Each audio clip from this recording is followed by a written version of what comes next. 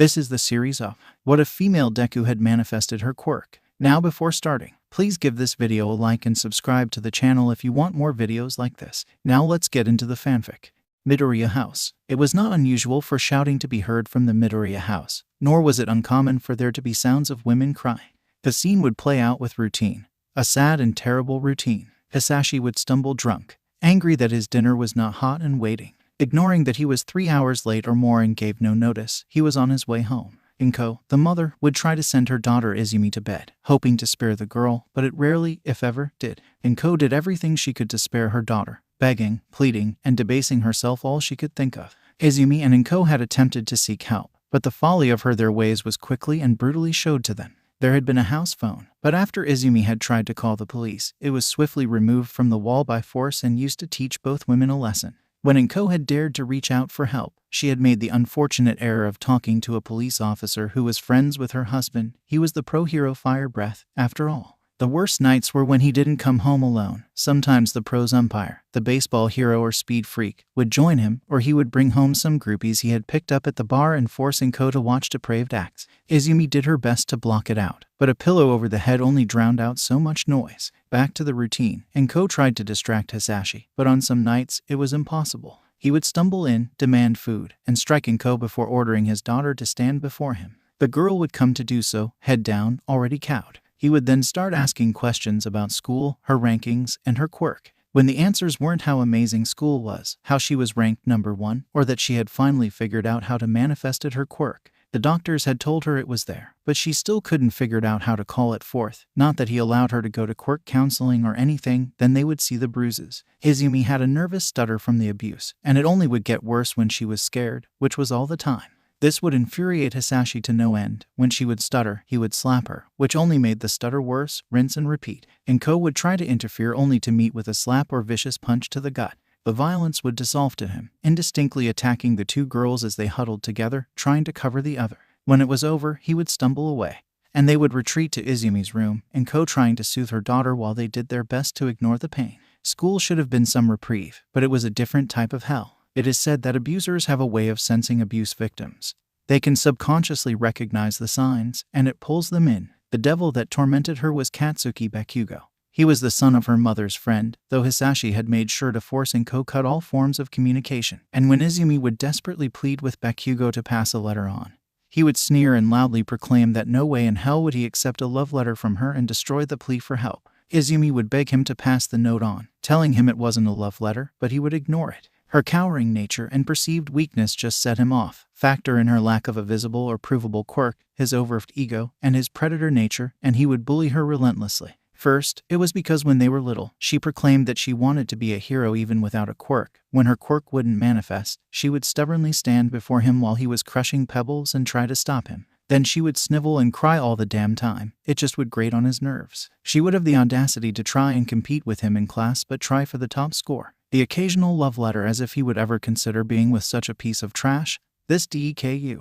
Here her father was in the top 30 heroes, a former sidekick of Endeavor, and he had such a useless thing for a daughter. It disgusted Bakugo to no end, and he made sure to let Izumi know day after day after day. Now a rational thought would be to go to the principal or counselor for help.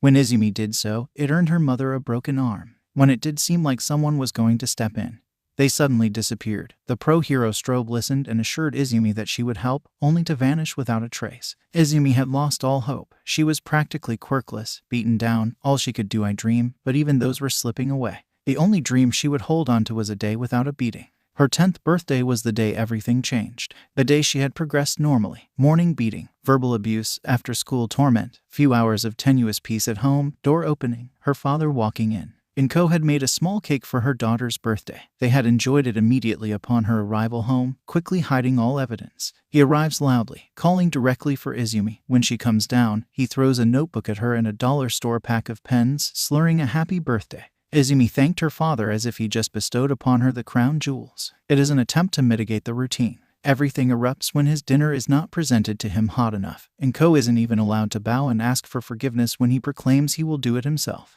His quirk roars to life, lighting part of the kitchen on fire. Izumi runs to grab a fire extinguisher, only for a backhand to collide with her chest, sending her sprawling. Inko uses her quirk to pull the device to her and tries desperately to use it. Useless the both of you. All I demand is subservience from those I provide for, and all I get is an abject failure. Imagine the rise in popularity I will get when tragedy befalls the great fire breath." He slurred, ill intent filling his eyes. Inko immediately pleads for their daughter's life, offering to throw herself on the pyre. Izumi tries to run past him into the street only to be snatched by her hair and thrown over the kitchen island like a rag doll. Inko rushes to cradle Izumi, using her quirk for all it's worth, trying to hurl objects at the man who will try and kill them. Hashi laughs as he bats away the more prominent things and ignores the smaller ones. Looming over them, Izumi sees the green light building in his throat, a telltale precursor to what is about to erupt. Quietly, desperately she reaches for her quirk. It's inside her, just under the surface. Maybe it was certain death staring her right in the face. But it is different this time. The slight tingle is replaced by a roar of an animal screaming to be let loose. As the fire erupts from her father's mouth, she flings her hands forward to oppose death. The fire never touches them. A shield of faint white has formed in front of the terrified girl, the fire wrapping around them but not touching them. The heat is intense. Hashi stumbles back in shock. Izumi knows it won't last long. She screams from all the pent-up pain, all the pent-up anger, from a pit of rage held so deep she didn't even know it was there. The shield explodes, destroying the house and extinguishing the fire from sheer force. Hashi was thrown violently from the house. Standing in the rubble with her mother at her feet, struggling to stand, stood Izumi. The shield pulled back to her, cracked but holding as she stalked forward. She was unthinking about the commotion or the neighbors pulling out cell phones to record while others phoned the police. "Useless," he growled, stumbling to his feet. "Why can't you just die so you can be useful to me for once, you wretched girl? You don't even have the dignity to be pretty so that I could sell you for something useful like a case of scotch." He steadied himself. Before firing his fire breath at her, the shield was still intact, holding for the moment as the cracks began to increase in spiderweb. It was all the encouragement that Hashi needed, stalking forward, billowing out more flames, driving his daughter to her knees. Inko leaped wildly at him. He snatched her by the throat out of midair, strangling the life out of her. Izumi pushed the shield forward, trying to shape it into a pillar. She succeeded. It momentarily stopped the onslaught of fire, and her mother was dropped to the ground gasping for air. Izumi struggled to her feet, but Hashi rushed forward with a heavy fist. The shield shattered as Izumi tumbled away. He was on her instantly, his hands around the poor girl's throat. Frantically, she clawed at her throat, her mind going hazy. A pressure was inside of her. It filled up suddenly, like if it didn't release, she would explode. Without conscious thought, she focused it on her hand. She weakly punched at the man strangling her. The impact was minuscule, but the force that erupted inside her exploded through her, breaking her arm. But Hashi was launched off of her like he had been hit by All Might himself. As he tumbled into the street, he did not immediately rise. Pain exploded everywhere for Izumi. Her arm, then her head. The last thing she saw was her mother rushing to her, cradling her in her arms before the world went dark. Hashi slowly rose to his feet, his eyes finding Inko cradling Izumi, who had blood pouring from her nose and ears, a broken right arm from the punch she had landed on him. His mind was in terrible pain. The ringing in his ears was drowning almost everything else out. It was a sign of an apparent concussion. He stumbled forward, ready to end this. A mighty roar built in his throat. A pink gas filled the area. Turning, he saw that whore Midnight. "You beach," he sputtered out as he fell to the ground. Midnight. She had never liked fire breath, from when she debuted in what we should call an exciting fashion choice to later in life whenever she had the unfortunate opportunity to cross paths with the man. From the unwanted advances to even more unwanted touches. He was on the list of people she would have to consider saving from a burning building. Now she was in front of his destroyed home, him in handcuffs because she came upon the scene of him about to attack a mother and child. A child who had fought the disgusting pro-hero but had passed out due to overusing some unknown quirk and suffered a broken arm. As she contained the scene, the family's neighbor to the east came forward with the battle video and said they had heard and witnessed fire breath beating his wife and child. Then another bravely came forward. Then another, all with video and the same stories. When the pros umpire and speed freak, a little girl pulled Midnight down to a knee to whisper how she had often seen those two over at her neighbor's house. Discreetly, she called present Mike in Eraserhead requesting immediate backup. When questioned, she responded with code 45. Questionable backup present, unsafe. The two friends from school reacted immediately with an ETA. Midnight had to play the stalling game until others arrived. When she radioed code 54, questionable police present, need outside assistance. More calls ran over secure channels. Soon the local officers were met with detectives from the Hero Division as Eraserhead arrived. She pulled her friend to the side and explained what she had learned from the neighbors, and that umpire seemed a little too keen on escorting the mother and daughter to the hospital for her taste and speed freak wanting to handle fire breath. Midnight, she was smoothly stepping in for the scared mother, offering to ride with her to the hospital, using the excuse of being a woman. Inko quickly agreed to choose the possible devil she didn't know for the one she did. Eraserhead convinced Speed Freak that it would be best for the two of them to escort Fire Breath to a different hospital so finer doctors could look him over. Speed tried to make futile arguments, but the underground hero quickly shut him down. The ambulance ride was quiet. When Inko went to talk, Midnight just put her finger up to signal that to not do so here. They arrived quickly at the emergency room, and Izumi was rushed into treatment. Midnight escorted the mother to a private room before she turned to the shaking brunette. "Is your husband abusing you?" Inko knew that tonight Hashi had intended to kill the two of them, that if she were to return to him, he would follow through. So many times, she had put her trust in other authority figures to be heard, but it was now or never. Hashi would recover quicker than Izumi due to his status as a pro-hero. At that point, he would be here taking Izumi to God only know where to do who knows what. Inko couldn't abandon her daughter in some attempt to save herself. "He is abusing me and my daughter." Her eyes welled with tears, pleading to the heroine to save them. "Please, you have to help us. He will try and take her. Izumi's quirk manifested when he tried to kill us tonight, which is why we are alive." Inko lifted her shirt to show the bruises, burns, cuts, and scars. "We tried to get help, but he is so well connected. Please, Ms. Midnight, if you don't do something, we are as good as dead." Fire Breath was in the top 30. This would be difficult. She needed help. Midnight thought about leaving the room to call, but she knew the mother was anxious, thinking Midnight might betray them. Others had. Instead, she pulled out her phone and called the most intelligent person and the most excellent doctor she knew. Nezu's chipper voice answered. Midnight put the phone on speaker so there would be no secrets for Inko. She laid out the situation, the video the neighbors had taken, what they had heard on the video, their statement of abuse, the mother's statement of abuse, and the attempted murder. Inko didn't understand who was on the other side of the phone, but she heard an animalist growl as the person gave orders. "Send all the videos to the servers at the school. Take as many photos of the wounds on Mrs. Midoriya and her daughter, record her testimony, and send it all immediately. Snipe and Ectoplasm will interview the neighbors and do the same. When a member of the Hero Commission arrives, and I expect that to be in the next 5 minutes, 10 minutes, do not go anywhere with them. Mrs. Midoriya, do not exit the room with them. Please do not take anything from them. Please do not allow them into the room with your daughter. Midnight, I don't care if you have to gas the hospital. Do not let them into that room. IOMW now with Vlad King." Inko was wide-eyed as the conversation ended. "Who was that?" Midnight, he looked to Inko. "That was Nezu, the principal of UA. And he is pissed. Let me call one more person, and we can take the photos and your testimony." The second call was short. An older woman's voice sprang to life from the other side. "Nezu just informed me, honey, I am on my way. I called a friend there at the hospital. She is going to take over the daughter's case. Do what you need to do." Midnight then had to ask Inko to disrobe so she could photograph the visible wounds. Inko was uncomfortable with it, but if this were finally a chance for her and Izumi to escape, she would have to do it. Sure enough, a duo from the Hero Commission arrived no sooner than they had finished, and they were standing out in front of her daughter's room, waiting to see her. They immediately tried to pull Inko aside to talk with her, but Inko refused. They offered coffee, and Inko said she was too nervous to drink anything. When they offered to wait with her, she politely declined, saying that she would prefer the company of Midnight as the two of them had met at a hero gala and had gotten on rather well. When the commission officers said they would wait in the waiting area and left, Midnight looked to the woman whose shoulders visibly sank once they had left. "That was very impressive, Inko," Midnight said. "If I don't do all I can, he will finish the job. Please, Midnight, don't make me a fool for trusting you," Inko responded, wringing her hands. "Nimuri," Midnight said. "My name is Nimuri. You should know that since we hit it off at a gala. Inko, I promise you that even if I must gas this hospital, I will save you and Izumi. Save her, if it comes down to it, save my daughter." Inko pleaded.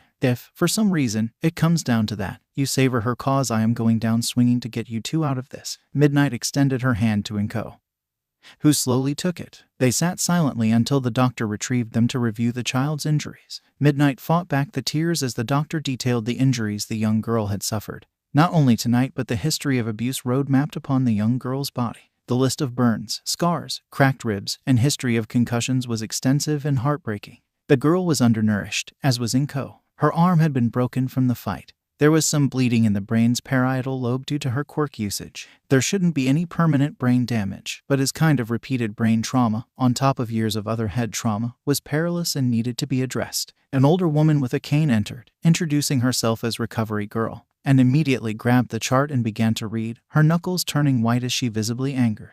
With permission from Inko, she examined the girl. "I can speed up her healing that would make her sleep for a while. We must get her statement to help get the order of protection for her and you," the woman said to Inko. Inko nodded. Then wake her up, please. I understand that time is of the essence. They placed some smelling salts under the girl's nose, and immediately she tried to bolt upright. Midnight and Inko held her down, calming her, and quickly her mother explained the situation. Izumi could process that they were temporarily safe and that this was their only chance of truly being safe. Midnight recorded her testimony of the abuse and what had happened tonight, particularly the circumstances that led to Izumi awakening her quirk and all she could remember. When asked about the burns, she tried to deflect. Inko took her daughter's hand. Honey, this is our chance to end all the abuse. They can and will do things not like that filth-ridden school. Please, baby, don't hold back. Through tears, Izumi gave details of the daily abuse she would suffer at school, how she had tried to go to the principal and counselor for help, and how her father had broken Inko's arm for the attempt. She had, by chance, encountered the heroine strobe, and she had disappeared. She looked to Midnight and Recovery Girl and began to beg and plead for them to save her. She just wanted a day without being beaten. Give her one day, and she could die happy. She just needed one day. Inko broke hearing these words from her daughter, and soon they were both a crying mess. She was holding each other. Midnight fought back the tears, soon replacing them with furious anger and an almost divine fury. Recovery Girl was all fury. She stepped back and pulled out her phone. Toshi, I don't care what you are doing. I don't care where you are. I am calling in some of all the debt you owe me. Get to Musutafu General and get here yesterday. Not waiting for a response, she hung up the phone. Not only has this disgusting excuse for a human being wormed his way into the top 30, but he has also broken his daughter to the point that if she lived one day without being beaten, she would die happy. To hope for simply one day. What has this monster done? If Nezu doesn't handle this, then I will for sure. The pro-heroine thought. Recovery Girl then gently kissed Izumi on the head, and the girl drifted off to sleep as her body began to heal rapidly. Looking to Inko, your turn now, dearie. Inko just nodded and stepped behind the curtain to be examined. Inko had just finished getting dressed when a knock at the door made her jump. Umpire was there and wanted to check on them. Inko shook in fear, but Midnight touched her shoulder gently. It's okay, Inko. I will handle this. Midnight stepped into the hall. What are you doing here? Spat Umpire. I am here to protect Inko and Izumi Midoriya. We have already received their testimony and that of their neighbors. Interestingly, you and Speed Freak came up in all the testimonies we heard tonight, Midnight said as her hand rested on her whip handle. She saw Umpire's hand on his bat. I don't know what you are talking about. Now get out of my way. I want to check on my friend's wife and daughter. They do not wish to be disturbed, so I suggest you leave. Little girl, you are playing with something you do not know. Now if you turn and walk away, I will let it slide. Now, the day I take threats from a 2-bit thug like you is the day I hang up the whip for good. You poor excuse for a pissant. Listen, Beach, either step aside, or the next thing you will be serving as my D with your body. Maybe you don't get it. Umpire, I would rather see the whole race die before I let you anywhere near me. If you want to force this issue, I will show why I am in the top 20 and you can't even sniff 100. Umpire went to draw his bat when a knife was suddenly at his throat, Midnight's lips curling into a sneer. He felt another blade at his crotch. Now, if the next thing you do is not to leave here and not come back, you will be singing soprano for the rest of your miserable life.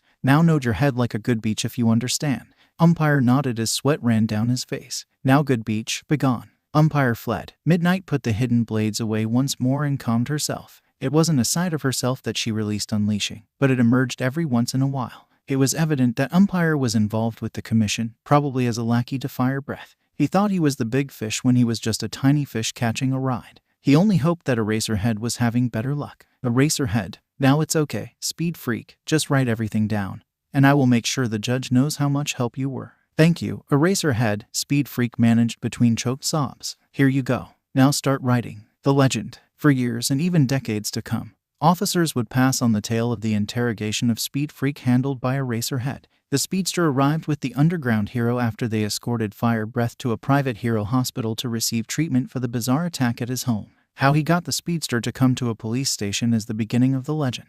What was said or what was threatened is not known, but it is believed that Eraserhead convinced him to do so through a level of charisma hidden in a capture scarf's depths. What is not in dispute is that the Speed Freak was confused and incredibly upset upon walking into an interrogation room. He was ready to leave when Eraserhead walked in again, offered him a cold drink, and said that Speed Freak was crucial to getting to the bottom of the attack and that without his testimony, Eraserhead was afraid the villain would walk free. When Eraserhead returned 30 minutes later, he placed a notepad and pen in front of the speedster, much to Speed Freak's confusion. Now this is where the legend kicks off. Eraserhead leaned down and whispered something, at most 1 or 2, maybe short sentences. Speed Freak's eyes went wide, then he started sobbing, writing, and willingly handing over his phone and password. When he exited, he handed the phone to a tech that raced off like the devil was chasing them. Detective Tsukachi stared at Eraserhead. "What did you say?" "A shot in the dark. I had some suspicions." The detective's truth quirk rang. Truth. Eraserhead walked away to get a cup of coffee. 45 minutes later, they had a full confession from Speed Freak before the Hero Commission knew where he was. The miss. All Might had never moved as fast as he had after Recovery Girl's phone call.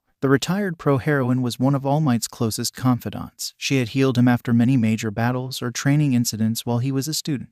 She had been there to comfort him when his mentor had died. For most of the critical milestones or aftermaths, she was there. Now she had called him and was calling in a favor. Recovery Girl never did that. The tone of her voice left no room for questions, no room for argument. After a quick phone call to Sir Nighthigh and Torino about canceling their meeting, the pros protested till he told them the nature of the phone call. Their protests immediately stopped. All Might arrived approximately 1 hour after receiving the phone call, as he made his way into Musutafu General. No one dared to stop the #1 hero as he made his way through the hospital. He did stop and offer reassuring words to a few children he saw along the way through. When he entered the hero wing, he immediately saw Midnight, who waved him over, opening a door behind her to admit him. All Might braced himself as he was unsure what kind of scene he was walking into. In the bed was a woman and her daughter. Both looked battered and bruised. They were wrapped in each other's arms, asleep. Recovery Girl was standing at the foot of the bed like a sentinel. She turned at his entrance, moved from her post, and pulled him into a corner. "What is so important that you called me here like this, Chio?" he whispered. "First, those two are the wife and daughter of Fire Breath. He almost murdered them tonight. He has abused them for years in ways that make my skin crawl.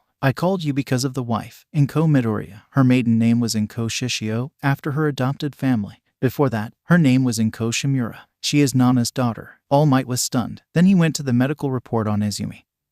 He had to restrain himself from snapping the chart in his hands. Chio filled in the information on Izuku and how their attempts to get help had been thwarted. The involvement of Umpire and Speed Freak. The apparent interference of the Hero Commission, the link to the disappearance of Strobe. "Toshi, the Commission is here. Umpire has been poking around. We are building a strong case against Fire Breath. I don't want them to fall back into his or anyone else's hands. Help them. They will be safe, no matter what I promise," he growled. Rooftop. Lady Nagant sat looking through her scope into the hospital room. She had been sent to deal with 2 high-priority targets. She was told the targets were a mother and child currently in Mustafa General. Lady Nagant had fallen to the point of not asking questions.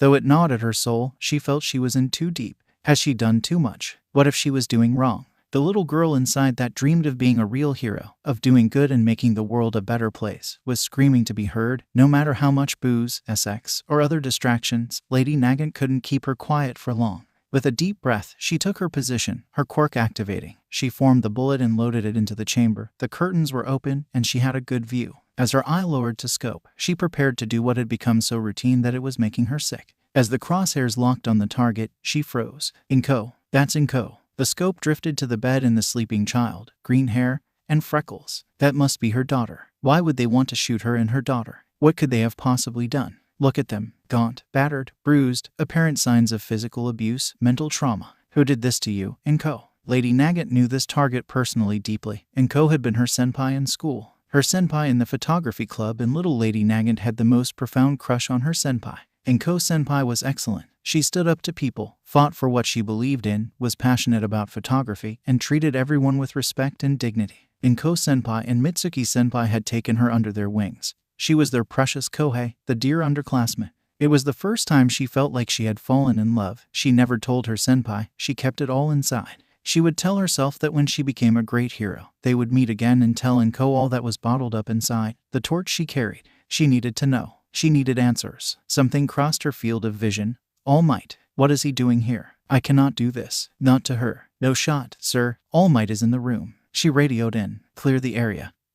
Hold for new orders. That was the only response. This wasn't how things were supposed to work. She was supposed to be doing good, being a damn hero. Someone that Inko senpai could be proud of. Someone that she could be proud of. Sadly, she wasn't that person. She had lost her way. She was lost in the darkness. Was there any way out? I should just go put a bullet into the head of the damn commission. But that won't necessarily solve the problem. If I expose them somehow, it will cause such chaos that I will spend the rest of my life in a cell. It is the least I deserve. If you want out, come to dinner at the corner of 86th and 125 East. A voice rang over her headset. Who is this? Someone that knows what it is like to be in a cage. The line went dead. The man, mammal, Nezu sat in the back of the limousine, setting down the radio. Vlad King stood outside waiting.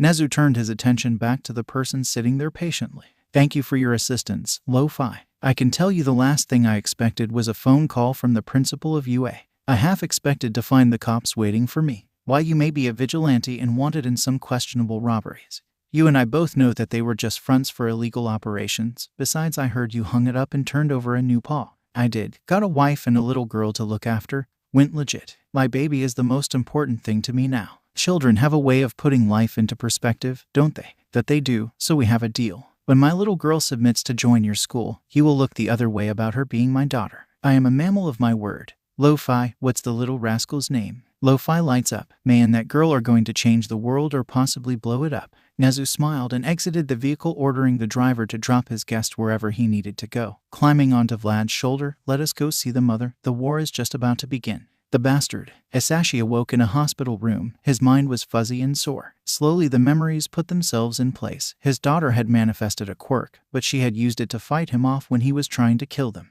He knew he had drunk a lot that night. Then those damn twins had offered him something called stardust. After that, it was very blurry. When he came home and saw them there, he just decided to kill them. I mean, he would do it anyway, so why not now? But that damn useless daughter of his had decided now, after all these years, this was the night to manifest. Had she done so sooner, she may have been worth something. As it was, she was so damn scrawny that he couldn't even really sell her. The problem was that now that his wife and daughter were alive, sure, the neighbors would have seen the fight, but he could spin it. His wife is having an affair, turns his daughter against him, and they try to kill him. Yeah, that was the ticket. The commission would sweep everything under the rug like always. Now to turn to the tears, play the sympathy ticket, get his hand back on his possessions, and after a short break, a sympathy boost in his rankings, and he would be on the rise again. He hit the nurse button, doing his best to pull tears from his eyes. Like clockwork, the door opened, and the nurse walked in, expressing surprise that he was awake and immediately checking to see if he needed anything. Nurse, where is my family? Are they okay? I will have to check on that for you, sir. They were taken to a different hospital. Please try to calm yourself. I will get the doctor for you immediately. She exited the room.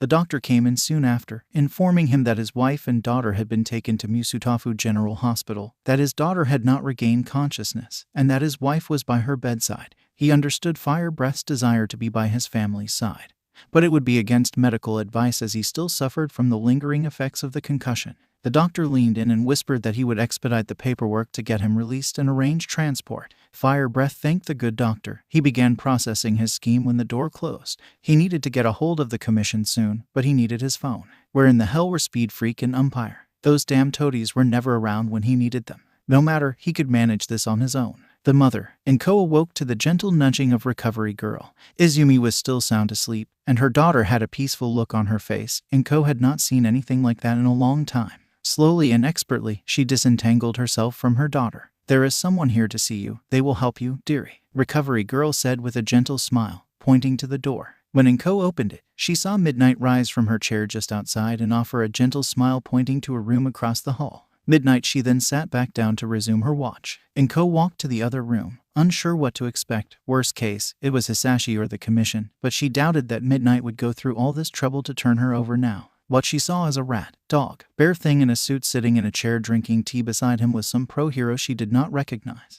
Please come in, Inko. I am afraid I don't have much time. Normally I would love to offer some banter or wit, but must tell you I am the principal of UA, Nezu. And this is the pro-hero Vlad King. You're the person that Midnight called. Yes, that is correct. Now I have some paperwork for you to fill out for the restraint order for you and your daughter against your husband.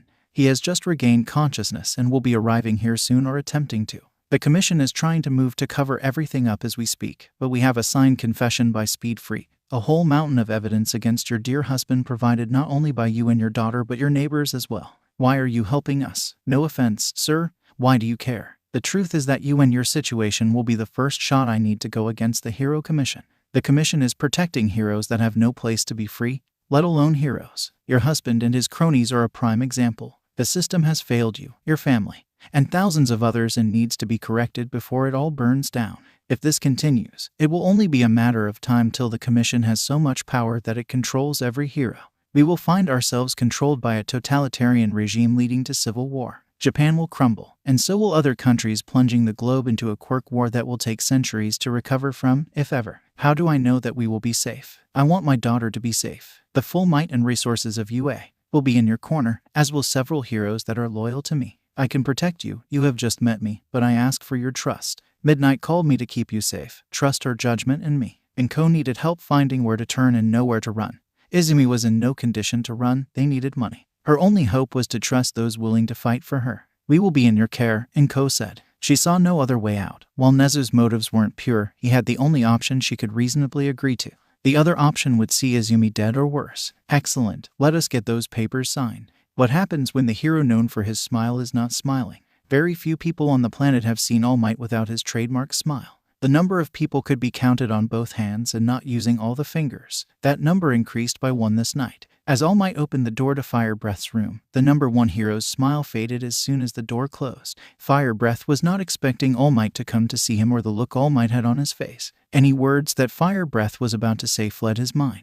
It was taking significant measures of self-control not to void his bowels. All Might handed him a folder. Slowly, Fire Breath opened it, seeing a restraining order barring him from contacting or coming within 300 yards of Inko and Izumi. Finding his bravery or arrogance would depend on whom you asked. What is this? He asked, venom permeating his voice. That is a restraining order. I know you may not be familiar with them. Let me explain. After I am done, I am positive you will fully understand. Before Fire Breath could respond, All Might's hand was around his throat, and with ease, Fire Breath was lifted off the ground. We know everything. I know everything. You will not go near them again. Do you understand me? If I even hear you looking in the general direction, maybe the last thing you will hear is the wind as I remove your head from your body. Please feel free to tell anyone you want about what I said. No one will believe you. I am All Might, and you are a piece of trash. The Commission will not save you. There is no one you can hide behind, and there is nowhere you can run where I cannot find you. Many people owe me many favors. Fire Breath clawed futility at All Might's hand.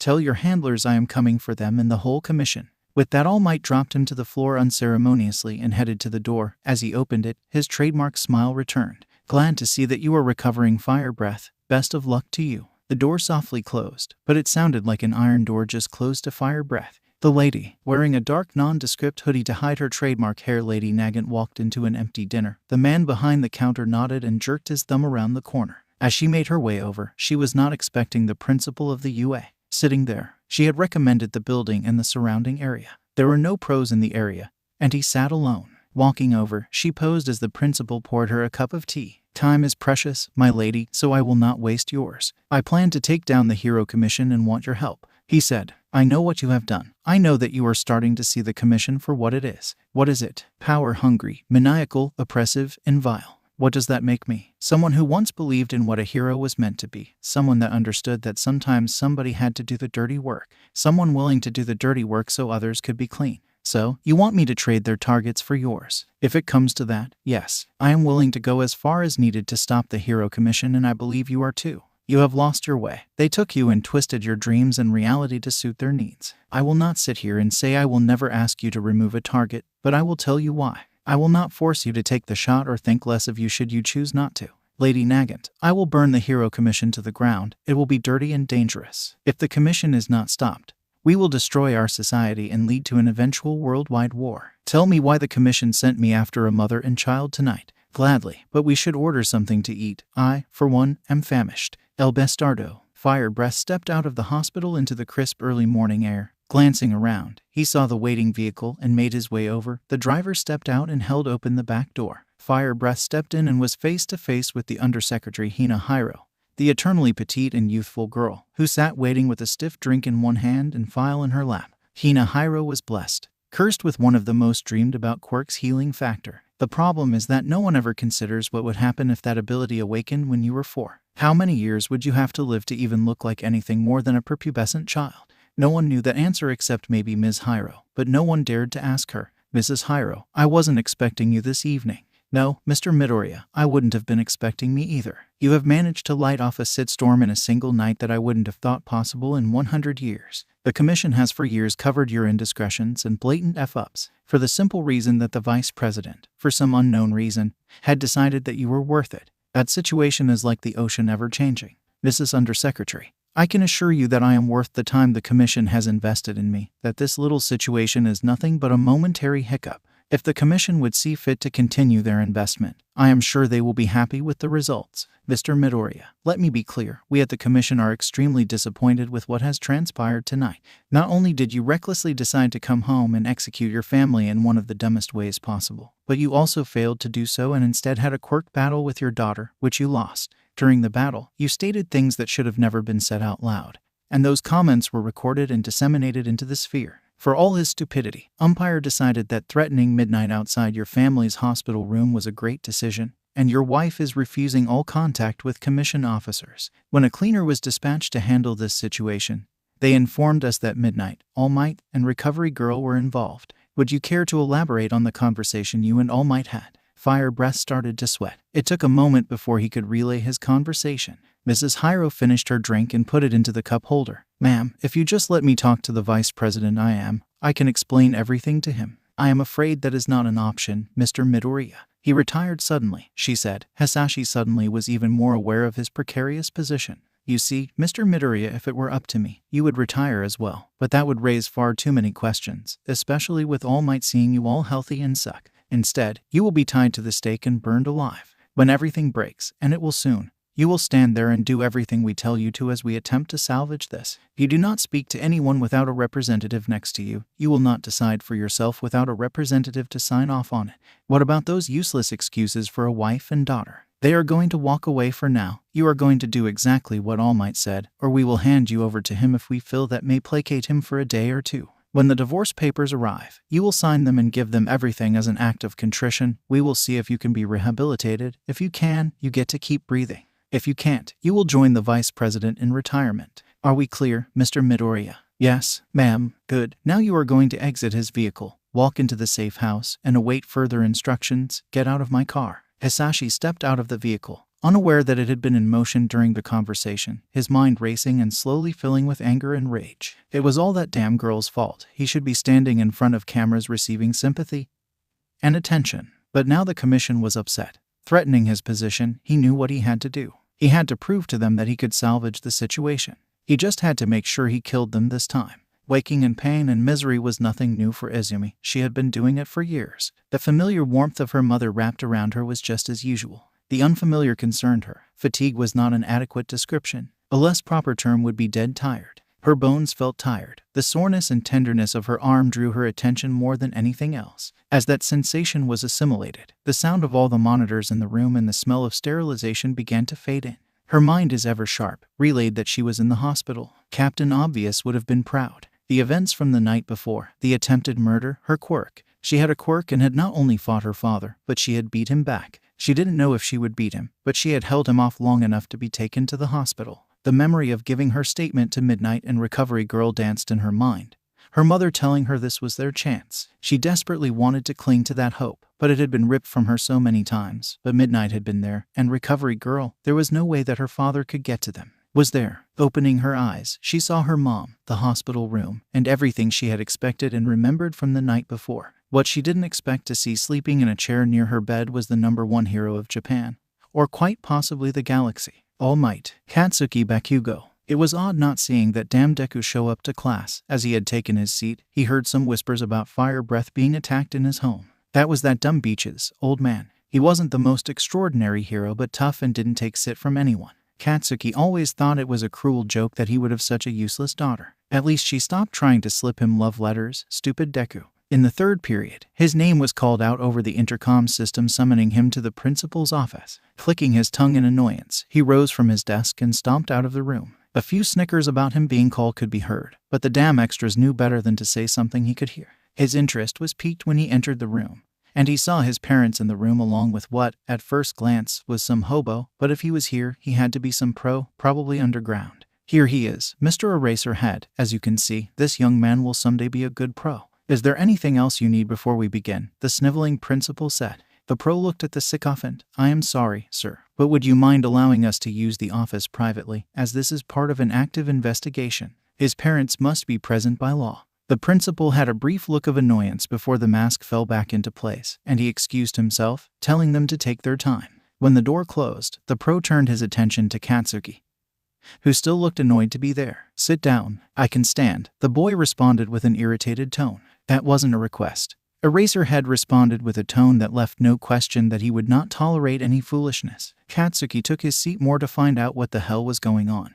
He was sure it had to do with effing Deku, but why it involved him, he had no idea. Profoundly confident in his actions and superiority, he took a seat. "Are we going to begin?" his father, Matsuo, asked. As soon as he didn't even get to finish his statement when the door opened, and a police detective entered, carrying a manila folder that he handed to Eraserhead. "Allow me to introduce myself, Detective Naomasa Tsukachi with the Musutafu Police Department.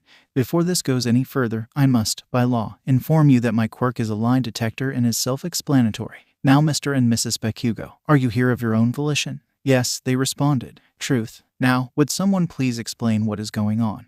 Mizuki said in an exasperated tone. The lead detective settled against the desk, taking the lead in the questioning. "Yes, Mrs. Bakugo, do you know Izuku Midoriya, formerly Izuku Shishio?" "Truth. Were you aware that she has a daughter?" "Yes, but we fell out of touch when our kids were very young." "Truth. So, you were unaware that her daughter attended this school and was in the same class as your son?" "I didn't know that." "Truth." She looked at her son, wondering why he never said anything or even mentioned that. "Katsuki Bakugo, at any time, had Izumi Midoriya given you letters or notes and asked you to pass them to your mother?" "No." "Lie. Would you care to rethink your answer?" "That stupid Deku gave me some stupid-ass love letters saying I should give to the hack." "Truth. Did you ever read the letters?" "No. Why would I read a stupid love letter from that disgusting quirkless trash?" "Truth." "Katsuki," his mother yelled, half rising out of her seat. "What's she if nothing but a effing Deku? Whom the hell cares?" "Truth." Katsuki Bakugo. Those were, in fact, not love letters, but they were cries for help. Izumi Midoriya was trying to get a message to your mother. In the past years, Inko and Izumi have been victims of extreme domestic abuse. Suddenly a loud commotion could be heard as the shouts of police could be heard and someone being tackled to the floor. "Do not be alarmed. That is simply the police raiding the school," Eraserhead said as he continued reading the file's contents. "Do you mind if I take over, Detective?" "No, sir, go right ahead." Katsuki Bakugo, have you ever used your quirk on Izumi Midoriya? The supreme confidence began to fade. "No lie." The detective just raised an eyebrow. "Yes, but I had to put that dumb whore in her place." "Truth. Were your parents aware of your actions?" "No." "Truth. Were any of the school faculty aware of your actions?" "They understood she needed to be put down. It wasn't just me. Many people did it. It would have been better if she had just jumped off a bridge." "Truth." His parents gasped, and even the detective was surprised. Eraserhead leaned forward. "In my hand, I have a medical report showing Izumi Midoriya had detectable and noticeable traces of nitroglycerin in her bloodstream and burn marks constant with being exposed to close-range explosions. Not only that, are signs of multiple concussions and pulmonary barotrauma or blast lung, not to mention a nice handprint on her back containing foreign DNA." "Katsuki Bakugo, you are under arrest." "No," his parents said, rising to their feet. "You can't arrest me. I am going to be the next #1 hero. That worthless beach will never be anything but a useless Deku. She doesn't even have a quirk, for Christ's sake. When I am done with you, you will be lucky to be able to use your quirk to light a campfire," Eraserhead said. The detective stepped forward and restrained the boy, securing the quirk-suppressant cuffs. "Katsuki Bakugo, you are under arrest for assault and unlawful use of a quirk. Mr. and Mrs. Bakugo, you are welcome to follow as he will be transported to Musutafu Child Detention Center." Katsuki was dragged out of the principal's office screaming and raving like a madman, demanding that he be released as the next great hero. That Izumi had gotten whatever she had deserved, that he was superior, and that this was a great mistake. His parents watched in horror the monster they had raised and let run rampant. Mitsuki was breaking down. Her son had taken after her so much, and she had paid no heed to his demeanor and behavior, stepping in to defend him and his attitude from her husband. She had failed Katsuki. She would have to do everything in her power to try and save him, even if she had to keep him from himself. An extraordinary hospital room. All Might. The sudden outburst startled Inko and the #1 hero woke up. Inko then saw All Might next to the bed, and she shouted, "All Might." Soon both girls were struggling to get up and make themselves presentable. The hero was flustered momentarily before he could get them calmed down. Inko was now standing beside the bed while Izumi was sitting up. "I apologize for startling you ladies. Recovery Girl and Midnight have returned home to get some sleep after the long night. I volunteered to watch over you till they returned, and I am ashamed to say I fell asleep myself. There is no reason to apologize, sir. I can only thank you for taking the time to watch over Izumi and me. I know you have much more important things to do," Inko said, bowing several times. "I am sorry that you had to waste your time on someone like me, sir," Izumi said weakly. "Nonsense. Both of you raise your heads. It is not my place to speak, but I want to tell you that I will do everything in my power to keep that man away from the both of you."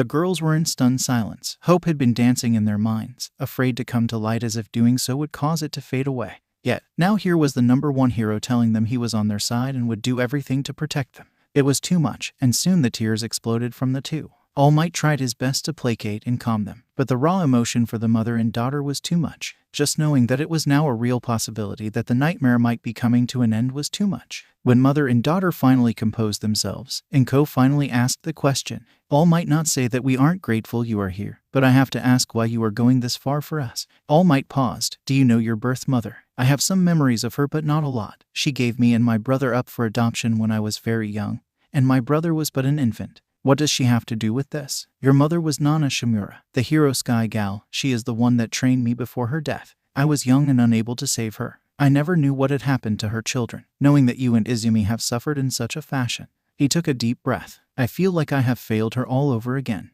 I know that not knowing gives me an excuse, but I consider it an excuse. I ask that you allow this fool to do all he can to help to alleviate his conscience. Inko was lost for words. Her mother had trained the All Might, and now the number one hero was asked to protect her and her daughter. Inko was an unselfish woman. She never wanted a lot. She never asked for much, and the thought of being this selfish tore at her core. But Izumi, she was Inko's world. Her daughter had suffered, and she wanted to see her bloom and grow. See her dare to dream for something more than a day without violence. See her have an absolute dream and be able to achieve it, whatever it may be. We are in your hands, All Might, Inko said, lowering her head to the number one hero. Yagi Tashinori, he responded as the two girls looked at him, slightly confused. That is my name. Please call Yagi or Toshi if that is too much. The trio sat in silence for a moment. Mr. Toshi, Izumi asked softly. Yes, young Izumi. What happens now? When Ms. Midnight and Recovery Girl return, we can discuss your options. The first thing will be to find a safe place to live and replace your possessions. I did tear up the house, didn't I? Izumi said with a hint of sadness.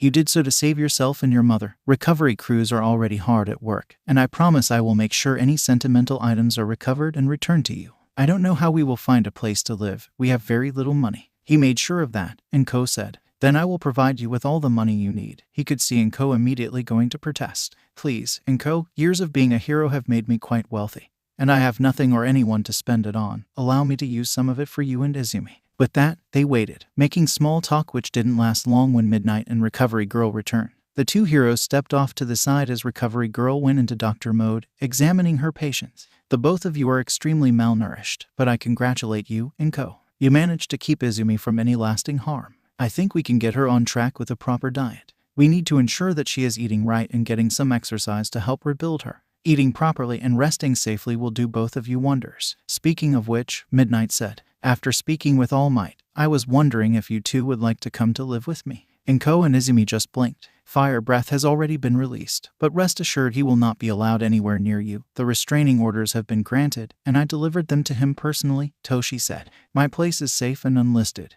This way, I can help keep you two safe like I promised. Midnight added, I can always give you your place if you would like, but I won't be there as much to watch over you. Midnight can solve that issue, and I have offered to help with any financial needs. Also, I am sure it will give you peace of mind that she is there looking out for you both. And it would also help me. I could use someone to help me at home. Being a pro and a teacher, I hate to admit that having someone to make sure I eat right alone would be worth its weight in gold. I figure I could pay you to be my housekeeper, and that will give you time to adjust and maybe go back to school to finish your degree or whatever you choose to do. We could help each other out. Inko looked at Izumi, who nodded. Midnight had been the first to take a chance on them and had set all this into motion. She made Izumi feel safe. We will be in your care, Nimuri, Inko said. A new beginning. Midnight. All Might and Present Mike escorted Inko and Izumi out of the hospital through a private exit. They were then taken to their new home in a private SUV through a parking garage. Inko and Izumi were nervous throughout the ride, anticipating a possible trap or unexpected event.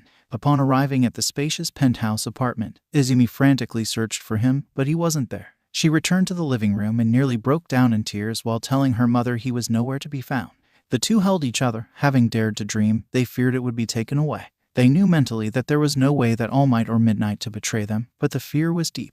All the years of punishment and abuse they had left deep scars on them. During the night, All Might slept on the couch while the mother and daughter shared a bed. Nimuri stayed up late discussing plans and actions for the future with the number one hero. All Might had to depart the next day, but he wished to accompany the group for shopping to purchase clothes and essentials before leaving. A vital operation was on the horizon, and he wanted to ensure they were in a good position beforehand.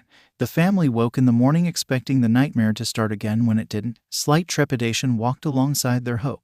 Going out in public was difficult. They were nervous and fidgety, Izumi more so than Inko. Their heads constantly looked for danger, especially as they were outside their regular approved routes and going to places they had been forbidden. They only managed to handle an hour or two before it overwhelmed them, forcing them to return to their new home. All Might quietly seethed with anger. He understood how long of a journey they would have, but bearing witness angered and hurt the number one hero. He couldn't punch this into oblivion. The psychological trauma would take time. While his date with Destiny was on the horizon, he would do everything he could to ensure their future would be bright and a place where they could dream in peace. Katsuki Bakugo, having spent the night in a juvenile detention center or the JDC, was spent not in reflection or with life-changing epiphanies but in anger and rage. He had done nothing wrong. It was all that damn Pebble's fault. Now his perfect story and perfect ascension were marred by this incident. Here he was, the next great hero, dealing with pathetic lowlifes and future villains. Being forced to breathe the same air as these rejects was almost enough to make him sick. He had just finished telling one of them what he thought of him when a group of older boys cornered him. Katsuki readied to blow these damn extras back to whatever hole they had crawled out of, but the quirk-suppressing bracelets quickly reminded him that he was quirkless. The bracelets did wonders on emitter types but could do very little on mutant types, as Katsuki found out.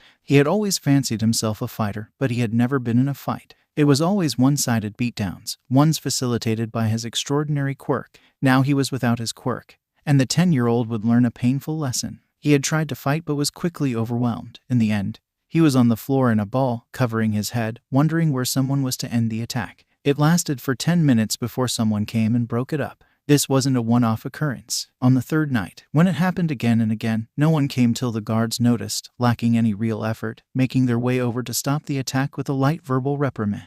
He sat there wondering why no one interfered, why the others just walked away. You are wondering why no one jumped in. A small voice with a noticeable lisp rang out. Katsuki turned and saw a tiny boy with purple orbs for hair. He was holding out a damp cloth so Katsuki could clean himself up. Not waiting for a reply, the boy continued. I bet you were the top dog in your school and ran everything. You could beat on whomever you wanted and do anything your heart desired. It was all might makes right. No one dared to stand up to you, and those that did wouldn't do it a second time after you taught them a lesson. Am I right? Katsuki nodded. Here you are, dog said. No one knows you or cares. You have no quirk here, no power, nothing that makes you special. You might as well be quirkless. It sucks when the world decides you are on the bottom and you can do nothing about it. I can get stronger and show everyone who they are messing with. Katsuki snarled. And then you will go too far and end up back here, or worse. You do. Maybe if you get out of here, remember how you felt and that someone weaker than you in every way possible offered you some kindness. What's your name? Minoru Mainta, the boy said as he walked off. Flame breath. As ordered, he sat in the safe house. The guards watching him didn't interact or offer conversation.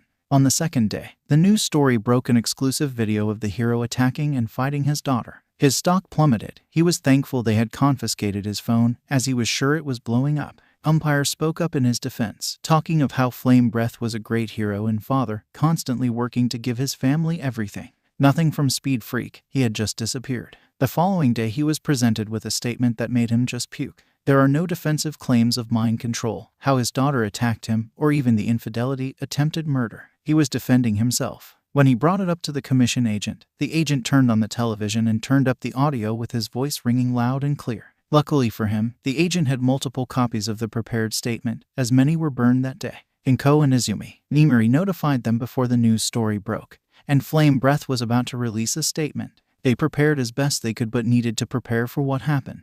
They watched as he stepped on the stage, dressed in his hero costume, a very recognizable stern look on his face. He stepped to the podium as the light bulbs flashed. I would like to thank you for coming today as I address the allegations that had been made against me. They are all true. I have been an abusive father and husband to two people who did nothing to deserve it. I will step away and seek the help I need to ensure that I can become a better person. For those who had put their faith and trust in me, I can only offer my most sincere apologies and beg for your forgiveness and understanding. To my wife and daughter, I offer no platitudes for what you endured due to my actions. I will ask no forgiveness from you and expect none. I ask that you and the media please allow them the time and space needed to heal. I will surrender to authorities to accept and bear any punishment our great legal system lay before me. Thank you. He stepped back and bowed deeply as Endeavor stepped onto the stage and placed his former sidekick in cuffs, placing him under arrest and leading him off the stage. Inko and Izumi hugged and cried. They could do nothing. The nightmare was over. They were free. What now? Izumi asked Nimuri. It is time for you two to heal, the pro-heroine said. The scars will never be gone, and they will never be forgotten, but things will get better in time, I promise. It is safe to dream again. Katsuki Bakugo. He stood outside the JDC with his parents. They had posted bail for their son. On the trip home he looked at the news reports, how Flame Breath had admitted to everything. The entire car ride was silent. He remembered all the pain and suffering he had already inflicted on Deku, and how he had a chance to be a hero and failed. Now his future was up to the courts. His dream of being a hero was dangling by a thread. Izumi Shimura. It had been 6 months since that terrible but wonderful night. The divorce papers had been fast-tracked, but a stellar legal team and her mother's demands had been met without contention. She no longer had to bear that monster's name. She was now Izumi Shimura, the granddaughter of a great hero. A healthy diet and a safe place to sleep had done wonders for the little family. Nimuri was a gentle and reassuring presence in their life, giving space and gentle nudges. They had clothes, things they had chosen on their own. Nimuri had taken them to get their hair cut, bought them skincare products, and did all she could to bring them back to life. Therapy had started at first with sessions in the condo before the girls were comfortable enough to leave the house and attend sessions at the doctor's office. Recovery Girl continued managing their medical recovery. All Might would check in to reassure him. As Izumi sat with All Might one evening, she looked at the pro. All Might, she asked, fidgeting with her hands. Yes, young Izumi. Can I be a hero? Do you want to be? I think I do. I had always wanted to be before my quirk came in. I wanted to be a real hero, not like the monster that he was. But then I was trying to survive. But now, I think you can be a great hero with or without your quirk, young Izumi. You have the heart of a hero. And if that is what you desire, I swear I will do all I can to help you become a magnificent hero. Then please train me, All Might. I want to be a hero. Safety plus peace plus love plus time equals a whole new life. Healing is a journey with bumps and pitfalls and is often never a straight line as much as we desire it to be, not quite as much as we want it to be quick. It is a constant process of moving forward through slow, occasional steps back but nevertheless a continual journey ahead. It has to be like time, unrelentless, undetermined, and unstoppable. Izumi was like time. Undaunted by the pitfalls, bumps, or backsteps, she would not let it stop her. She had glimpsed the promise of tomorrow, its taunting rays of light and hope, and pierced her dark world, which was glorious. She would not live in the dark anymore. She was constantly moving for that sweet promise of tomorrow. You live for today, you remember yesterday, but you never forget that precious promise of tomorrow. Inko and Midnight were concerned when one morning they found the young girl in the exercise room with All Might, sweat dripping off her as the mountain of the man shouted encouragement and motivation to keep pushing forward. They wanted to jump in and chastise the man, but Izumi was responding. It was when he shouted at her, "What do you want to be? A hero. Can a hero stop moving just because they are tired? A hero never stops, they always move forward. Now keep going, young Izumi. Push forward, go beyond. Plus, ultra." At dinner, they addressed it. Inko and Nimuri sat and asked the girl eating a healthy portion of baked chicken, "Izumi, honey, do you want to be a hero?" Inko asked. "I do, Mama," the girl responded. "Why, baby? There need to be more heroes like Midnight and her friends, people who are willing and able to help people like us. We can't be the only ones who suffer like us, if not worse. I want them to know that a hero will help them and listen even if they think no one will." Inko wanted to tell her daughter no, to keep her close and safe, away from that terrible world. But this was the first thing Izumi had been passionate about in such a long time. Her shields were strong, and they would only get even stronger with time. Then be the best hero you can be, Izumi. I will support you 1,000,000%. Me too, Izumi. When you are comfortable, I will even ask Eraserhead and President Mike to help out when they can.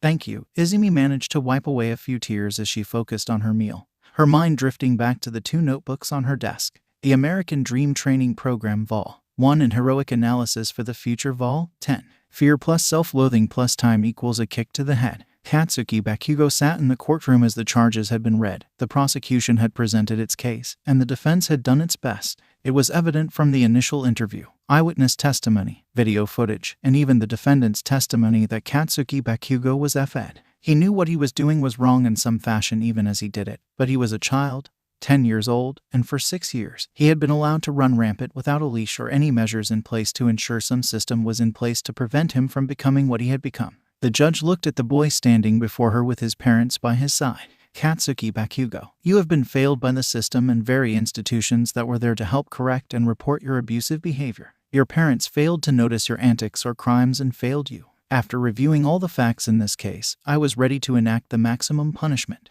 not only for you but for your parents, as your actions and their inactions have led to you being here before me on this day. Do you know what the maximum sentence is? No, ma'am, my lawyer did tell me that I could be up to 20 years in prison. The boy responded. That is close to correct. I was ready to do just that, Mr. Bakugo, along with the requirement of quirk-suppressing cuffs for the rest of your life. Till a young girl came to see me. Katsuki's eyes widened as his head tilted down and shot up, looking directly at the judge. This girl, obviously scared and shaking, came to me and asked that I give you a chance. Do you know who that girl was? Izumi, he answered in a whisper. Correct, the judge said, leaning forward. The victim of your crimes came to me and asked that you not be sent to prison but be allowed a chance to prove yourself worthy of the title hero. At first, I was flabbergasted that this must be a result of her traumatic abuse, a case of Stockholm Syndrome, and that she would come and ask such a thing. I made her explain herself, and she said the system had failed you just as much as it had failed her, that while you may have been part of the failing, you could still make a difference. If she had insisted you walk free, I would have dismissed her entirely, but she wants you to be punished, not obliterate your life. Katsuki Bakugo, you have been found guilty on all charges and are sentenced to 15 years probation as a result. An order of protection has been established for yearly review by this court between you and Izumi Midoriya, with an annual review for renewal. A distance of 1,000 yards is to be maintained at all times, and all forms of communication are strictly forbidden. You are to attend mandatory psychiatric counseling in a lockdown facility for the period of no less than 1 year, at which point you will, upon release, participate in court-ordered counseling per the recommendation of your case manager. You are to wear quirk-suppressing cuffs at all times when you are not inside your home. You will serve 10K hours of community service. You will follow the law at all times. Should you have any infraction, you will immediately be taken into custody and serve your sentence of 15 years plus any additional time for the inciting offense. This shall be done consecutively without the possibility of parole or early release, with no time considered for time spent on probation before the incident. Should you desire to enroll in a hero course for university, this policy will stay in effect with a faculty member appointed by the court to be in charge of your quirk-suppressing cuffs. You are not to leave the country without the express written approval of this court. Masaru and Mitsuki Bakugo, you are hereby ordered to pay a fine of 36 million yen, which will be held in trust for the victim. 500 hours of community service. You must attend and pass mandatory parenting classes and court-ordered counseling as a couple and a family. The terms of your payments may be structured if you cannot pay them now. Your negligence is as much to blame as those sorry excuses of former educators down the hall. Your saving grace is that there is no evidence you witnessed any of your son's crimes. But as his parents, you are responsible. Before you leave my courtroom, Katsuki Bakugo, let me make something clear to you. You walk out of here today and not jail because Izumi Midoriya came to my chambers and pleaded that you were someone worth saving, that you were someone worth a second chance. You would go to jail if it weren't for her impassioned plea. All it takes is a simple act of kindness to change someone's world, or an act of forgiveness to give someone a second chance. There will not be another chance, young man. The court is adjourned. Please see the clerk outside for all your paperwork before you leave the building. With a clang of the gavel, it was over. He wasn't going to prison. Izumi had come and begged him to have a second chance. He wasn't worthy of a second chance. He was the real Deku. He could have been a real hero if only, for 1 second, he had listened and passed a note on to his parents. His parents led him out to be fitted for his QSCs and to file all the paperwork needed to allow them to go home for a little bit. The worst part was that he couldn't even tell her he was sorry for being a piece of trash. Truthfully, he knew he wasn't worthy of doing so. He was only home for a short time before he was assigned his mandatory treatment facility. His parents drove him up to the place. It was high in the mountains. Unfortunately, they could only take him to the gate, where he would be escorted in. They promised to visit often, but he turned and said, "Please don't. I need to figure out what is wrong with me. I will let you know when I am ready to see you." "Can we call you at least?" his mother asked. "Yay, I would like that. Mom, Dad, I am sorry for failing you. I promise I won't mess this up. I will prove to you and Izumi that I deserve this second chance." He bowed to his parents, fighting back his first tears in a long time. "I know you will, brat. I know," Mitsuki said, hugging her son tightly. Katsuki stiffened before returning the hug. "Don't call me a brat, you hag," he replied softly. When they broke apart, Masaru stepped forward and hugged his son. "Become the man I always knew you could be," was all he said. "I will, Dad, I swear," he said. He watched as his parents stood there with their arms around each other as he turned to the waiting guards, handing over his duffel bag with items approved for him to bring. Katsuki Bakugo reporting. Solitude plus anger plus stupidity plus time equals self-destruction. Hector Berlioz once quipped, "Time is a great teacher, but unfortunately, it kills all its pupils." A French romantic composer. His words would far outlast most of his work, but his words, like time, were everlasting. Except, of course, for Symphonie Fantastique, some things are timeless. A piece of music that tells the story of an artist's self-destructive passion for a beautiful woman or a disgraced hero's obsession with two women that stood up and said no.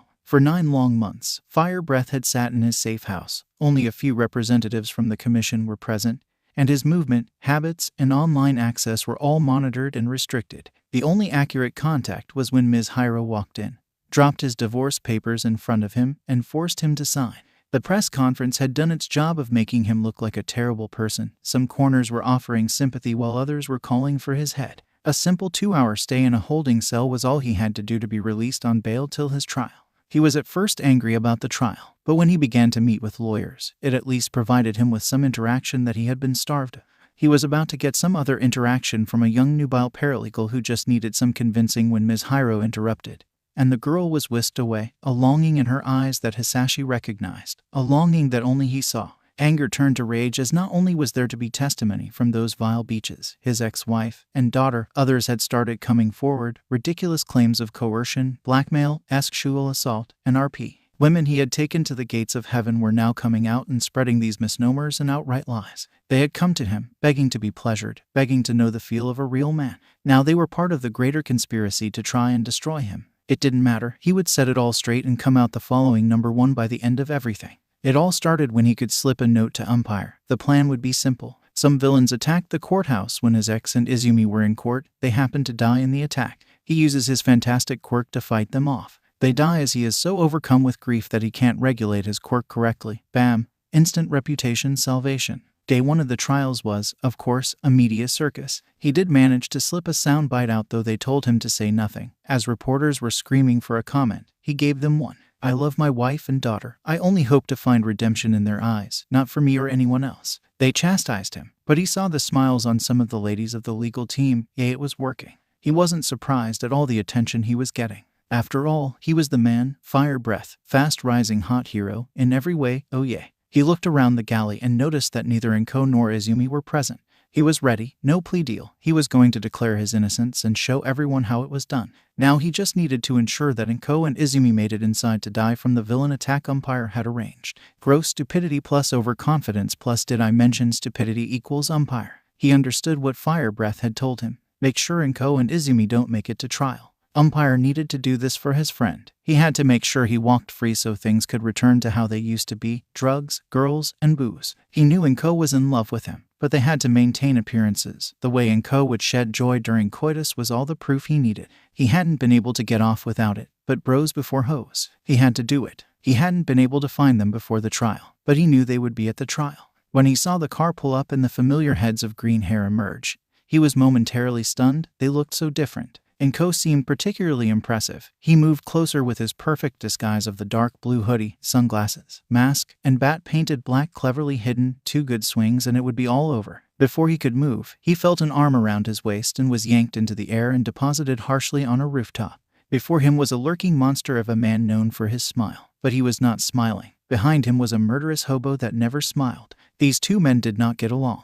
They both viewed and approached heroics on completely different fundamental levels. One enjoyed coke, the other action movies to period drama. The true divide was that one felt that dogs were the ideal pet while the other championed the devil's favorite cats. They could agree on a few things. Inko and Izumi were to be protected at all costs, and Fire Breath wouldn't be drawing breath much longer. Inko and Izumi. They entered the courtroom, taking a position in the back row with Nimuri there as support, along with President Mike for protection. They were there to witness the guilty plea and the punishment phase. A plea deal had been made and accepted. He would get to make a statement, then Inko and Izumi would also have a chance to create one. It had been a worry that upon seeing him, fear would overcome them, and for a split second, it did, but then the fear was replaced by anger and pain. Their therapist had told them that the odds were that there would never be proper closure between them, as it was doubtful that Hisashi could ever be shown that his actions were wrong. He was sure that he had acted in the right way and was right. When he looked over his shoulder and saw them, he did his best to intimidate them with a mere glance. Inko almost threw up at the revulsion that she had performed intimate acts with him, and Izumi saw nothing of the man she had wanted so desperately to make happy and earn praise from, but instead a sad and pathetic person. He was shocked at how they looked at him, quickly returning to the proceedings. Any second now, he thought, any second now. He had a perfect view of the outside. Then his blood ran cold. There was Umpire beaten and in custody standing between All Might and Eraserhead. He saw the number 1 slash across his throat as they moved out of view with Umpire. He was stunned into silence. He didn't even notice that his plea deal had been accepted, and it was his turn to make a statement. Words couldn't form in his mind as he stood before the mic. He stumbled back to his seat. Izumi leaned over to her mother. Both were holding their statements. "Mom, let's just go," she whispered. "Are you sure, honey? Us telling him anything won't matter. He won't listen to it anyway. It is just a waste of time. I said I wanted to come and do this, but now I would rather get some ice cream with you and Nimiri. He isn't worth our time or our thoughts anymore." Enko looked at Izumi and glanced at Itoshi. He looked like he had just seen a Shinigami. He looked pathetic. That was just how Enko wanted to remember him. "Okay, baby, let us go." She turned to Nimiri. "We would like to leave and get some ice cream if that is okay." Nimiri looked at them with surprise. She turned to see the judge looking at her. She waved the judge off and led the girls out of the room to a parking garage so they could leave. President Mike said nothing but instead told them of this great little ice cream stand that overlooked the ocean, run by this little old couple and their daughter. "Can we go there?" Izumi asked. "Of course, Izumi," Nimiri responded. She didn't say anything else as she knew that Hisashi was already taking them there anyways. A great hero always keeps their promises. Hisashi was regaining his senses as he was escorted into an empty courtyard with high walls, concrete flooring, with various drainage holes. He looked around with no cameras, no surveillance, only the metal door he had just been brought through. His mind was trying to put facts together. The prison transport troops had no markings on their uniforms, full face plates concealing their identity. Not a word had been said after he was walked out of the courthouse and secured in the transport truck. "Wait a minute. I am not supposed to go to jail. That isn't part of the plea deal. I was supposed to return to the safe house." Panic began to grip the man. He remembered seeing Umpire being taken into custody outside the courtroom window, and standing next to Umpire was All Might. "If I even hear you looking in their general direction, maybe the last thing you will hear is the wind as I remove your head from your body." The wind wrestled. The cleaning crew, Akemi and Kazuo, sat in the waiting area in their cleanup suites when the light above the door turned from red to green. They entered the stone courtyard and saw the body lying near the center. A quick look saw what they assumed to be the missing head or the splatter impact on the wall. Akemi hauled the massive blue barrel towards the body as Kazuo sighed and pulled out the pressure washer, heading towards the wall. At least it was rather clean this time. "We should be done in less than an hour," Akemi called to his partner. "Yeah, so I am thinking of pizza tonight for dinner," Kazuo replied. "I could go for a pie." A year after, Hisashi went missing before Izumi felt ready to re-enter school properly. It had been almost 2 years since that fateful July night that her whole life had changed. The celebration of her 12th birthday was the second best birthday she had ever had, the best being her 11th, the first actual birthday she ever had. It was nice. Aizawa and Hisashi came over along with Toshi. She couldn't help and cry tears of joy as they sang happy birthday and when they gave her actual gifts, not something her father would throw at her in the night that he had stumbled upon. Enko was overcome watching the changes. They both had changed and gotten healthy, at least physically. Mentally was still a daily exercise, and their therapist was happy with the progress they made. The first steps was for them to take fundamental outside excursions that were not wrapped in fear and anxiety. One would have assumed that a great prize was won when Izumi went down to the lobby on her own to retrieve the mail and talk to the receptionist and someone in the elevator on the way back up. Today, though, when the candles were blown out, Izumi said, "I want to go back to real school." There were questions and concerns, but seeing how determined she was to take back another part of her life, her support network could only do that, support. It was determined that she would attend an all-girls academy as men still understandably made her uncomfortable. The only exceptions were Toshi, Aizawa, and Hisashi, who had been slowly integrated into her life and she felt safe around them. But due to her experience in Aldera, others made her nervous. Nimiri was looking into something they could comfortably afford, but Toshi was having none of that, and instead had lined up for an interview with the prestigious all-girls academy, Megami Takai Educational Academy. He didn't bother to mention that the interview was a formality and that Izumi's spot was already secured. Being the number one had its benefits. Plus, when you factor in that Izumi was rather intelligent and when allowed to study without harassment had scored in the top 1% of all her testing,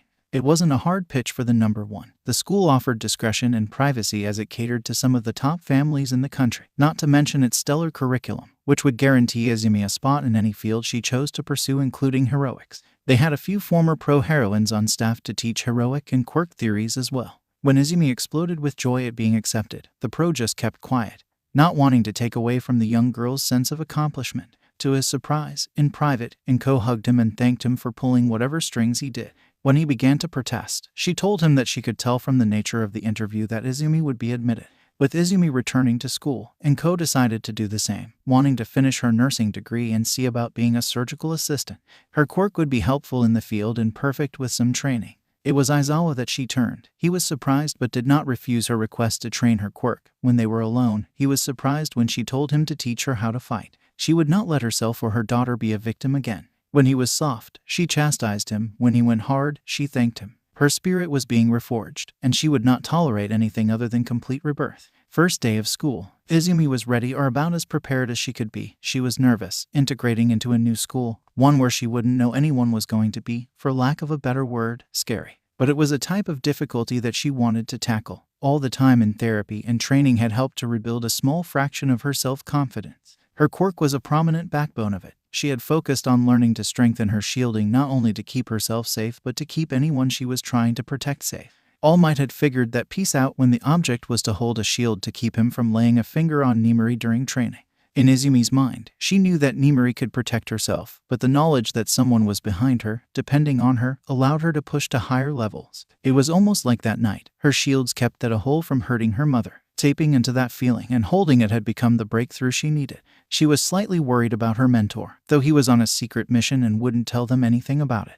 The years had been good for Izumi, once again a healthy weight, and thanks to the guidance of Recovery Girl, her suppressed development had started to catch up, though that came with the caveat of training bras, which Izumi was not a fan of. Thankfully, there wasn't much there to train, but if her mother were any indication, that wouldn't be the case for long. She didn't want anything like that to draw attention to herself, her fear and apprehension around men being the main factor. The morning she woke to bloodied sheets was not one that would soon be forgotten in the household from the shattering scream that woke everyone. Part of her wanted it never to happen, a naive hope, but one she had held on to for a bit. But that crimson awakening was just another sign to herself that she was getting better, average, not a freak, or somehow deficient in some way. In the end, it was a complicated relationship with womanhood. At least her new school uniform looked cute. Black with pink accents. Izumi had opted for the knee-length skid option, though there was a shorter one hiding in her closet that she couldn't bring herself to wear yet. She stood in front of the ground staring at the beauty of the tree-lined walkway, the way the other girls walked with what she perceived to be exquisite taste. She looked as the guards at the gate, who gave her polite smiles as she stepped across the threshold. It was her imagination, but it felt like the air had changed. Nervously, she made her way to the entrance, switched out her shoes. She could feel her locker mates looking at her in curiosity as being new. She stood out, trying not to squeak or make any weird sounds. She went to the office to report in and receive her room assignment. As she entered the office, she was greeted with the hustle and bustle of activity. Not sure how to approach, she was spared when a kind-looking woman with white hair up in a proper bun waved her over. "Hello, dear," the woman said, her voice radiating a calming sense. "You must be a new student. I am Ms. Gachai. What is your name?" "Izumi Shimura, ma'am." She got out with a slight squeak to her voice. "Don't worry, dearie, I don't bite. Now, Izumi, welcome to our academy. I will hand you over to a member of our welcoming committee. They will take you to get your ID and gym clothes and give you a tour, after which they will escort you to your homeroom. They will be your buddy for the next few days, helping you navigate the school and get used to things." "I don't want to be a bother. It sounds like a lot of work for them." "Nonsense. That is what the welcoming committee does. Now let's see who they assigned you." The woman looked down at her sheet and smiled. "Well, you are in great hands. I am sure your escort will be here soon. Why don't you take a seat over there?" The wait sparked more of a nervous excitement inside Izumi, wanting to start this new step in life but fearing that it would not go well. She sat looking at the floor, fretting slightly. Her nervous habit of nibbling on the edge of her hair had reared its ugly head. Her nervousness dissolved into mumbles. "What if no one likes me? Or if I do something that makes everyone mad? Could they all hate me already? They may know me from the news. What if they were fans of the him? Where has he disappeared to? Mr. Toshi says everything is fine. Mom seems to feel that way. Not to mention Auntie Nemuri. Even Mr. Aizawa seems confident about it. Though he did tell me how to strike the throat for maximum damage, if necessary. What if no one likes my quirk? Well, if I don't see how, you can make everyone mad. People shouldn't judge someone just because of what they have seen on the news. In my opinion, to have come through something so terrible and still push forward is very admirable. Thank you for saying so. But what do I say when I meet them? What if they are mean? I don't think I am mean, though I am a bit awkward sometimes despite my upbringing. Being around others my age is a new experience. But how about you just say hello?" It took a moment for Izumi's brain to register, and with a surprised eep, she jolted back, bringing her legs to her chest, and looked up at the person who had been listening to what she thought had been an internal dialogue and had even responded.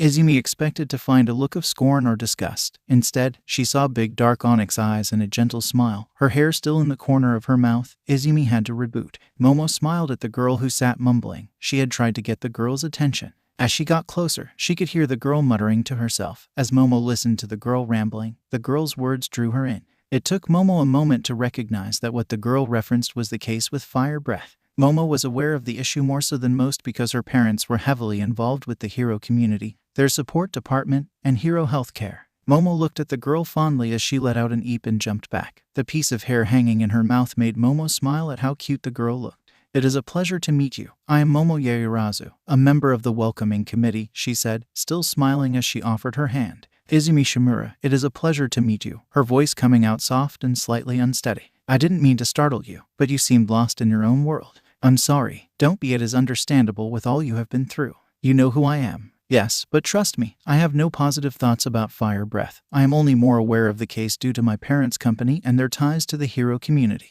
"Are your parents the head of the Yaoyorozu Corporation?" Izumi asked. Momo winced as this was where things would generally shift to someone sucking up to her or looking to exploit something.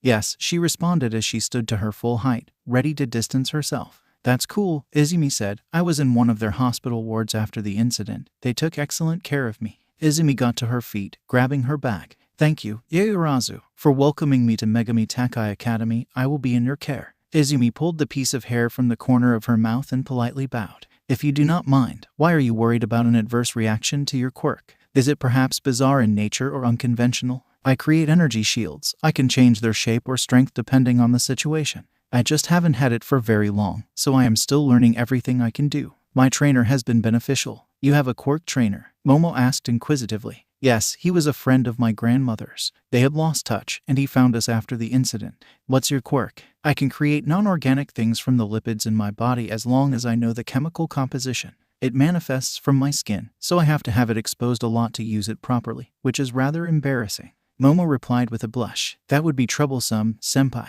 "Senpai?" Momo looked at Izumi with a questioning look. "I'm sorry, I just assumed you were older than me due to you being so mature," Izumi fumbled. Momo knew it was because of her development. Even at her age, she was assumed to be a few years older due to her development. "No, I am the same age. It just seems that puberty decided to overly bless me. The doctors think it has something to do with my quirk due to the amount of calories I consume and the rich nature of my diet. I have been given this." She motioned to her body. "Trust me, I wish it hadn't. It makes me uncomfortable around members of the opposite sex. I attended a different school but decided to transfer here last year due to their actions." Izumi felt terrible for her comment. "I am sorry, Yaoyorozu. I didn't mean anything by it." Momo could feel genuine remorse from the girl as she lowered her head, making Momo think she had kicked a puppy. "I may have come off a little harsh, Izumi. I apologize. It's hard to make friends. Even when they discover my family name, it becomes them sucking up or attempt to use me for something. Then there are the snide comments about my body, that plastic surgery has been involved, and how desperate I must be to do something at such a young age. I think you are very nice, Momo, not just because of your body or family line. You have made me feel like it's okay for me to me in this little time we have been talking even though I have messed up. I don't have any friends either, so if it's not too presumptuous, I would like to be your friend. I don't come from a rich or high-ranking family. I have no desire to get into the medical or support field. I want to be a hero to protect those that can't protect themselves. I want to be a hero myself." Actually, Momo thought, she only had a handful of people that she would consider a friend. And most of those were on the welcoming committee with her, and only one of them was even in her year. Part of her wanted to say no immediately but could also sense how lonely Izumi seemed and recognized that loneliness. Momo decided to take a risk. If it didn't work out, she could distance herself. "I think we can be friends, Izumi," Momo said hesitantly, saying the girl's first name. This action was not lost on Izumi as she heard Momo call her by her first name. It made Izumi almost painfully aware of the pit that had been buried inside her for so long, for being ostracized for so many years. She had lost her only friend when she was 4 and had never found another one in 8 years. She wouldn't cry. She didn't want to seem like a total weirdo. "Thank you, Momo," she said shyly. The campus was impressive and leagues beyond anything Izumi had any previous experience with.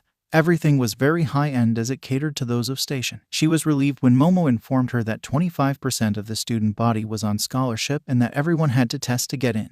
High standards were to be maintained, and bullying had a zero-tolerance policy. That only some students were part of some prestigious family helped to put Izumi at ease. She stopped, picked up her gym uniform, located her locker, and retrieved her books from the student store. Their final stop was the cafeteria, where Momo went over the options for lunch and that breakfast was offered if she arrived early enough. All the meals were included in the tuition. The only thing that took any money was the vending machines and the drink bar in the quad. Izumi had begun to relax during the tour, finding it easy to talk with Momo whenever a question arose. They stopped before 2A. Momo turned to her and smiled. "We are in the same class, so you will at least know someone." Momo entered first and spoke with the teacher as Izumi straightened herself out, ensuring she looked presentable. She heard the teacher call her, and with a deep breath, she stepped in. She looked over her class and saw more looks of curiosity at the new arrival than the looks of disgust she was accustomed to at her last school. "Introduce yourself and then sit behind Yaorazu," the teacher said. "Greeting, my name is Izumi Shimura. I hope to make friends with all of you and look forward to getting to know you all." She finished with a bow and made her way to sit down. "Good job, Miss Shimura. Please pull out your modern Japanese history book and turn to chapter 4. No spitballs, no taunts." There were no snide comments. Izumi smiled, doing as instructed. This was a chance to start over, a new beginning, a rebirth. A few girls introduced themselves at lunch, asking Izumi what she thought of the campus and course. One of the most critical questions: "What is your quirk?" It was the first time that, in a school setting, she could answer the question in class and not immediately have the room turn against her when she would say it hadn't manifested yet. Momo gave her an encouraging smile. "I call it shield. It allows me to create force fields in different sizes and strengths." Instead of dismissal, she got a few favorable comments and asked if she wanted to be a support hero. One girl seemed interested and asked if she could lift things with her shield and how strong they could get. Izumi smiled and continued the conversation until the bell rang, calling everyone back to their seats. Of course, it was not all rainbows and butterflies. There were cliques and groups like any social structure. Nothing too disturbing, but it was present. Some tried to quietly dissuade her from hanging out with Momo, and others just left her alone because she didn't wear specific makeup or follow certain celebrities. But nothing like she had experienced before, so it was all pleasant to Izumi. Those who attempted to dissuade her were quickly rebuffed.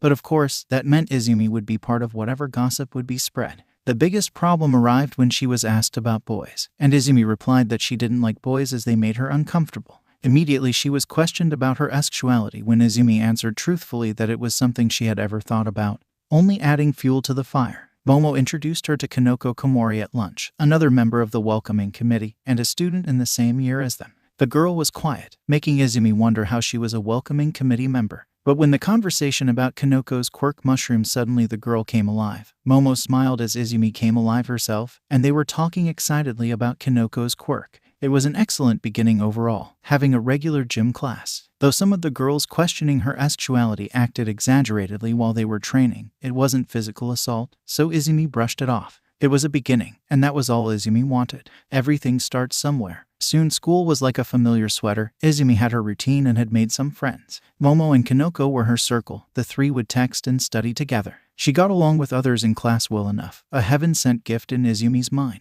But the two members of the welcoming committee were her confidants. She even joined the committee to help herself come out of her shell more. The side benefit of hanging out with her friends more was not lost on her. Inko almost cried the first time Izumi asked for permission to go to Momo's house to go swimming or when she asked to go to the movies with her friends. It took some time, but Izumi eventually could fully confide in her friends about her living with Midnight and over a very emotional sleepover about her past traumas. Izumi was afraid of rejection, but she wept at the tight embraces and soothing words instead. Not to say their outings were not without trouble, with boys hitting on the trio or harassing them, but it never escalated to the point of danger. Thankfully, it also helped that Momo had a private driver so they could avoid using public transportation. The three girls had a common goal of becoming heroes and decided to start working out together. All Might supported their efforts by creating exercise plans for them. Momo and Kanoko also got to know Izumi's uncles and Inko quite well. They spent much time together, often staying at each other's houses or going out. Their parents were used to seeing them together and didn't question it when one or both girls showed up at the other's house. As she embraced her heritage, Izumi blossomed into womanhood with her unique charm. Though different from Momo, she became undeniably cute with a fuller bust, curvier figure, and even slightly taller. Thanks to the help of Momo and Midnight, Izumi also learned to manage her curls beautifully. Momo stepped out of the house in her new bathing suit and saw Izumi emerging from the water. Momo couldn't help but stare at her best friend, perplexing her. However, Izumi didn't seem to notice and quickly hugged Momo before using her shields to launch them both into the pool. It was a typical day for them, minus Kanoko, who was on a date with a boy she had met at her parents' shop. "Do you think her date is going okay?" Izumi asked as she floated by Momo on a floaty. "She said she would call us after, but I hope it goes well." She seemed excited. Momo responded. "What about you, Izumi? Do you think you will ever go on a date?" "I don't know," she said. "I haven't met a boy I would even consider going on a date with. But then again, don't meet any unless we go out. I think they are hitting on you too, and they talk to me so as not to exclude me." What about you? Don't you have another ball coming up? I do, but I do it more because my parents asked me to. I am supposed to meet the youngest member of the Ida clan, but I don't think it will work. Why is that? We have talked a few times, but I don't feel any spark or connection with him. It's okay, Momo, we can get married when we are older and cause a scandal. We will use artificial insemination so I can bear you children while you run the world. Momo laughed. What about being a hero? And pass the opportunity to be a kept woman? Hell no. Izumi said, laughing. I think Mr. Aizawa has a thing for my mom. She added nonchalantly. Wait, yeah, he has been training her for a few years now, and how he looks at her when he thinks no one is watching gives it away. Is she interested in him? I don't know. She seems open to it now that she started working and stuff, but after my sperm donor. He hasn't popped up, has he? No, not a word. But did you hear about Mr. Quick? He got arrested for attempted RP yesterday.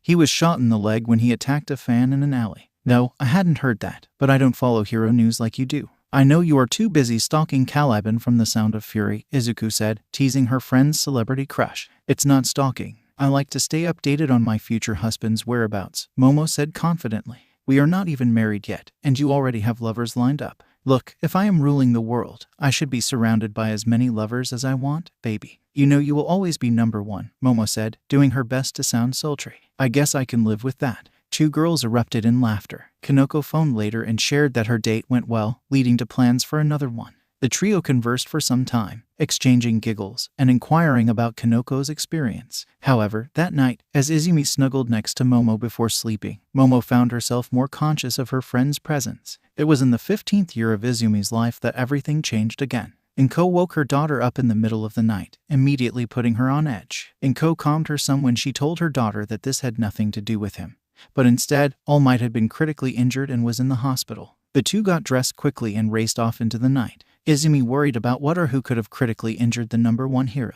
Inko and Izumi, after they showed proper identification, were rushed into the nondescript building, past armed guards, and into the back. Being led down a maze of corridors, they eventually found themselves staring at Gran Torino and Sir Night-Eye, who both looked like they should be confined to a bed themselves. The two heroes paid the two of them no mind as they stared through an observation window. Inko and Izumi hesitantly made their way to the window, unprepared for what they saw. All Might was in the middle of an extensive surgical procedure. The doctors were moving in what could only be considered controlled chaos. There was so much blood, and it was clear that the damage was extensive. In the middle, like a conductor for an orchestra, was Recovery Girl, directing the chaos with skill and composure, though her face told a different story. What happened? Inko managed. Sir Night-Eye, without taking his eyes off the happenings, we tracked down the person responsible for your mother's death. We have been tracking him down for a long time, dismantling his vast network in hopes that it would lead us to him. That man was the most dangerous person on the planet. His evil and vile knew no bounds. We won, but we don't know if All Might will survive. His voice was steady, hints of passion and anger seeping through his composure. That fool is too stubborn to die. If he doesn't, I will make sure to drag him back so I can beat that into him, Torino said, his voice heavy with fear. Izumi just stood there, frozen as she bore witness to the scene.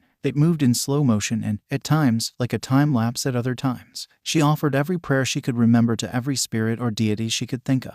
Everything was just a blur for Izumi. She didn't answer her phone, which was blowing up with increasingly concerned messages from Momo and Kanoko. Eventually, it registered enough for her to respond that she was okay, telling them that her uncle Toshi had been in a terrible accident, and she was at the hospital with her mom as he was in emergency surgery. The girls offered to come down and wait with her, but she had to refuse so as not to reveal her uncle's secret. Shortly after, she discovered that Aizawa and Midnight were also in the hospital, but their injuries were not life-threatening. Inko and Izumi visited them, with Aizawa at once bristling over Inko, fussing over him while enjoying her attention.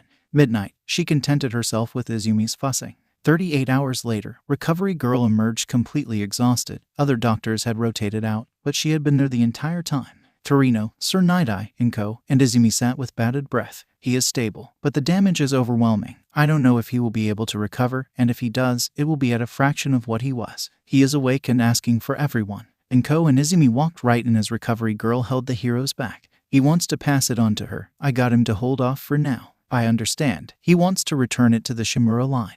I think the girl may not be ready, but I won't go against his wishes. He has been training her for the last few years, and her dedication is admirable. I worry about her trauma, though, Sir Night-Eye said. The zygote will be great. Her desire to protect is possibly even stronger than his, and she will be an amazing hero, Torino said. Besides, we will help her along. That we will, Night-Eye added before they stepped inside the room. Toshinori Yagi. No one expects to be in this position. No one believes they will ever be here. Yet here he was. He watched as Inko and Izumi came to his bedside. Inko's eyes filled with worry and Izumi's so terrified. Like the extraordinary people he knew they were, they smiled for him. Inko immediately scolded him for getting hurt, and Izumi held his hand smiling. He could feel their love. It warmed him. They cared for the man, not the hero. That difference was what mattered to him. I will be all right. This is a flesh wound, he said with a sly smile directed at Izumi, who giggled for him. There it is, sweet Izumi. There is no need to fret. The road to recovery is still long, but it will be one that I conquer. Though I believe my time as the #1 hero will be ending. SHH, don't say that, Uncle Toshi. There was a time where I foolishly believed that I could continue forever, such is the folly of youth. But tonight, though I was injured, I avenged your grandmother. The man that took her has been removed. But with that, I want to ask you something.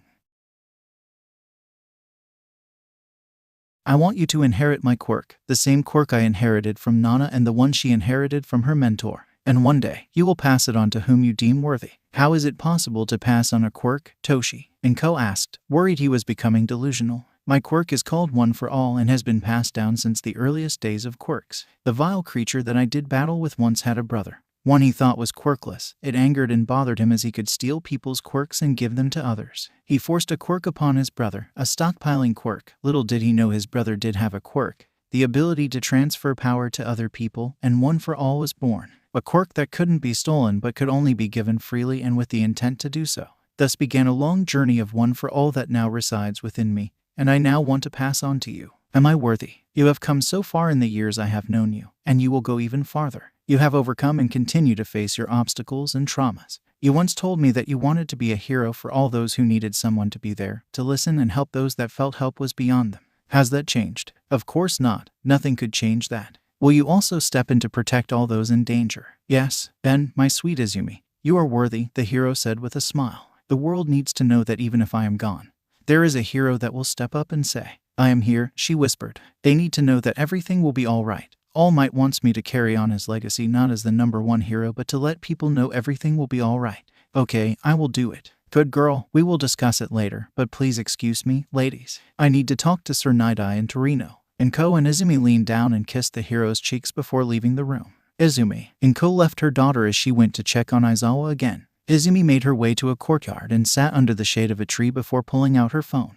Three Musketeers group chat. Izumi, he will be okay. Not great, but he will live. Momo, thank goodness. Izumi, I was so worried. Kinoko, I was, also. I know you and him are close. Momo, are you and Inko okay? Do you need anything? Kinoko, Momo, you took the words right out of my mouth. Izumi, no, now that we know he will be all right, we will head home to sleep and recharge. Kinoko, if you need a hug or talk, hit me anytime. Izumi, I wouldn't want to interrupt your date with Rikido. Winky face emoji. Kinoko, really, you are going to start teasing me? Izumi, it tells me everything is right with the world. Kinoko, he has a friend I could introduce you to. Momo, unless it's Caliban, I am not interested. Izumi, nah, I'm good. How was your ball? Momo, fine, much like I anticipated. There was no spark with this one either. He was polite, but I will wait for my true love. Kinoko, are there going to be any more? Momo, I don't think so. Mother was talking to father, and she seemed to have convinced him to stop pressing the matter and let me decide. Izumi, thank goodness, I guess. I know you didn't like these matchmaking balls. Momo, I did not. I felt pressured to connect even if there weren't. Izumi, I am going to head back in. Thanks for chatting with me. It was nice. Should be back in school on Monday. Momo, Kinoko.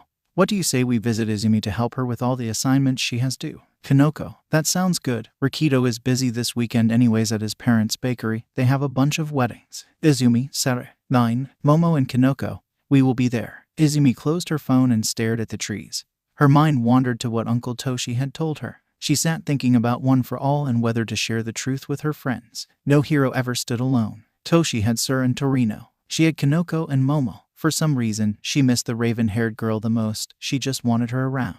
Something about knowing she was near. High Island, she screamed, and inventions flew through the air. Her Uncle Might was hurt. Her Uncle Might, the symbol of peace, the man that told her she could do anything, had been critically injured and almost died. Her father had said to her that he wouldn't make a full recovery, that his time as a hero would be ending. Melissa Shield sat staring at a destroyed room, her heart racing, her mind suddenly becoming clear. Someone had to step up, and someone had to carry on Uncle Might's legacy. She would do just that, quirkless or not. The world would know the name Melissa Shield, the quirkless hero. A new obsession formed, a new fire burned, she had a new purpose, and she would not be denied. Recovery. Toshinori Yagi was never what one considered to be patient. He tended to live his life in a plus-ultra state, but being injured as he was confined to the hospital was almost complete torture. Somehow, they would always catch him when he wasn't supposed to be doing something. Whether it was Recovery Girl, Inko, or the absolute worst was Izumi. He had been out of bed just doing a few push-ups when the girl walked in, and her scolding had him sitting in bed, arms crossed,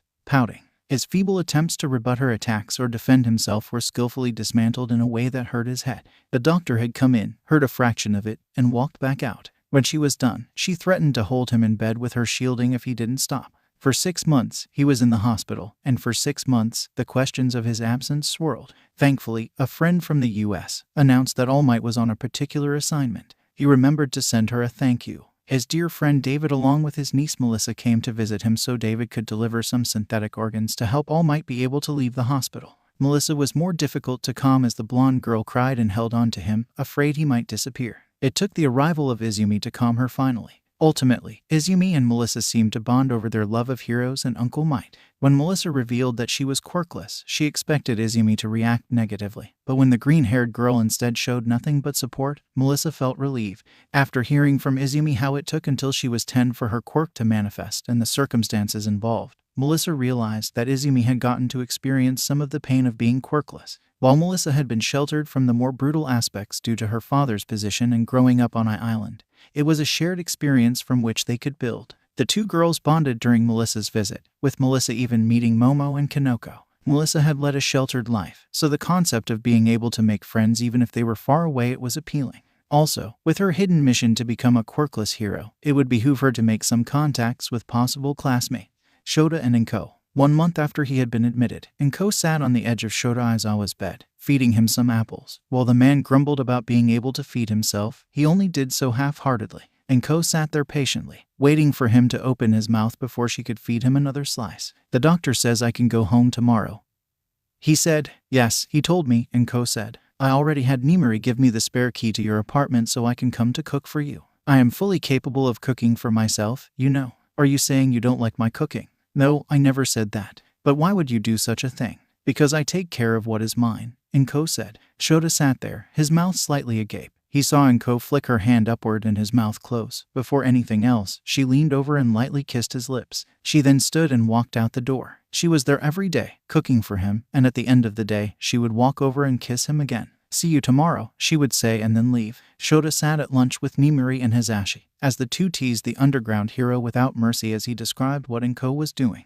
"For the love of God, Shota, please tell me you are kissing her back," Hashi said as Nimuri clutched her side. "Well, yes, but what, you blockhead," Nimuri said. "I think I should tell her that while I appreciate her cooking and cleaning," Nimuri said. "And doing your laundry," added Hashi. "Did you know she even feeds his cat?" Nimuri said to Hashi. "You mean Princess likes her?" he said as he looked at Shota, to which their friend could only nod. Hashi rubbed the bridge of his nose. "Let me get this straight. You have a beautiful woman like Inko coming over and playing house with you, and all she seems to ask for is a kiss when she leaves." Shota nodded. "And she has been doing this for over a month now." Nod. "Listen, you idiot. If you don't snatch her up, I will steal her." Shota thought about it, and his blood boiled. Hashi was his best friend, and he realized he would fight him tooth and nail for Inko. "What do I do?" "Oh, I don't know, you idiot. Ask her to dinner, kiss her first, tell her to stay," Nimuri said. "Isn't that a bit much? I could talk to Inko and probably tell her to wait in your bed if you need it any clearer. She wants a relationship with you, to get back into the world, and to be with you, dumbass. And if you even say she should say something, I will hurt you badly. What if I go too fast or too far? Or I hurt her?" Shota said, looking down at his tea. "You let her set the pace," Hashi said. "She is the drummer of the band. She controls the beat. Start with dinner or kiss her first and see what happens. When she wants more, she will say so, or if she needs to slow down, let her say so. If you want this, Shota, then stop being so scared and take a risk."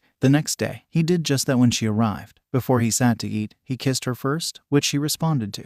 "Now, eat breakfast. What time do you return from patrol tonight?" "About 5 a.m. I will ensure your food is ready so you can eat and go straight to bed. Just leave your hero costume outside your door so I can wash it." "Okay, hey Inko," he said, suddenly feeling nervous. "Yes, Shota. Are you available for dinner Thursday?" "Are you asking me on a date, Shota?" "Yes, I am." Her smile almost melted him. "I would love to go to dinner Thursday." "Now eat your food before it gets cold." Izumi was incredibly happy for her mother but also a little worried. But the happiness won out. The transfer. Izumi and Toshi stood in the medical center of UA. As Recovery Girl drew a vial of blood from the pro before turning to the young girl. "This is your chance to say no, Izumi," Toshi said. "Not on your life," Izumi replied, extending her arm. Recovery Girl gently inserted the needle and pressed the plunger. "What now?" "We should head to training ground Beta. Sir Nidai and Torino are waiting for us. As soon as you feel anything, say something immediately." Recovery Girl quickly attached a few electrodes. "So I can monitor your vital remotely for anything."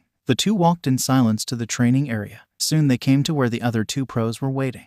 "Anything yet?" Torino asked as Izumi shook her head. "Well then, why don't you warm up to get the blood flowing?" Izumi immediately did as instructed. She didn't notice anything. Not knowing what else to do, they started with a light spar of having Izumi create a shield to deflect Torino's attacks while Nidai launched tennis balls at her from another angle which she had to dodge physically. After about an hour, Izumi threw the sign to stop, and everyone froze. Her face squinched up as Recovery Girl said that Izumi's pulse and blood pressure had increased. "How do I call it forth, Uncle Toshi?" she asked. "You have to feel it." "I never had to think about it," he replied truthfully, to which Torino sighed. And Nidai rubbed his forehead. "When you create a shield, you describe it as pushing the energy out and into what shape you desire instead of spreading it to your body," Sir Nidai said, stepping forward. Izumi nodded and did as asked. She closed her eyes and concentrated on spreading it inside of her instead of releasing it from the outside around her. The mental image of her body forming her stopping point. Toshi smiled broadly as the girl closed her eyes as dancing white lights appeared under her skin, spreading out till her body gave a white glow. They saw the glow get brighter and brighter, and they heard Izumi grunt in pain.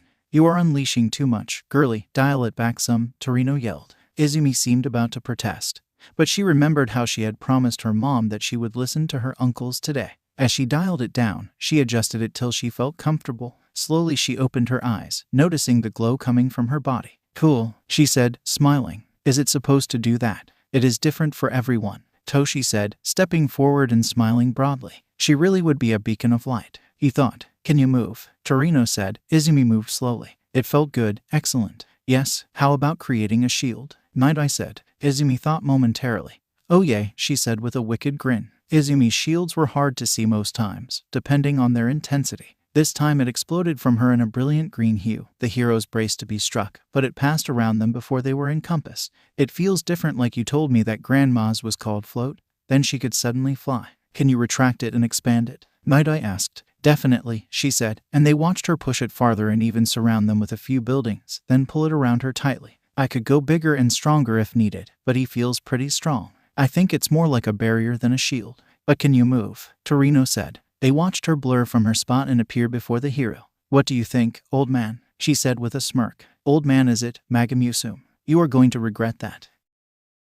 They disappeared from their spot into the city. Toshi watched and smiled as they began to battle. Izumi's speed wasn't on par with Torino, and she couldn't move like him, but she was learning, and her shield creation was quicker and didn't break. In the end, Izumi was down to a knee panting, but her shield around herself was holding. She smiled as Torino came at her, and suddenly he stopped violently, encased in another shield. All Might couldn't help himself and leaped in, yelling, "Detroit Smash!" Suddenly bulking up, a third shield suddenly manifested, and it didn't break. It was cracked, but it held. All Might could also see the cracks shrinking. "Wonderful, my girl, wonderful."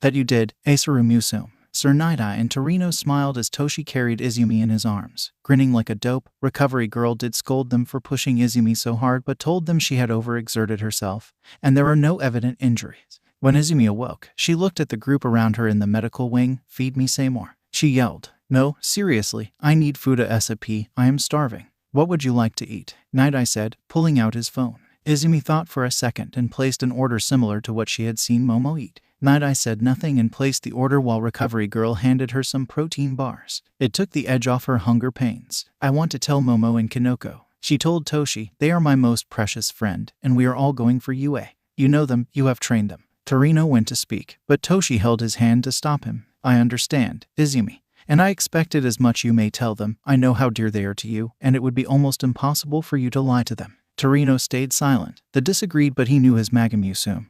And he didn't want her to be alone again. It was a small group, and if they knew, they could support her and stand by her side. Can I continue training with them? Of course. Now how was it? Magical, absolutely magical. Author's note. This feels like a good space to end this. What follows is what I had written initially, but I stopped and stepped back before I went a different direction, so this is an alternate universe thing, I guess. Let me know what you think either way. The O part is rough as I just stopped writing and didn't return to do edits, just a warning. Toshinori Yagi. No one expects to be in this position. No one believes they will ever be here. Yet here he was. He watched as Inko and Izumi came to his bedside. Inko's eyes filled with worry and Izumi's so terrified. Like the extraordinary people he knew they were, they smiled for him. Inko immediately told him that everything was going to be all right. Izumi told him he was too strong to let this beat him. He smiled, but inside he knew the truth. It had become apparent to him when Nana appeared at the foot of his bed. Izumi, come here, he whispered. The girl came closer, leaning over him. He heard her whisper back that it would be okay because she was there, doing her best to smile like he had taught her. A hoarse laugh escaped his lips. Listen, Izumi, I don't think I am going to be able to finish teaching you, but there is something that I need you to do.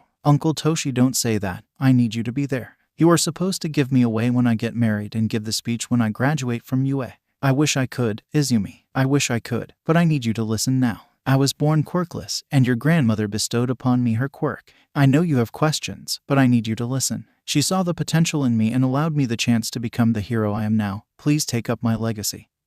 And the legacy of your grandmother. The world still needs a hero to stand up and protect those who can't protect themselves. Sir Nidai and Torino will train you, I promise. I know you can do it. Can you do that for me? Izumi, can you be a hero that protects others, not for the money or fame but because it is right? Uncle Toshi, I don't understand, but I promise I will always protect those who can't defend themselves and everyone I can. Recovery girl, the hero said. The heroine walked over and drew some blood. You need some of my DNA to inherit my power. Izumi, this is your last chance. Do you agree? Izumi's head was in a panic. She didn't understand what was going on. She only knew that if he was dying, this was the most important thing to him. She nodded. I will do it, Uncle Toshi. I will take up your legacy. Recovery girl injected the blood into her. Izumi saw her uncle smile. He turned to the heroes. Torino, Nidai, train her, shepherd her, make sure when the time comes that she is ready. Inko, I am sorry I won't be there, but no, Hasashi will never bother you two ever again. Izumi, I love you. I wish that if I ever had a daughter, she would be as wonderful as you.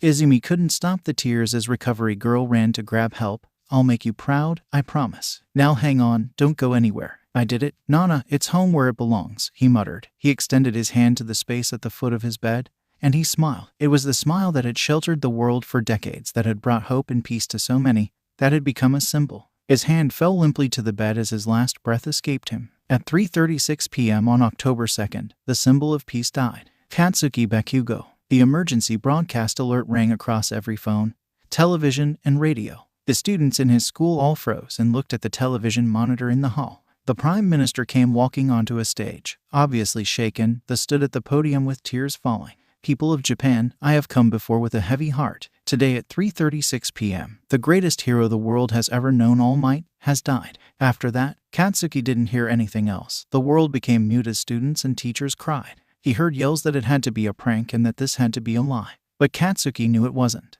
Momo, she stood in front of the television, shaking her head. All Might was dead. The symbol of peace was no more. Kinoko, as she gazed at her boyfriend, he stood silently, not saying a word as tears cascaded down his cheeks. Their bag of groceries tumbled from his grasp.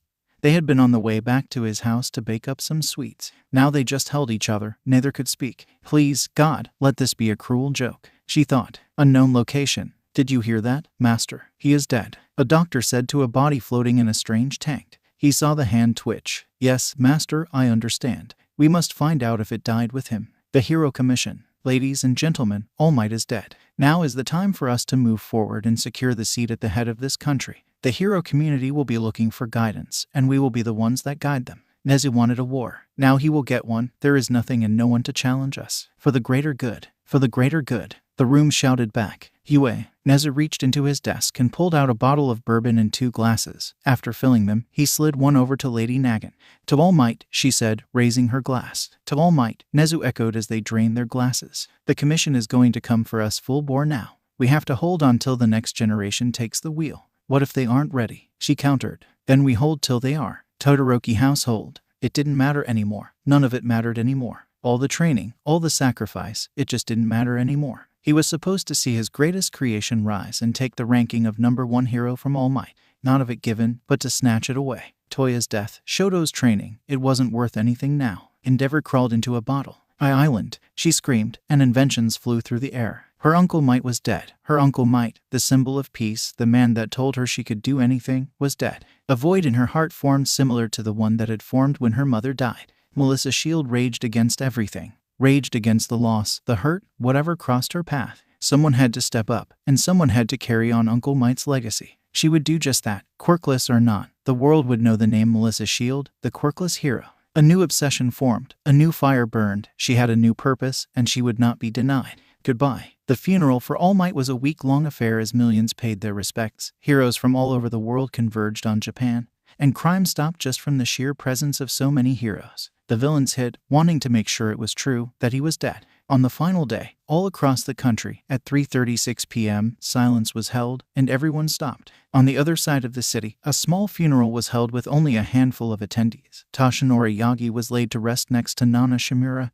There were no long flowery speeches, just tears. As the attendees laid flowers, they spoke to their hero, friend, uncle, teammate, and student.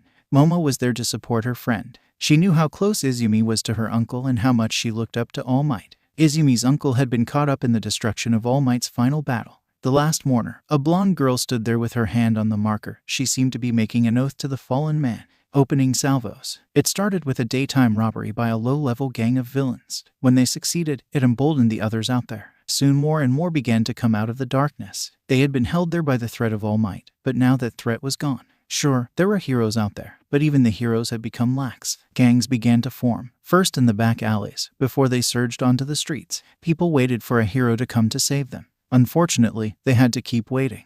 The Hero Commission started to send their soldiers onto the streets. Rules of violence were loosened, and steps had to be taken to secure the safety of the people. The Hero Commission training facility opened, promising to train the next generation to take back Japan, the security of a brighter tomorrow. They pressured the regular hero schools to put students on the streets paired with a Hero Commission officer. That this extraordinary time called for exceptional measures. When the schools fought back, they appealed directly to the students. Didn't they want to step up when the world needed them? Didn't they want to be the ones to turn the tide? Hero Commission heroes opened their agencies and supported the propaganda being spread that it was time for those that could do so. They would sober Endeavor up long enough to trot him out.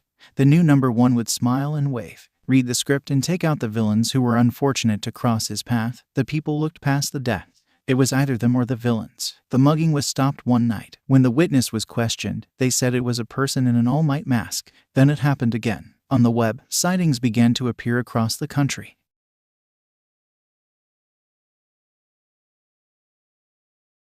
Momo and Kanoko sat there flabbergasted as Izumi sat before them, terrified. She had just dropped a revelation on them that turned their ideas of quirks and parts of the world on its head. A few mushrooms sprouted around Kanoko, who took one and handed another to Momo. These should counter any hallucinogenic that we may have been exposed to, the girl said flatly as she popped the mushroom in her mouth. Momo, without questioning, did the same.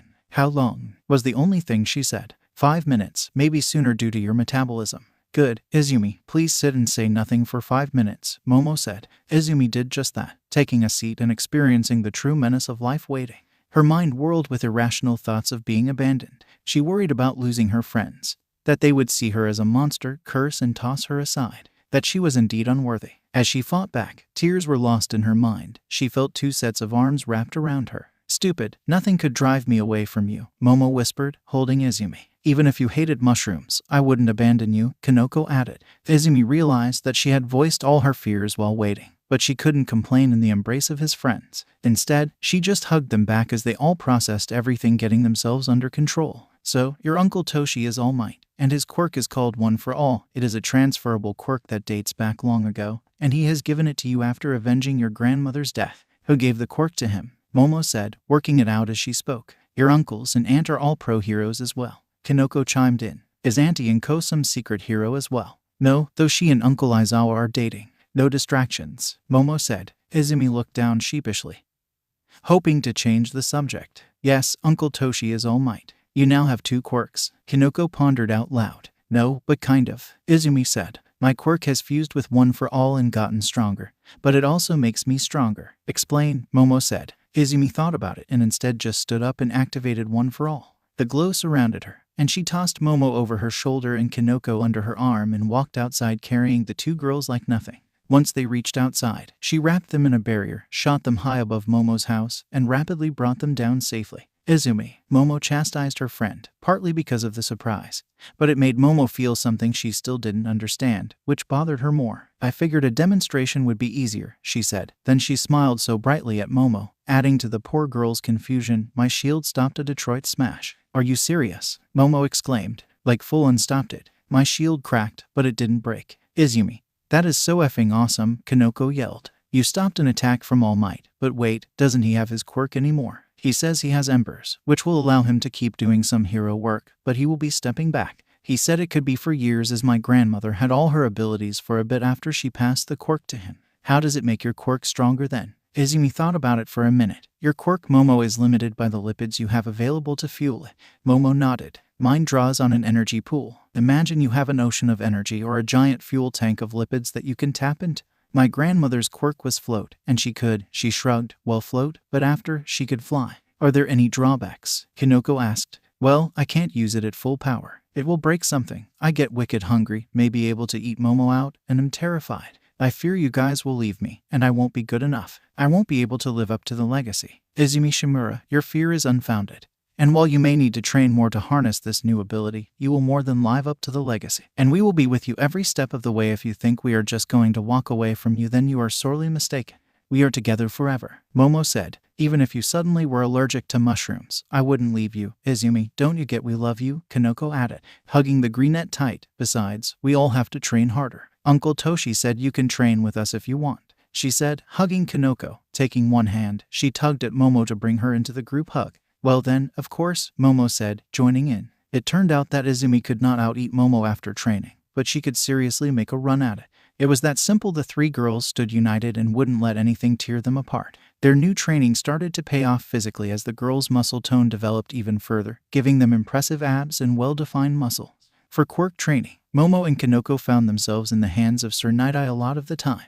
Though the pro hero was busy, he would always prepare lesson plans for them, and Torino would guide them through the steps. Toshi would pout as he remembered how harsh Torino was on him, and by comparison, he was a doting grandfather on the girls. In truth, he was just as strict but didn't feel the need to bop them on the head as much, as they rarely repeated the same mistake and had much better heads on their shoulders than Toshi ever did. While they were all maturing into beautiful young women, Izumi's body changed the most as she was now on a rich diet, and all the years of repression seemed to finally fall off with the addition of one for all to her life. Her bust increased as did her posterior, giving a generous curve, and her waist seemed to tape in even more as all the baby fat was gone. Izumi had developed into a knockout and was utterly oblivious to it. Kinoko was very pretty and had curves, and she knew that, and she would use it to tease her boyfriend of the past year and a half. Momo was still on that goddess tier. Her bust was more significant than Izumi, and her waist-to-hip ratio was enough to give her an hourglass and add height. She was a model. The three of them turned heads whenever they went out together. Izumi would be oblivious to this instead of just bouncing around having fun, and she did bounce. A flurry of their sweet 16 seconds was each affair to remember. Izumi's was quiet and more private, with just her two friends joining her family on a trip to an amusement park. That alone was enough for the girl, but all her aunts and uncles had made sure to take the day off to be there. Inko and Aizawa even held hands during the trip and may have snuck a kiss here and there. The Ferris wheel was an event. Somehow Momo and Izumi ended up alone with the others in different cars, and Kinoko opted to stay on the ground and visit a shop. Momo couldn't help but look over her friend as she excitedly bounced around. Momo took the opportunity to give Izumi her present. Izumi started crying. Was a beautiful necklace that had Izumi, Kinoko, and Momo's birthstones all together. Momo revealed that she had one for herself made and one for Kinoko as well. When Izumi had Momo put it on for her, those strange feelings came over Momo again. She noticed herself keenly aware of Izumi and even found herself distracted by her friend's dress or undress, depending on the situation.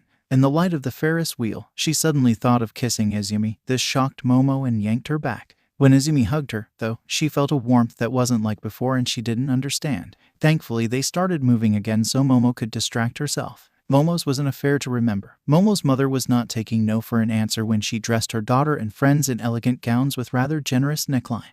The whole affair was this grand ball attended by a stunning amount of young men and women from the upper crust of society. Izumi and Kinoko, not from this circle, drew much attention from some young men. Izumi managed to keep her fear in check, not to lock herself in a barrier when one would come to talk to her. Instead, she became very adept at making reasons to leave the conversation, sticking close to Momo and Kanoko when she could. Kanoko was having fun but made sure to let each boy know that she was taken. One particular young man who had been in hot pursuit of Izumi had finally outmaneuvered the poor girl, and she found herself on the dance floor about to have a panic attack when Momo tapped him on the shoulder and asked to cut in. Of course, Momo led as they continued to dance. "Whatever am I going to do with you, Izumi? I leave you alone for 5 minutes, and you are out on the dance floor about to freak out." "Oh, thank you for saving me, Momo. I don't know what happened, but I much rather dance with you." Momo felt her heart thump when Izumi said that. "Don't worry, I'll always dance with you." Izumi smiled and laid her head on her friend's shoulder. One of those times, Izumi was keenly aware of Momo. She felt happy that Momo would always dance with her. Something about it comforted her and warmed her. When the dance ended, Izumi felt she missed her friend's warmth. At the night's end, Izumi gave Momo a gold bracelet with the simple inscription, "To my Momo, together forever. Love, Izumi." The bracelet promptly became a permanent part of Momo's everyday dress. Kanoko's celebration was what one would consider a typical teenage party. There were people from school, and her boyfriend even invited some friends. It was almost a mixer but without forced conversation or adult supervision. Kanoko cried when she received her best friend's necklace to match Izumi and Momo's. She also received a bracelet from Izuku that read, "To my best friend, Kanoko, from Izumi." That inscription made Momo happy, and she couldn't understand why. The party was lovely. And between Momo's and Kanoko's party, Izumi was finding it easier to be around boys. They weren't causing her the emotional distress that they usually did. And it may have also helped that her barrier had managed to withstand a full for Manchester smash. She had even managed to punch Toshi through a building. With Izumi reaching control of 25%, their lives were going great. Momo's confusion found a new level when she witnessed Izumi talking to a boy. Not only was she talking to him, she was doing so off to the side. Something about Izumi doing this and laughing at some joke triggered an unfamiliar feeling to go with all the others that Momo was battling with. She honestly contemplated creating a dart gun to shoot the boy with. Fortunately for Momo and disappointment of the boy, Izumi ended the conversation and walked away. Momo was not pleased with how he looked at Izumi as she did. "Who was that?" Momo asked, trying to sound casual. "Oh, his name is Denki. He is going to apply to UA as well," Izumi responded. "So, are you going to talk to him more?" "Maybe he was funny, though he kept looking at my chest, which I didn't like. But all the boys here keep doing it except Kanoko's boyfriend, which is fantastic. I like him even more now." "Well then, have fun," Momo said and walked away, going to talk to some other guests. She wasn't sure why she said that or why she was doing what she was doing.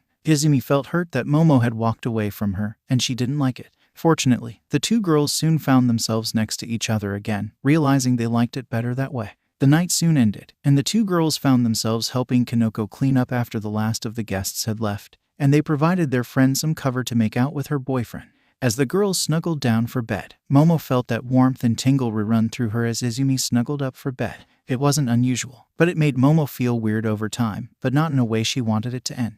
As the year turned, they focused on the actual goal, UA, and the entrance exam.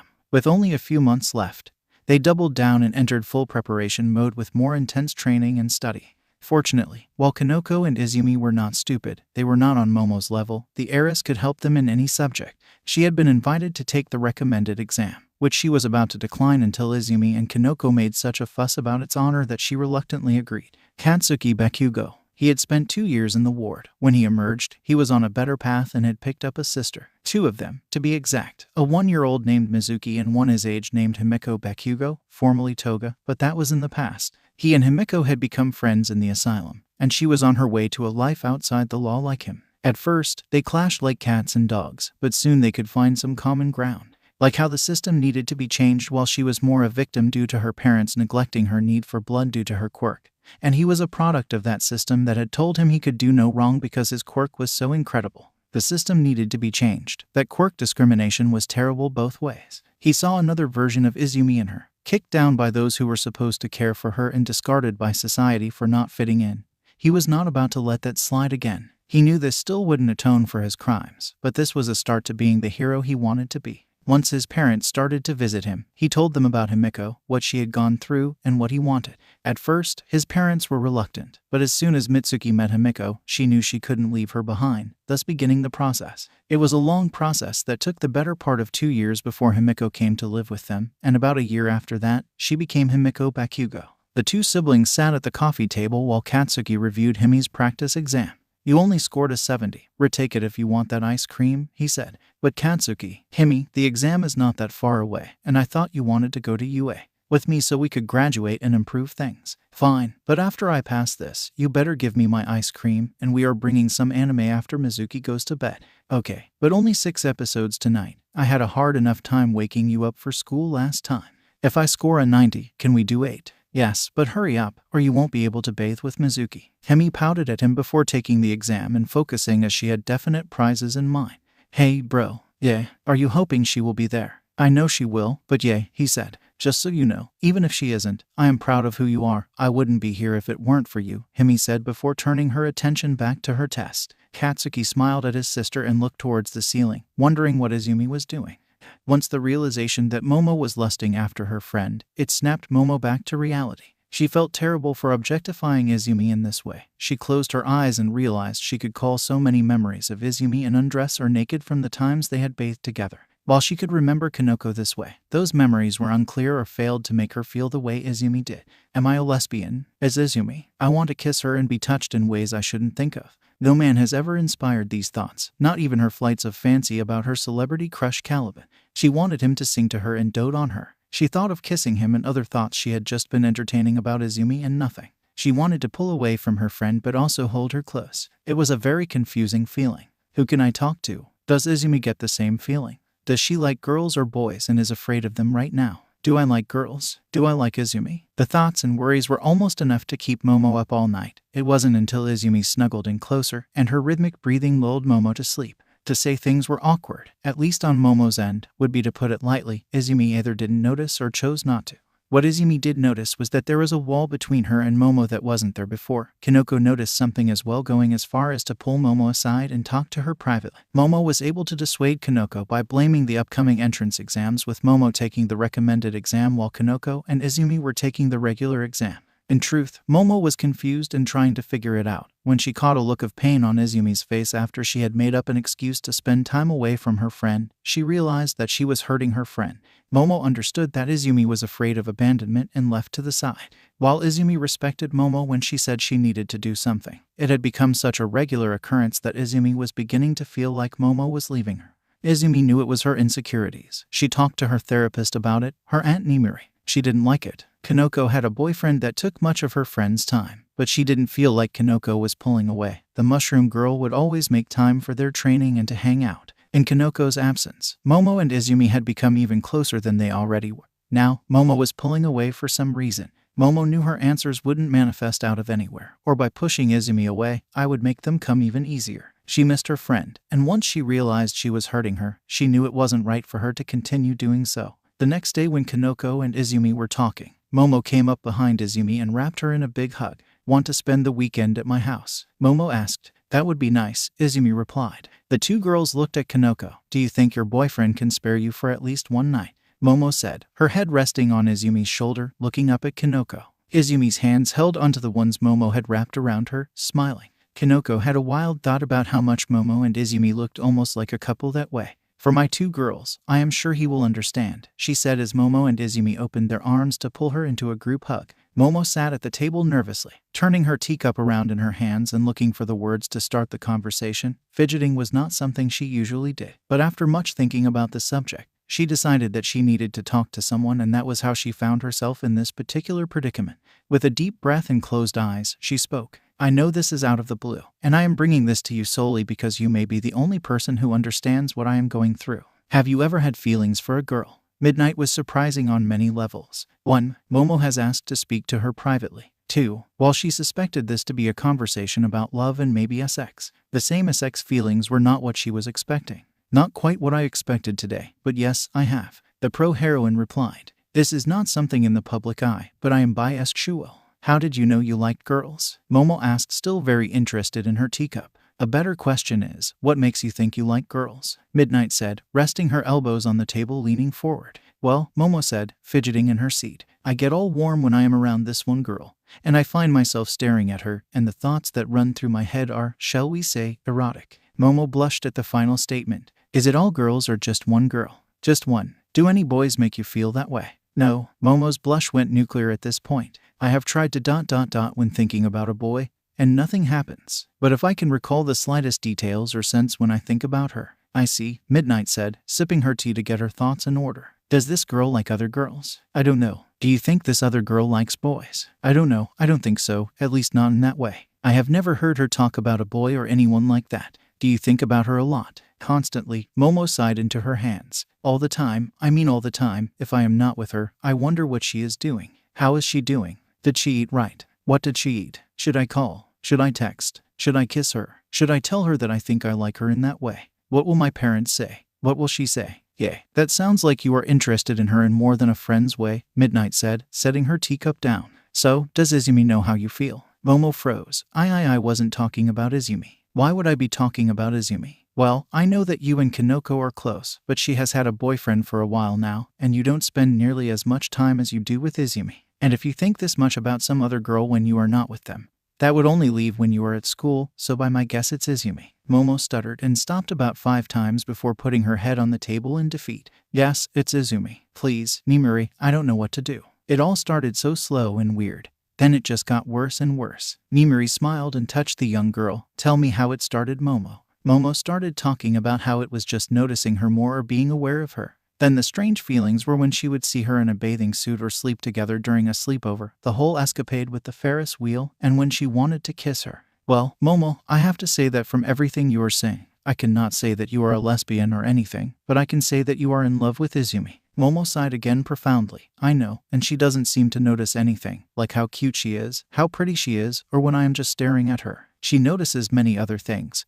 but I want her to notice. Nope, Momo said, throwing her hands up in exasperation. Nimuri gave Momo a friendly smile. She just jumps in the bath with me and gives me the most amazing back rubs. Damn you for showing her how to do that. Walks around the room in a pair of panties. Sometimes, I don't know what to do, Nimuri. I tried to keep my distance, but that hurt her so much, and I wouldn't say I liked it. She has no idea how pretty she is. She wore the short skirt to the mall the other day and bounced everywhere. I mean everywhere. Momo grabbed at her hair. ARGH. Nimuri chuckled at that part. She doesn't understand how pretty she has grown up to be. And now she is all super strong and got those muscles. She can pick me up and...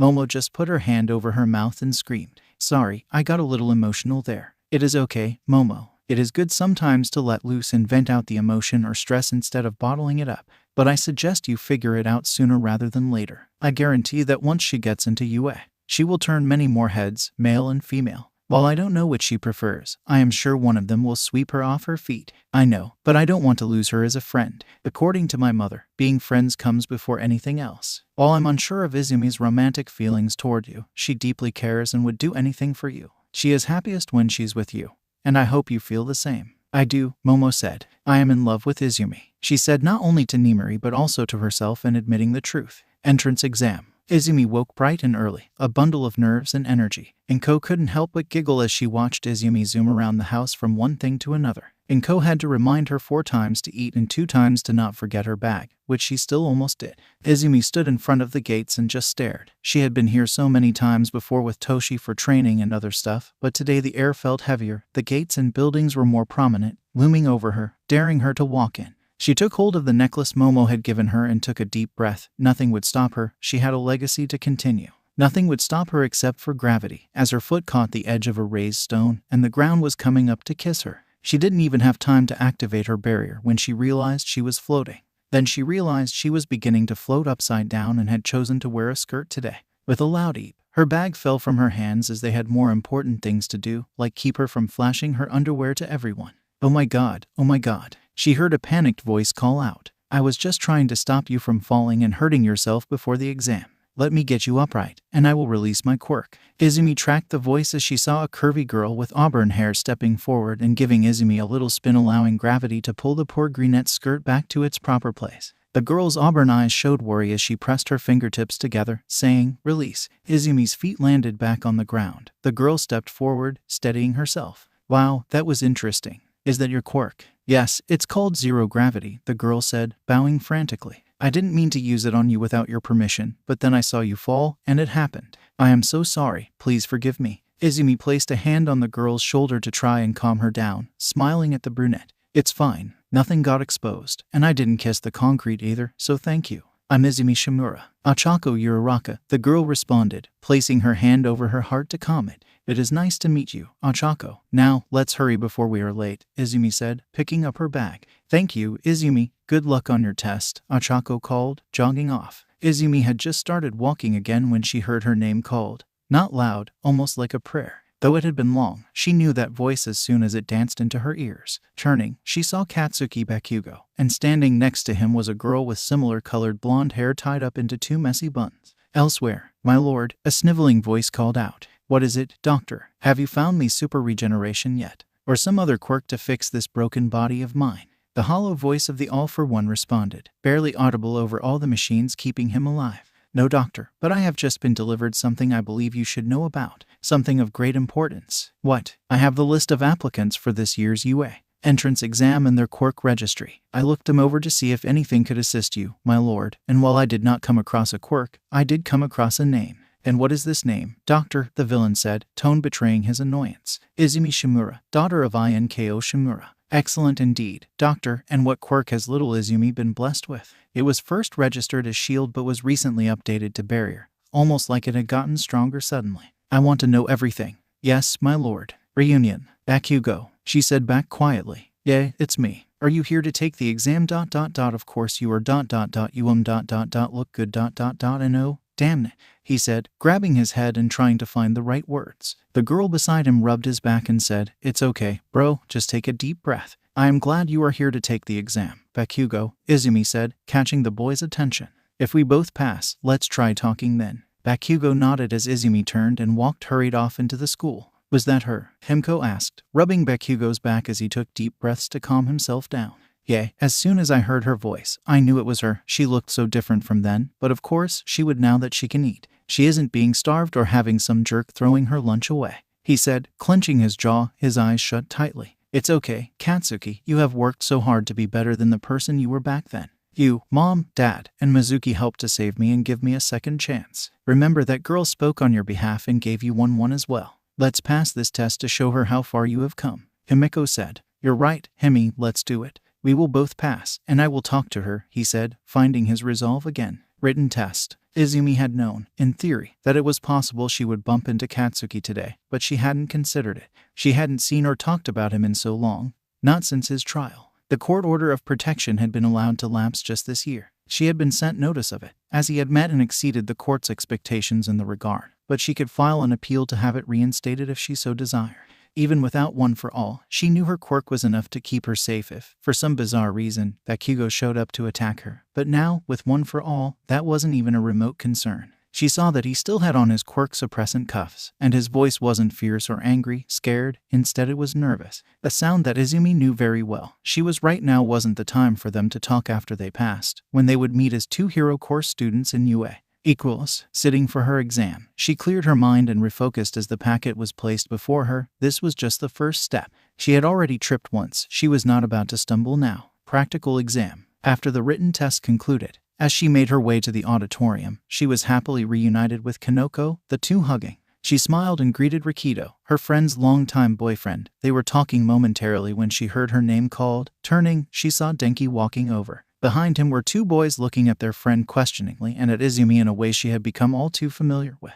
Izumi, Denki said again. It's so good to see you. How did you do on the written test? I think I did well. What about you, Denki? It was tough, but I think I passed, he said. Hey, do you have any plans after the exam today? There is this cool restaurant near the school. I do, Izumi replied. I am supposed to have dinner with my family to celebrate the test. Oh, yeah, cool, he said, rubbing his head. Maybe another time or something. Sure, well, we should get to our seats. Good luck on the practical exam, she said, bouncing off with Kanoko kissing Rikido on the cheek before following her friend. Dude, how do you know a hottie like that? The short boy with purple orbs for hair said to Denki, grabbing the front of his jacket. I met him at Rikido's girlfriend's sweet 16 party, the one you said would be super lame, he said, smacking the boy's hands. Does she have a friend? The second boy with black hair asked. He was rubbing his odd-shaped elbows absently. Mona, Naomi, something like that. She is tall and has a bigger chest than Izumi, I think, and she is hot as hell. Her name is Momo, Rikido said, rolling his eyes. Now, let's go sit before they lock us out. He walked into the auditorium,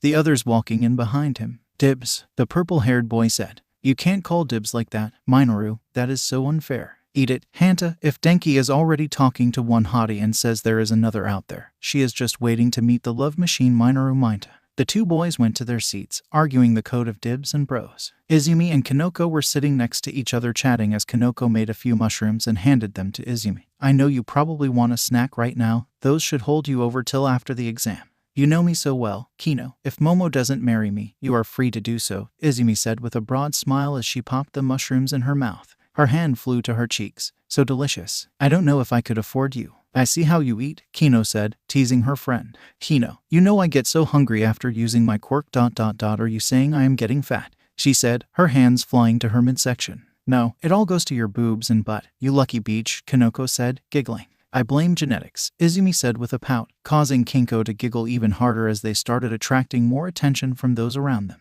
The two girls blushed as they realized the additional attention on them. Thankfully, they were spared by the lights dimming and Present Mike taking the stage. Hello, and welcome to the practical exam of UA. Can I get a hey? He called out. Hey, Izumi and Kanoko yelled, jumping out of their seats. The only ones that responded. The only ones in an auditorium full of examinees. The only ones. The two girls blushed and sat down quickly, their hands covering their mouths as they suppressed their giggles. Present Mike immediately recognized the two voices and smiled, giving them the double finger guns. Thanks for that, little listeners. Now, if you would pay attention to the multimedia extravaganza that we have prepared for you today, of a booklet and a slideshow, we can get this show on the road. You will be divided up and sent via bus to different testing areas for your practical exam. You will engage in combat with robotic villains that have taken over your testing areas. Now everyone nod their heads if they understand so far. He saw a bunch of heads nod. Very good. Now, any attacks against your fellow examinees will result in your immediate removal from the test. Kill stealing is a no. No, and just so you don't get any ideas, we have cameras everywhere. Now everyone raise your right hand in the air if you understand. He waited as slowly all the right hands went up. Now move it from left to right 5 times. He watched and smiled as they all complied. He saw Izumi and Kanoko trying hard not to laugh. Oh yay. Now open your booklets to page 4 here. You will see the point values of your robot villains. They range from 1-3. Excuse me, sir. A loud voice rang out from the audience. The spotlight clicked on, illuminating a tall boy with blue hair, glasses, and a very rigid posture. Yes, examinee 7717. The pro hero called out. While I have to question the validity of calling this a multimedia extravaganza, I see that there is nothing listed for the 4th villain in the booklet, and nothing is listed on the slide as well. I refuse to believe that such a prestigious institute like UA would make such a folly, he said, pushing his glasses up before turning around. And would you 3 please be quiet? You have been talking about dibs and bro code the entire time. If you are not here to take this seriously, you should leave. Another spotlight lights up, illuminating Denki and his friends. There is always one, Present Mike muttered. Why thank you, examinee 7717, for critiquing our multimedia extravaganza, but as there are booklets and slides that qualify as multiple forms of media. Second, if you had bothered to let me finish, I was about to address your 4th opponent. Is that all right with you? May I continue? The blue-haired boy blustered as laughter erupted around the auditorium. Instead of speaking, he sat back down. Thank you, Present Mike said. Now, the 4th robot is not worth any points. We call it the 0-pointer. It is not to be engaged, but it is an obstacle to be avoided. But fret not, little listeners. I will not just send you off into battle unmotivated. Today you come here with your dreams held aloft for all to see. Today you stand amongst strangers and friends ready to lay it all on the line for your dreams. While all of you will not be able to pursue that dream within these halls, today is not a day to hold back. Today is not the day to second-guess yourselves. You are in the halls of UA, and we do not hold back. We do not do things with half efforts, we go beyond. Plus ultra. The auditorium roared back. Now get changed and get out there. Little listeners, show us what your dream means to you. The lights came back on as the students headed to the locker rooms to get changed. Kinko and Izumi slipped into their black reinforced combat pants gifted to the girls by All Might for battle training after a few wardrobe malfunction. Kanoko pulled on her red and white polka dot shirt, while Izumi's was dark green with white trim on the arms. They were a bit form-fitting, but they were reinforced much like the pants. They zipped and locked in place, keeping everything where it was supposed to be. They methodically laced up their boots and checked to ensure everything sat right as they had been trained. After double-checking everything, they hugged tightly. You got this, Kanoko, Izumi said. Show them what you got, Izumi, she replied. Izumi slipped on her black gloves. Closing her eyes, she pictured her family in order, starting with her mom and ending with Momo. The last one filled her with warmth. Izumi didn't understand it. I confused the girl, but she knew Momo was the best part of her days. Momo had already passed the recommended exam and been admitted. Momo was waiting for her to join her at UA. Nothing was about to stop that from happening. Bus 4. Boarding her bus, she looked around and noticed the blonde girl that was Bakugo at the gate. She was sitting by herself. Izumi bit her lip, wondering if she should sit with her. The girl looked up and saw Izumi. Her eyes widened, but she offered her best smile and motioned for Izumi to sit with her. Izumi walked over and sat down. "Hello, I'm Izumi Shimura, but you already know that." The blonde girl nodded. "I am Himiko Bakugo. I have heard a lot about you." "I am not sure how to respond to that," Izumi said, looking at her hands. "You are about the same age as him, but I know he didn't have a sister his age." "I am adopted," Himiko said, fidgeting with her hands. "Look, I know what Katsuki did was bad and incredibly stupid, but I want to say thank you for going before that judge and getting him a second chance." "Why do you say that?" Izumi responded, looking at Himiko. "Because you did that. They ordered him to go to a lockdown mental health facility where we met. I was there because of my quirk," Himiko said, maintaining eye contact. "What is your quirk?" "It's called transform," Himiko said, watching Izumi's face keenly. "I can transform into anyone, but to do so, I need some of their blood. But like Vlad King, I need blood just as part of my dietary needs." Izumi nodded. "My birth parents hated my quirk and used to make me suppress it. They denied me blood and sent me to counseling. I wanted to make them happy, so I tried to be the daughter they wanted until the hunger got too strong, and I attacked someone at school. I ran away, was caught, and got locked up in the same facility that Katsuki ended up in. That wasn't right of your parents to treat you like that," Izumi said. "All kinds of quirks have strange or unusual dietary requirements. But blood quirks get a bad rap. People call them villainous, and that is just stupid. No quirk is evil. The person and how they use it dictates if a quirk is evil." He said the same thing when he found out what happened to me. Himiko said, smiling. "He saved me, Izumi. He and I used to fight like cats and dogs. But eventually, he wore me down and helped me to understand that it was their fault, not mine, and that there are people in the world who would understand, and that was him and his family. They emancipated me from my birth parents, took me in, and eventually adopted me. I know you may not believe me, but all he talks about is proving to you that he can be a hero worthy of the second chance you gave him. You don't know me and don't owe me anything, but can I ask a favor?" "Go ahead," Izumi said. "After we get into UA. If you are ready, only if you are ready, would you please talk to him?" Himiko said, her eyes damp. "That's all. You don't have to forgive him, talk to him once. That's all I ask." "I can do that," Izumi said, looking away. "I think there are some things I want to say to him as well. I asked him why he was trying so hard to save me.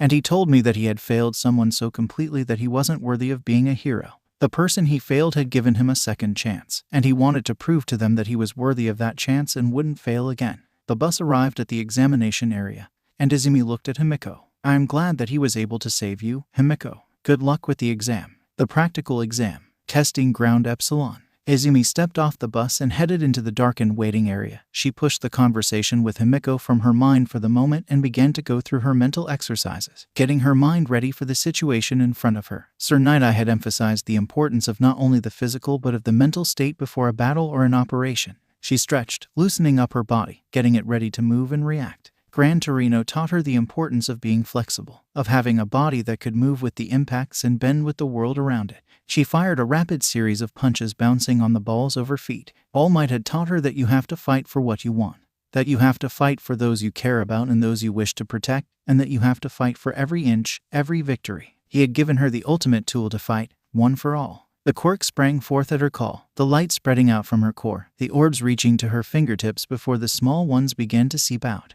The room was dark no more. The other examinees watched the green-haired girl standing there as the light filled her body, the white lines on her shirt springing to life, the green lightning hugging her like a beacon, and hidden white stripes on the sides of her pants spanging to life. She opened her eyes. They glowed a brilliant electric green. Himiko was starstruck. Her heart thumped against her chest as she looked at the girl. Holy cow, she is beautiful. The doors hissed and opened, calling everyone back to the world around them. Izumi dashed forward faster than everyone, leaving a divot in the ground behind her. As she passed the door, she created a shield under her feet, launching her like a catapult into the city. She soared through the air into battle, a smile on her face. "Watch how I fight for my dream." Testing ground Zeta. Melissa's shield stood there waiting for the doors to open. Taping the side of the visor, the heads-up display sprang to life. Command code Kappa Rho Alpha Tau Omicron Sigma, she thought. The metal harness of her across her chest began to shimmer, as did parts of her clothes and massive gauntlets on her arms and hands. The gauntlets morphed into giant daggers with a golden hilt resembling a skull. Golden chains ran up her now bare arms wrapped. A golden chest plate and single shoulder bracer materialized on her right, and a red robotic eye opened on the shoulder bracer. Her legs were now wrapped in a white shimmering metallic fabric with golden boots. Golden tribal lines ran from her left bicep over her shoulder and down her hip into the strange pants. The gold looked flowing and moving. The doors opened, the nanites kicking in, reinforcing Melissa's body like a second skin, a second set of muscles pushing in unison with her. They kicked forward into the testing ground, enemy units' locations appearing in her unit display. She smiled, breaking from the pack and heading to large grouping in a 10-story office building. As she burst in, she spun the blade flying in a graceful arc from her hand, the chain attached unraveling beautifully. It struck 2 3-pointers that had just burst forth. A hiss erupted as the blade made contact, the edge glowing white hot. As Pass thought, the robots like a hot knife through butter, because that was precisely had happened. Melissa flicked her wrist. The chain snapped the blade back, the chain coiling perfectly, the blade landing perfectly in her hand. Poyos, cannibalize and assimilate command units. A group of robots burst from a wall as one of the blades turned into golden tendrils writhing through the 3-pointers' corpses. The red eyes glowed, and a golden orb flew out. A red beam fired from the eye struck the golden orb, passing through, striking another robot and shutting it down. Another red beam fired, the sphere never moved. This time it redirected the beam to a different target with the same results. Cannibalization completed. Melissa, 4 minutes gain.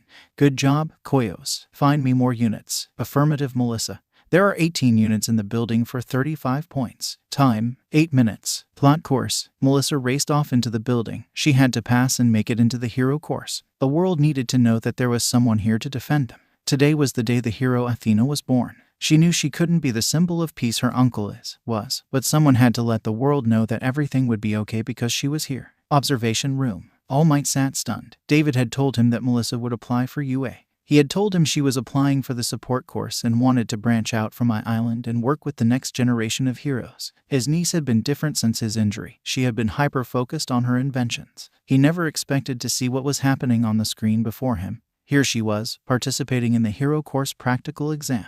She was running through the building in what could only be considered a controlled rampage, destroying the robots systematically. She would pause and plunge the blades into the fallen corpses periodically before moving on. She seemed to know exactly where they hid and was not above springing their ambushes to the name of expediency. He flinched when he saw her take a direct blow from the missiles of a couple of 3-pointers. When the smoke cleared, she smiled and brushed off her golden chest piece before adding them to the scrap heap. His gaze shifted the screen to Izumi. The girl was on her own rampage, moving through the city that would make Gran Torino smile. He was. Robots were swept up into the glow of her shields as she yanked them towards her glowing fist, spreading through them quickly. When encountering an overwhelmed student, she shielded him, allowing him to recover, handing him a makeshift bat that had the greenish glow of her shielding around it, giving it the look of an energy axe. She smiled at the sleepy purple-haired boy and raced off. He saw the boy staring at her dumbfounded for a second before using the weapon to behead a 1-pointer, then the smile that erupted on his face. He turned to Training Ground Alpha, where Katsuki Bakugo was on a relentless pace to end the scourge of robot villains in his training ground. Maneuvering through the city somewhat clumsily but with great speed, thanks to the intelligent use of his quirk, his explosions propelling him like rockets, he would engage with great speed and end the threat just as quickly. The look on the boy's face was one of constant determination until he saw it falter. A green-haired girl with a frog quirk had leaped in and saved a boy with yellow hair with the dumbest expression on his face, who was walking around in a daze just as another examinee had trained a small group of robots in the area. The girl fought to save the boy and tried to escape but was knocked out of the air by a missile. She and her rescue victim fell to the ground. All Might noticed the girl roll so she would absorb the impact. But when Bakugo saw this, his face shifted to a look of panic and absolute rage as he leaped and landing in front of the 2 downed examinees before the massive exposed he unleashed temporarily blinded the cameras and kicked up an enormous cloud of smoke. When the smoke cleared, the robots were no more, and the streetscape had massive damage. Bakugo's arm hung limply at his side as he spun around and yelled something. The audio hadn't come back up yet, but All Might saw the frog girl nod her head. Then it looked like she asked a question that made Bakugo step back before he said something in return and dashed off holding his arm. It is an exciting crop of examinees this year, the blood hero Vlad King commented. That it is, said Aizawa. He watched all the monitors but found himself watching Izumi more due to his closeness with the girl and his relationship with Inko. What is that blonde girl's quirk? Asked Snipe. Whatever it may be, it is certainly interesting. Yes, that is Melissa Shield, daughter of David Shield. And she is quirkless, responded Nezu as he took a sip of tea, and the room broke out into surprise. Then how is she doing all that? Nimari asked in shock. Nanomachines, created by her, Nezu said. Power Loader almost fainted when he reviewed them. She has already been granted a chair in the support course, but she refused it, saying she wanted the hero course. But I think we have gone soft on them long enough. Cry havoc and let loose the dogs of war, he yelled, his fist slamming down on a red button in front of him, his maniacal laughter filling the room. The 0-pointers emerged onto the battlefield, testing ground gamma. Here, eat this. I promise it will help with your stomach, Kinko said as she handed a mushroom to the blonde boy she had just saved from a group of robots. Merci, the boy said, eating the mushroom and smiling as the pain in his stomach subsided. The entire exam site shook, causing the examinees to freeze. The loud crash caught their attention as the massive 0-pointer emerged onto the field. What in the name of all that is shrooms is that? Kanoko yelled, helping the boy to his feet. We need to get out of here. Together the two ran. The examinees were racing down the streets. Kanoko saw the small boy with orbs for hair from earlier get knocked down violently. She ran over and yanked him to his feet, yelling at him to run. He looked at her gratefully. She heard him mutter, Rikito is so damn lucky. Testing ground Zeta. Melissa stood in the middle of a pile of robot corpses, breathing heavily as her nanomachines cannibalized the corpses for energy. The shaking of the ground and the screams from the main street pulled her attention back. What is that, Koyos? Unknown at this time, Melissa. According to readings, it is much larger than anything else we have encountered. With the availability of the data, it is the 0-pointer. Melissa ran out to the main street and saw other examinees fleeing.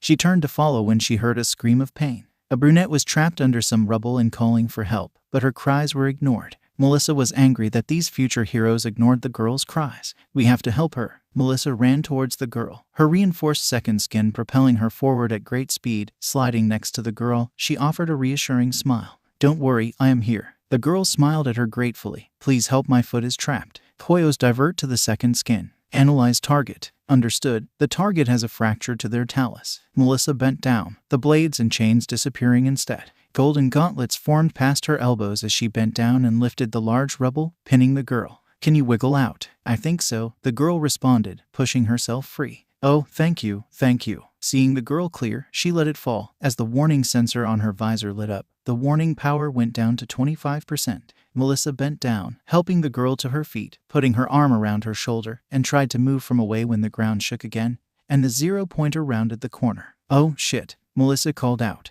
Leave me behind. Get out of here, the girl said. I don't think so. We get away together, or we go down together, Melissa said. What's your quirk? 0 gravity. I can remove the effect of gravity from an object. Great, now do it to yourself. The girl touched herself. Gravity slipped away. Attach her to me. A gold chain wrapped around the girl's waist. Now me, the girl did as asked. Melissa pushed off, sending them up. A blade reformed in her other hand as she fired it out towards a building, yanking with all her might. They rocketed ahead. Melissa saw her power reading dropping further, 15%. She saw the building coming closer. She yelled out, turn it off. Release, the girl yelled, pressing her fingers together. Gravity suddenly reassuring its hold on them, causing them to swing down 9%. The blade tore from the building, swinging them like a pendulum. Melissa wrapped her arms around the girl tightly as she crashed to the ground. Melissa's head bounced off the concrete as the buzzer sounded. She smiled at the girl in her arms. See, we made it. The girl smiled, but her face morphed into concern seeing blood pooling under Melissa's head.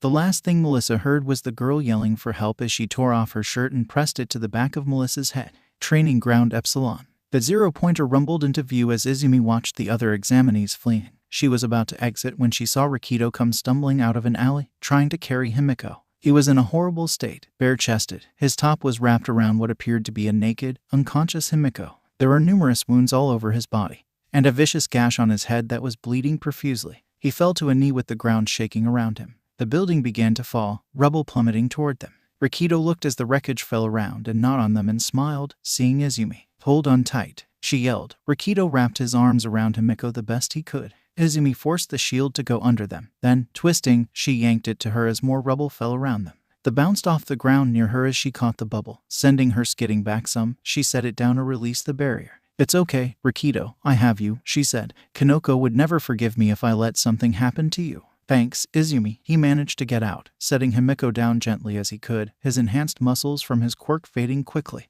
Izumi pulled a bandage from her belt, quickly pressing it to his head to staunch the bleeding. The sound of metal tracks could finally be heard as the building was now rubble. Looming over them was the 0-pointer, its fist rocketing down. Izumi threw up another barrier. Gritting her teeth, the thing hit hard, but Toshi hit her much harder. The barrier didn't budge. She smiled at the metal behemoth. You must try harder than that. My teachers hit me harder than that. One for all surged inside her as she pushed out with her shield, rocking the thing back. Getting to her feet, she stomped forward, a shield materializing under the zero-pointer and launching farther back. She ran towards the fallen BNHA.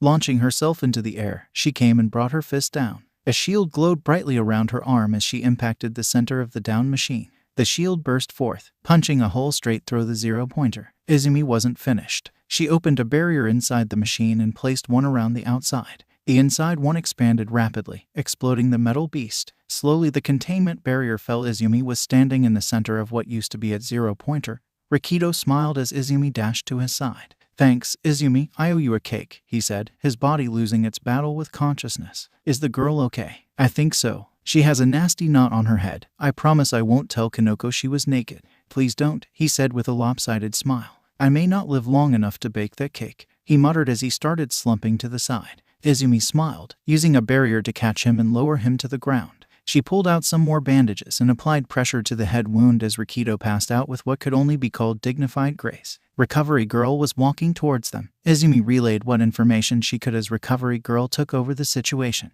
"I have them. Dearie, go get changed, and you're free to leave. I saw Momo waiting at the exit with your mother." Izumi smiled as she moved off. Momo and her mother were waiting for her. She liked that. Momo was going to be so proud of her. The thought made her feel like butterflies were loose in her stomach. Momo was disconcerted when the bath door opened, and Izumi walked in. They had done it numerous times before, but now Momo was acutely aware of her feelings for her friend. The sudden arrival of Izumi with a very small towel held in front, which was not doing much to hide anything, made the room much warmer for the heiress as she felt her head spin some. Quickly, Momo averted her gaze instead, looking down at the water and her nakedness, feeling self-conscious in a way she had never truly experienced. She sank below the tub's edge, hiding herself some. Izumi, of course, saw nothing of the turmoil she had caused in her friend. Instead, she felt like something was hanging in the air between them. Momo, slinking below the waterline while cute, made Izumi slightly disappointed that her friend was ignoring her arrival. Not sure what to do exactly, she said about her purpose of washing the grime away from the entrance exam. "Momo," she called out. The heiress gulped and contemplated running away but steadied herself and responded. "Yes, Izumi. I saw Bakugo today," Izumi said quietly as she began to lather her hair. All other worries immediately banished themselves from Momo's head as she sat up, focusing on the statement. "Are you okay?" Izumi just nodded. "Can I ask how it went?" "Fine," Izumi shrugged. He said hello and stumbled over his words like he was nervous. He had this girl with him. His sister, they adopted her, and they met in the mental health facility he was forced to attend. She says he saved her by listening and stuff. Izumi's voice trailed off some. "She wants me to at least talk to him once. I told him we should talk after the exam if we both get in." Izumi was rinsing out her hair. Momo could tell that the girl was using the water to hide some tears as Izumi's shoulders trembled slightly. Momo stepped out of the bath, went to her friend, and wrapped her arms around Izumi's shoulders. They sat silently, water cascading off them as Izumi let her tears wash away down the drain. The court order of protection had lapsed. "I was sure that I would see him again, I just wasn't ready." Izumi turned her face to look at Momo. All these emotions came up. "I was glad to see that he seems to have changed. Part of me wants an apology for all he did, but I also want to beat his ass." Momo could see the complicated emotions playing across her friend's face. "You are happy for his possible redemption as proof that your faith was rewarded," Momo said, holding Izumi tight. She saw Izumi nod. "You are owed an apology for everything he did. And if he doesn't give it, then that is proof that he may not have changed. And wanting to beat him up is natural." Izumi looked at Momo questioningly. "He hurt you, Izumi. He is responsible for much of your pain and anguish. He could have done something so simple as to give you a note to his mother. It may have done nothing but could have ended your torment sooner. I know you. This anger won't consume you, but you don't have to hide it from me. You can always be open with me. I will never judge you and I will never leave your side." As Momo's words danced past the falling water, Izumi felt herself melting into her friend. Momo was this constant source of joy and comfort to her. She hated being apart from her. Seeing her every morning at school was the highlight. It was hard for Izumi to understand. She was happy to see Kanoko, but it wasn't the same. Whenever she would first see Momo, the butterflies would do a little flutter of happiness. The best was when she would wake up next to her. Those mornings when she would open her eyes and feel Momo next to her, or the first thing her eyes would see was Momo. Sometimes, Izumi would fall asleep next to her friend, and her whole body would heat up. Then there was the dream. Izumi would dream of being locked in a castle. The typical princess, she would try to escape but always get caught until this knight saves her. What frustrated her was that she felt in the dream that she was in love with this knight. This was why the knights had risked themselves for her. It was out of love. The dream would end as the knight removed their helmet for the cheesy climactic kiss. For years, Izumi never saw the knight's face or any features, but then slowly, as the dream repeated, she finally saw the knight's hair. It was black, then some skin, a flawless pale skin. Then Izumi saw everything. It was Momo. The kiss, the feeling of the kiss from her dream, followed her to the waking world. For days, Izumi found herself staring at her friend's lips, wondering if dreams would match reality. She didn't want to be kissed by anyone else. The boys they met or that she talked to made her nervous, and the butterflies danced, but for the wrong reason.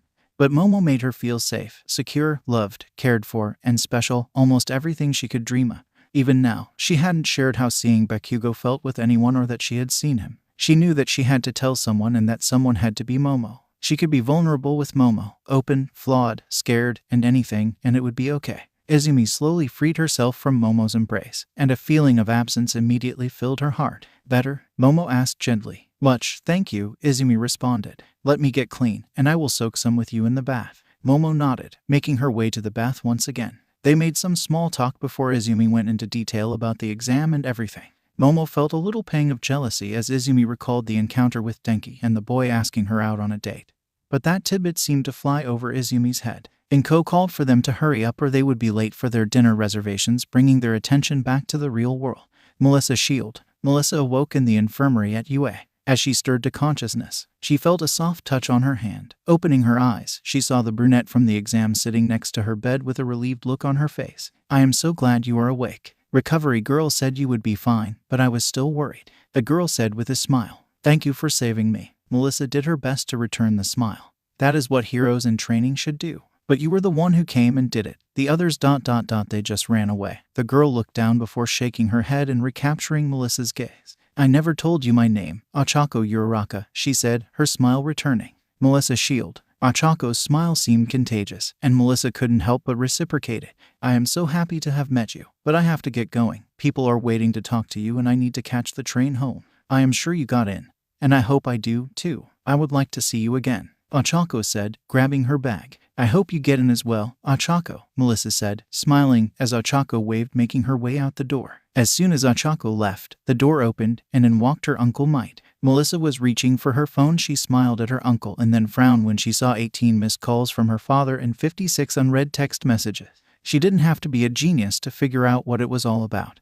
And judging by the look on her uncle's face, he wanted to address the same thing. Hello, Uncle Might, she said as calmly as possible. How was your day? It was going as expected till I saw this very familiar blonde-haired girl taking the practical exam for the hero course. He sat down on the edge of the bed. Melissa, that was both very dangerous and amazing. Melissa's head shot up at the last part. You should have said something. Let your father or myself know. Would you have let me? She said. I know my father would have said no. The hero fell silent. When I saw you in that hospital bed, and how close we came to losing you, I knew in my heart that something had to change. Melissa looked away for a moment. I always wanted to be a hero. I looked up to you so much. There was no way someone could give me a quirk, so I knew I had to step up and take a different route. No one can fill your shoes, but I can be a different symbol. A symbol of hope that you can if you truly want to make a difference in this world. Quirkless or not, powerful quirk or not. All Might internally winced at her mentioning that no one could give her a quirk. He could have. He could have stopped looking at Melissa like the fragile little girl who would run and follow him around and see her as the strong, determined young woman she was becoming.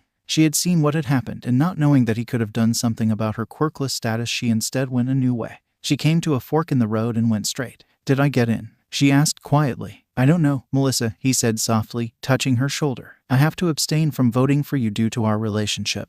But you were amazing out there. I am sure that you got in. I am sure your quirkless status will cause some legal issues, but they will figure it out. Melissa, once it gets out, the whole world will be watching. Don't shoulder it alone. You did, she said quietly, almost a hint of bitterness. I had a circle of friends that I trusted, and I should have had a bigger one. I may not be in this spot if I had shared some of that burden. Toshi heard the note in her voice. It stung some. He had hidden himself from her for most of her life, and it was only when death was around the corner that he told her the truth. He could say to himself that he had done it for her safety. No matter how true it would be, she would probably always see it as some betrayal or that he didn't trust her. If Izumi, Momo, and Kanoko got in, I wouldn't be alone. I like Izumi. She really ... gets it. Melissa said. Izumi is a great place to start. All Might said. Now call your father before he loses his mind.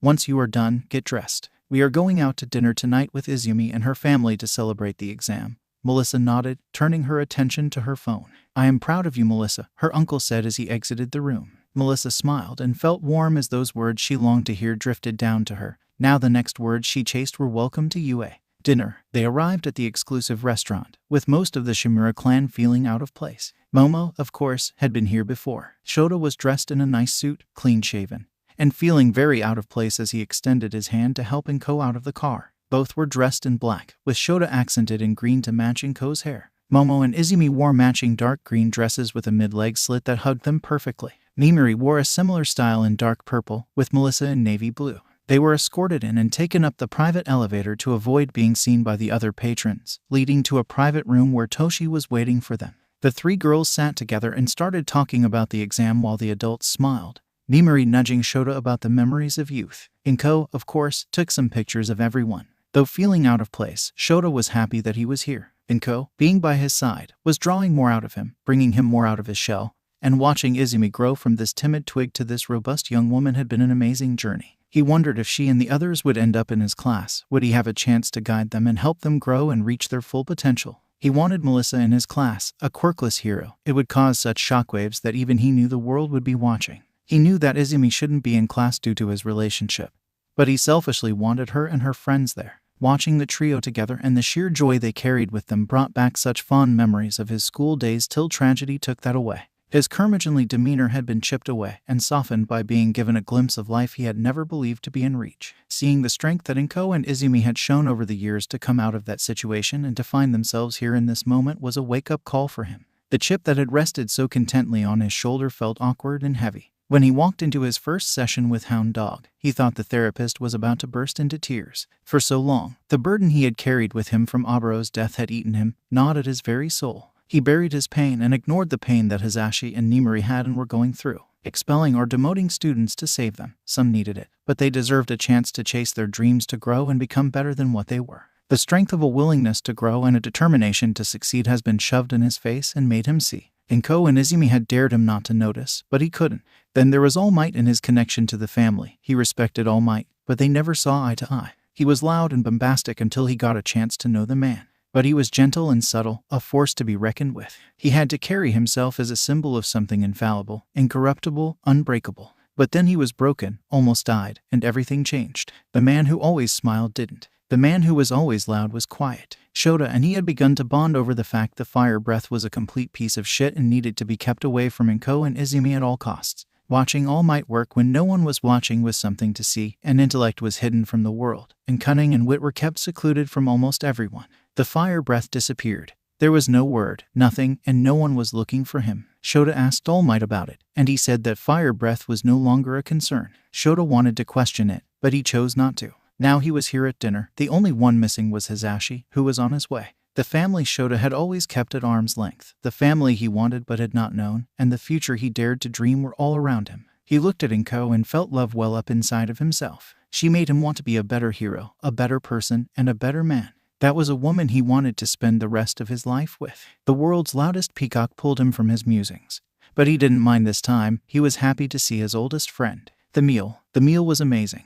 And with them being in a private room, Momo and Izumi could eat to their heart's content, a fact encouraged by Nimiri and Shota as this whole thing was on All Might's tab. The hero smiled, watching the girls eat as he watched them pull Melissa further into their circle. He was worried about how Melissa would react. If things continued along this course, Izumi would tell her about One for All. He hoped that any anger Melissa had would be directed at him and not at Izumi. Once the meal concluded, the music drifted in from the main dining area where the dance floor was. It took one pleading look from Izumi with a false lip tremble for All Might to agree to dance with her. After a subtle elbow from Nimiri and Hashi, Shota asked Inko, who blushed as she held out her hand so he could escort her to the dance floor. Hashi, in turn, asked Melissa, and Nimiri was smiling when Momo asked her to dance. As the dance ended, they switched partners and kept dancing in new conversations. Melissa and Izumi were confused about who should lead until Melissa took charge. Momo and Izumi found themselves dancing last, Momo leading Izumi in a simple waltz that they had practiced hundreds of times for Momo's courtship balls. Izumi giggled under her breath at how effortlessly Momo could take the lead. "Is there something amusing you?" Momo said, adding an air of sophistication to her voice, making herself sound slightly snooty. "No, my lord," Izumi replied, sounding demure, looking up at Momo through her eyelashes, completely oblivious of what it was doing to her friend. "I was just so mesmerized in your movement that I felt we were dancing amongst the stars with nary a person around to hear my heart beating." "I make your heart stir," Momo said, doing her best to maintain her tone. Like no other, Izumi could feel her heart beating faster. The butterflies were threatening to make an escape and fly away. "In your arms, feel safe, and I know I am protected and cared for. I don't think I could find that anywhere else." Izumi's mind was racing. The words were flooding the front of her mind, begging for release. She didn't understand it at first. As she looked up into Momo's deep black eyes, her gaze drifted to Momo's lips, the curve of her neck, the shape of her body. Izumi's mind and heart were about to explode. As it all came to the moment of clarity, a kick to the head, Shakabuku, a swift, spiritual kick to the head that alters your reality forever. Izumi was looking at Momo, and it all clicked and fell into place. "I love you," she whispered. Momo stopped and froze. It wasn't the normal "I love you." It sounded different. It sounded like a dream or a declaration. She could see the look of panic on Izumi's face. She quickly smiled, took her friend's hand, and led her out to the private balcony. Nimuri saw the whole thing and began to run interference. The balcony. They emerged into the cool night air, the city lights laid out below them. Izumi was trying and failing not to freak out. Momo turned and faced her. Izumi was looking this way and that, contemplating jumping from the balcony, knowing she could use a shield pillar to save herself. "Izumi," Momo's voice was soft but commanding, calling her attention. "What did you mean?" "And in nothing, nothing at all." She waved her hands defensively in front of herself. "I mean, I love you, like best friend ... and ... Izumi felt the world trying to fall in on her and that the whole planet was about to try and crush her. She had just messed up the best thing in her life, her best friend. After this was done, Kanoko would never talk to her. Melissa would probably look at her like a freak. Oh God, what about Toshi and her mom? "I am in love with my best friend. I am in love with Momo. Oh God, she is a girl. I am a girl. She is going to hate me. I don't want her to hate me." Momo heard the whole thing, the internal rambling that was not so internal. It had been a while since she had seen Izumi mutter like this. Her heart was pounding and threatening to explode when she heard Izumi declare her love, and she broke when she listened to the fear. The same fear that Momo had experienced when she told Nimuri. Momo gently took Izumi's face and turned the still muttering girl face up. Momo stilled her exploding heart, gently leaned down, and kissed Izumi on the lips. Izumi froze. "I love you too." Izumi slowly began to blush. It started at the tip of her toes and worked its way up her body till she swore smoke exploded from her head. But, Izumi protested as her mind was struggling to reboot. "I love you, Izumi Shimura," Momo whispered. "I am in love with you. I realized it and have been trying to figure out how to tell you," her voice becoming stronger and clearer with each word. "I want to be with you. I want to be your girlfriend, the rock that you can lean on, the shelter you seek when it rains. Will you be my girlfriend, Izumi?" Izumi could feel the tears. She fought them back as best she could, but it was a struggle. Izumi looked at Momo and just smiled. "We should call Kanoko after we get home, but first." She reached out and took Momo's hand. Momo smiled as they walked back in hand. Nimuri smiled as Izumi waited until her mom looked at her. "Mom, I am in love with Momo." She turned and looked at her girlfriend. "And she is my girlfriend." Kanoko sat across from her friends in a small diner. They had asked to be seated in the back booth. Kanoko was not sure what Izumi and Momo wanted to talk to her about, but this was outside the top of her list. "So you, Momo," she managed. "Yes," Momo responded, her voice crisp. "And you, Izumi." She turned her attention to her other best friend, who seemed to be trying to develop invisibility without much success. "Why yes," Izumi replied, her voice a little unsteady. "Is it weird that I feel left out somehow?" Kanoko said, her head cocked to the side. "Left out?" Izumi managed to be a little shocked. "You two have the hots for each other, but not me. I mean, am I not SXY enough?" "What the frick?" Kanoko said, mashing her boobs together. Her smile immediately betrayed her teasing tone. Kanoko looked at Momo, who was listening to her girlfriend rambles. She blushed at the more intimate suggestion, which had exploded to scarlet at the words threesome. "Are you going to stop her?"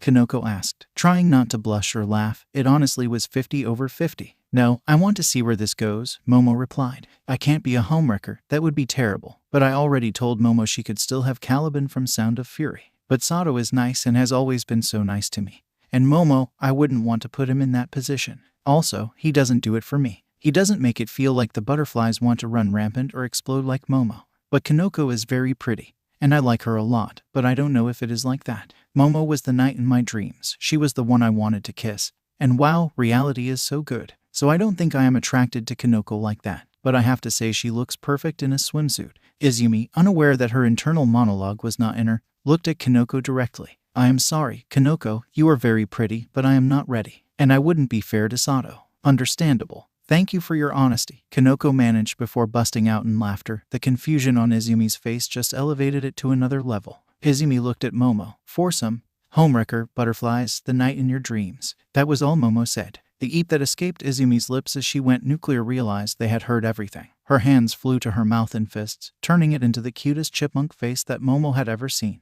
Quick on the draw, she captured the moment in a photo. It pops out of her cleavage, akin to the world's ceased instant camera. Izumi then hid her face. Momo laughed and joined in with Kanoko. I don't like any of you, Izumi mumbled as Momo pulled her into a hug. Once Kanoko calmed down, how did your families take it? 2 nights ago dinner. Mom, I am in love with Momo. She turned and looked at her girlfriend. And she is my girlfriend. Momo smiled and looked at Izumi. So your plan was just to blab it out? Izumi blustered a little. I guess so, she replied with a wry smile. Melissa was the first to walk over and hug them both. That is so awesome, I hope you guys are happy together. Izumi was surprised at the quick reaction but joined Momo, hugging her back. Thank you, Melissa. I was terrified that you may think I was a freak or some sort of sicko. Why would that worry you so? Melissa said, pulling back some to look Izumi in the eyes. I want us to keep being friends. What you are doing is amazing. I want us all to do it together, to be the ones to help carry society after we graduate.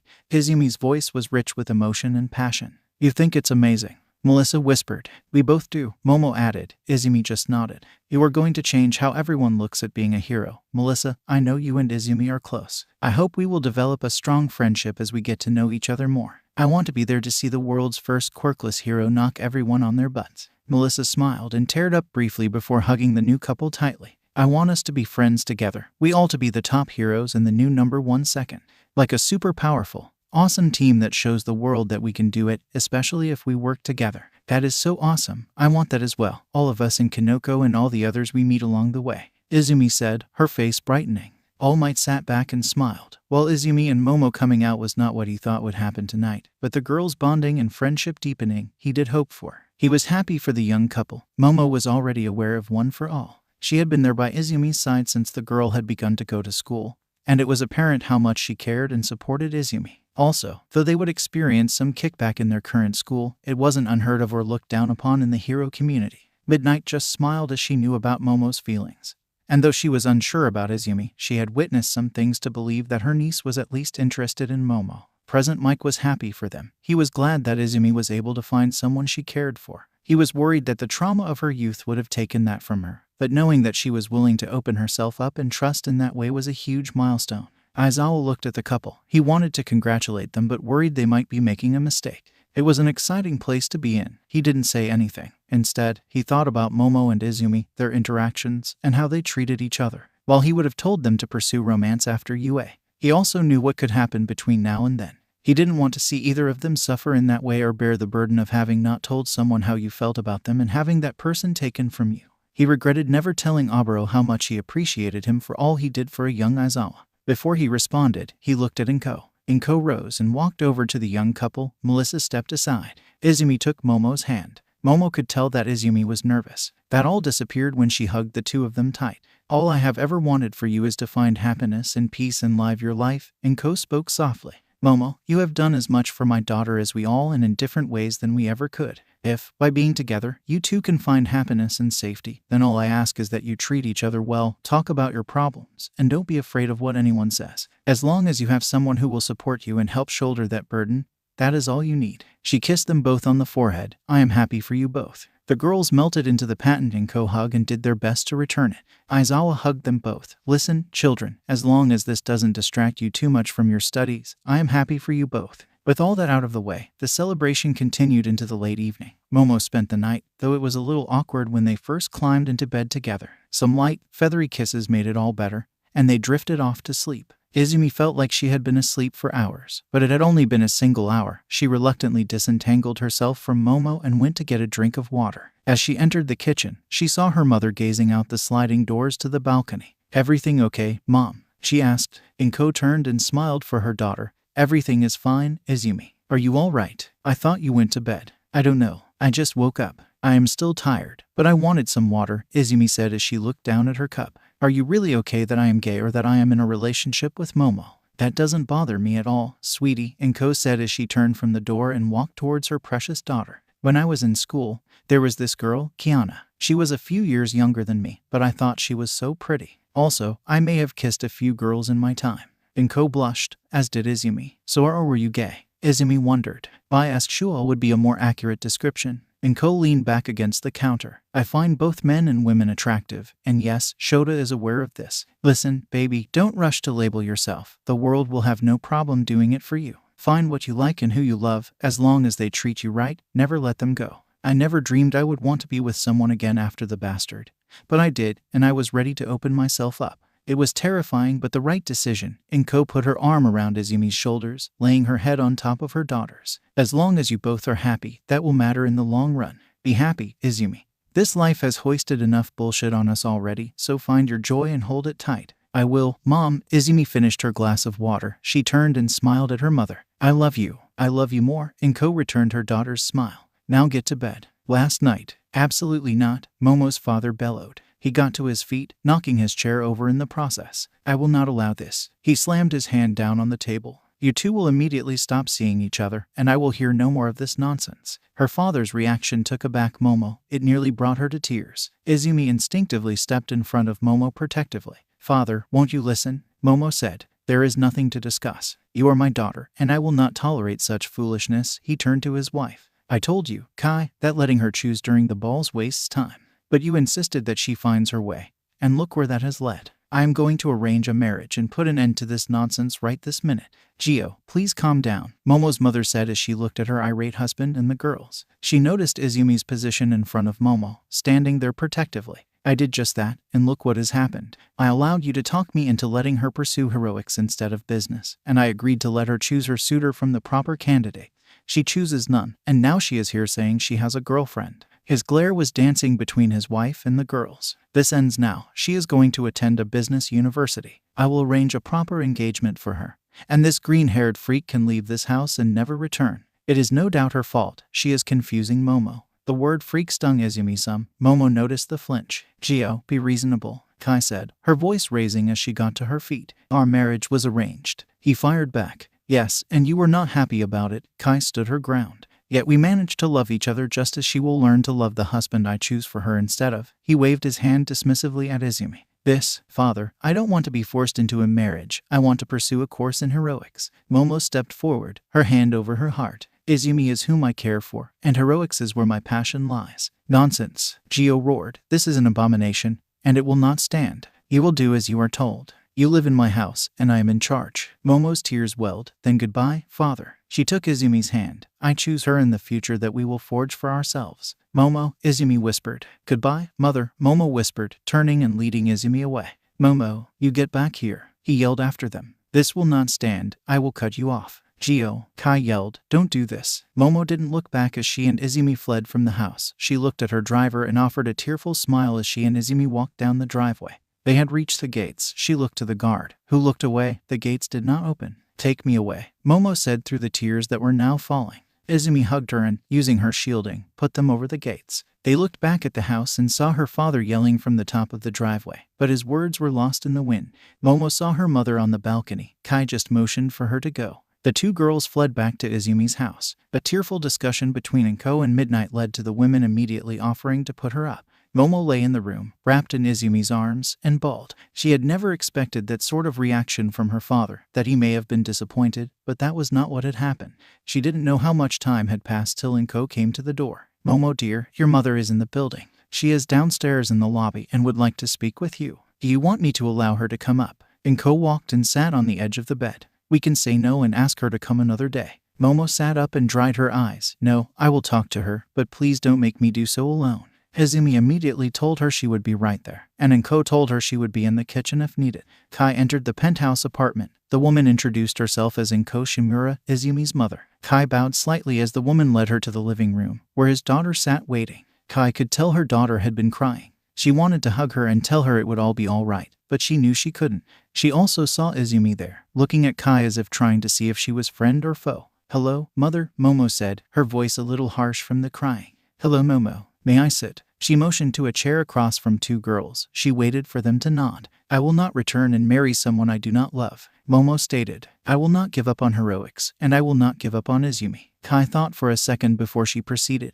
And if things do not work out with her, what then? Kai held her hand up to stave off the inevitable protest. Right now, you will sit here and say this will last forever because you are young. I am not discounting your feelings. But there is a chance that as you grow, you will change and, in turn, want different things. I will still pursue a career in heroics, and Izumi will still be my friend. Momo had her hand over her heart. You are right, mother. No one knows the future or can tell where our relationship will go. But I know that no one has ever made me feel this way. She makes me feel like I can do so much more than I ever thought possible. I deserve to see how far this goes. I need to know. Kai looked at Izumi. The girl took a deep breath. Momo makes me feel safe. Just being with her inspires me to do better. I don't know where I would be if your daughter hadn't been the one to give me a tour of our school or take a chance on me after everything. You are right. No one knows the future. I used to dream of a day without pain, but now I dream of so much more. Things may change, but the importance of your daughter in my life will never change. Your father's and mine marriage was an arranged marriage. In time we grew to love one another. Kai's gaze took a long off look. When we had you, Momo, we talked and argued long about your future, and in the end, he allowed you to pursue heroics. I did not want you to have to go through the process we did of learning to love each other, so I arranged the balls, in the hope you would find someone naturally. Kai gazed back at her daughter. It seems you have, though not in a manner that either your father or I would have thought.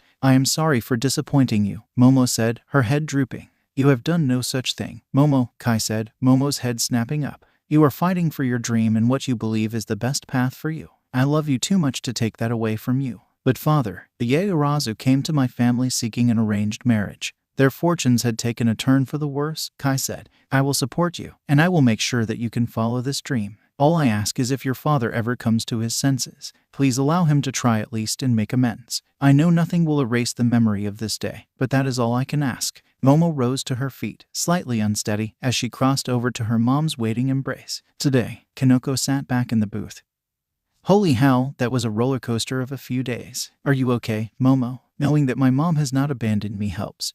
But I thought my father was on my side. He was always so attentive and loving towards me. His change hurts. Momo held Izumi's hand and reached out for Kanoko's. But I believe in us and that we can do something great. Maybe one day he will come to terms with it, Kanoko said, taking Momo's hand. Now, enough sadness. We are supposed to celebrate getting into the UA. The girls broke into a smile, and for the next few hours, they put their troubles behind them and celebrated their accomplishments. Tomorrow, so now that we have the results, we need to decide who will be placed into which class, Nezu said with a smile. I have to say this crop of students is exciting. Vlad King leaned forward as the holographic display showed all the students who passed this year's exam. I know who I want, but there is a question of if you will allow it, Aizawa said, turning to Nezu. There will be questions of if you can be far. Nezu replied. There will need to be periodic review to ensure you are not being either too lenient or harsh. Would it be easier to place them in Vlad's class? It would be easier, but that doesn't mean I still don't want to guide them, Aizawa said. We have made some significant changes with the first years going to be living on campus. Nezu turned his attention to a model in the corner of the room.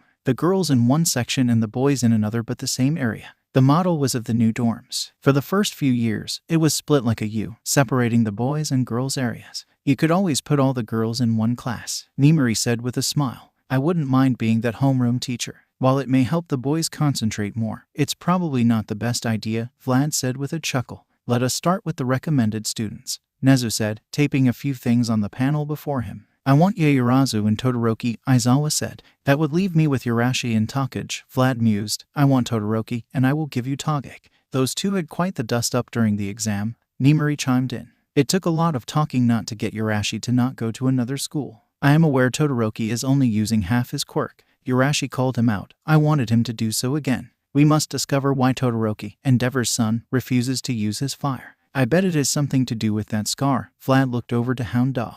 I want him to see you on day one. Agreed, we need to address this issue. The sooner, the better, the pro-hero responded.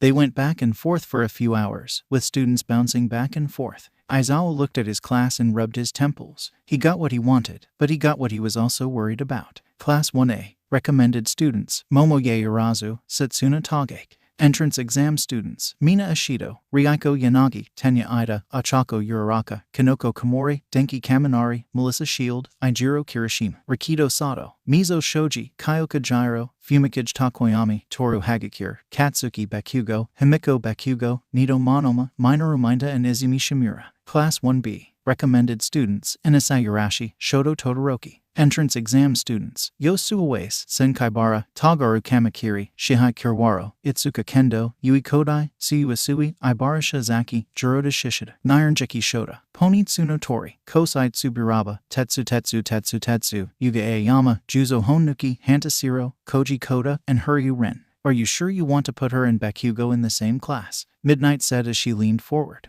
I don't want him there so it doesn't force her to deal with any pain, as an easy cop-out. For the same reason that Vlad is taking Urashi and Todoroki. We need to see how they will react to each other. And for a selfish reason, I want to be there to nip anything in the bud before it starts. Aizawa replied, rubbing his eyes. I am looking forward to this year but also dreading it simultaneously. Vlad looked over his roster. He flagged a few students that he would need to focus on. Well, if things are not working, we can always shift students between courses. Yes, remember they are going to more joint courses this year. I want you all to encourage them to get used to working together, as we are all aware of what may be coming down the pipeline. Keed will also join us as a staff member this year. Nezu added. Asuka, in a different life, called herself Kiana or Lady Nagant.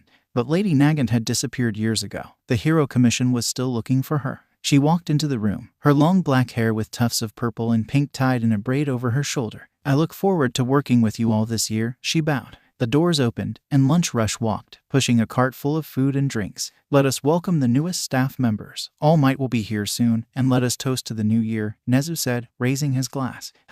It was unusual for Izumi to be alone with Aizawa, but he had asked her to accompany him tonight. Izumi was used to him being around. He was her uncle, after all, for all those years, but he might be moving towards a new role in the future. They stopped as he dropped some paperwork at a police station and grabbed a bite at this small food stand near UA. This older couple operated it. The food was sublime and delicious. It had good portions and was a wonderful experience. Izumi made sure to fill this place away for a date with Momo. He was talking her around the shops off the beaten path near UA, giving her the tour of the hidden gems he had found. She was making tons of notes on her phone. It was an excellent bonding experience, much to Izumi's surprise.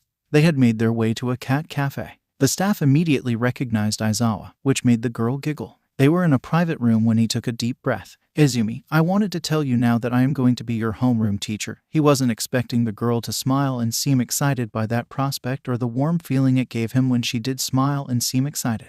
I thought hard about it and wanted to tell you that things may be a little rough initially as I find my footing in handling you as a student due to our special relationship.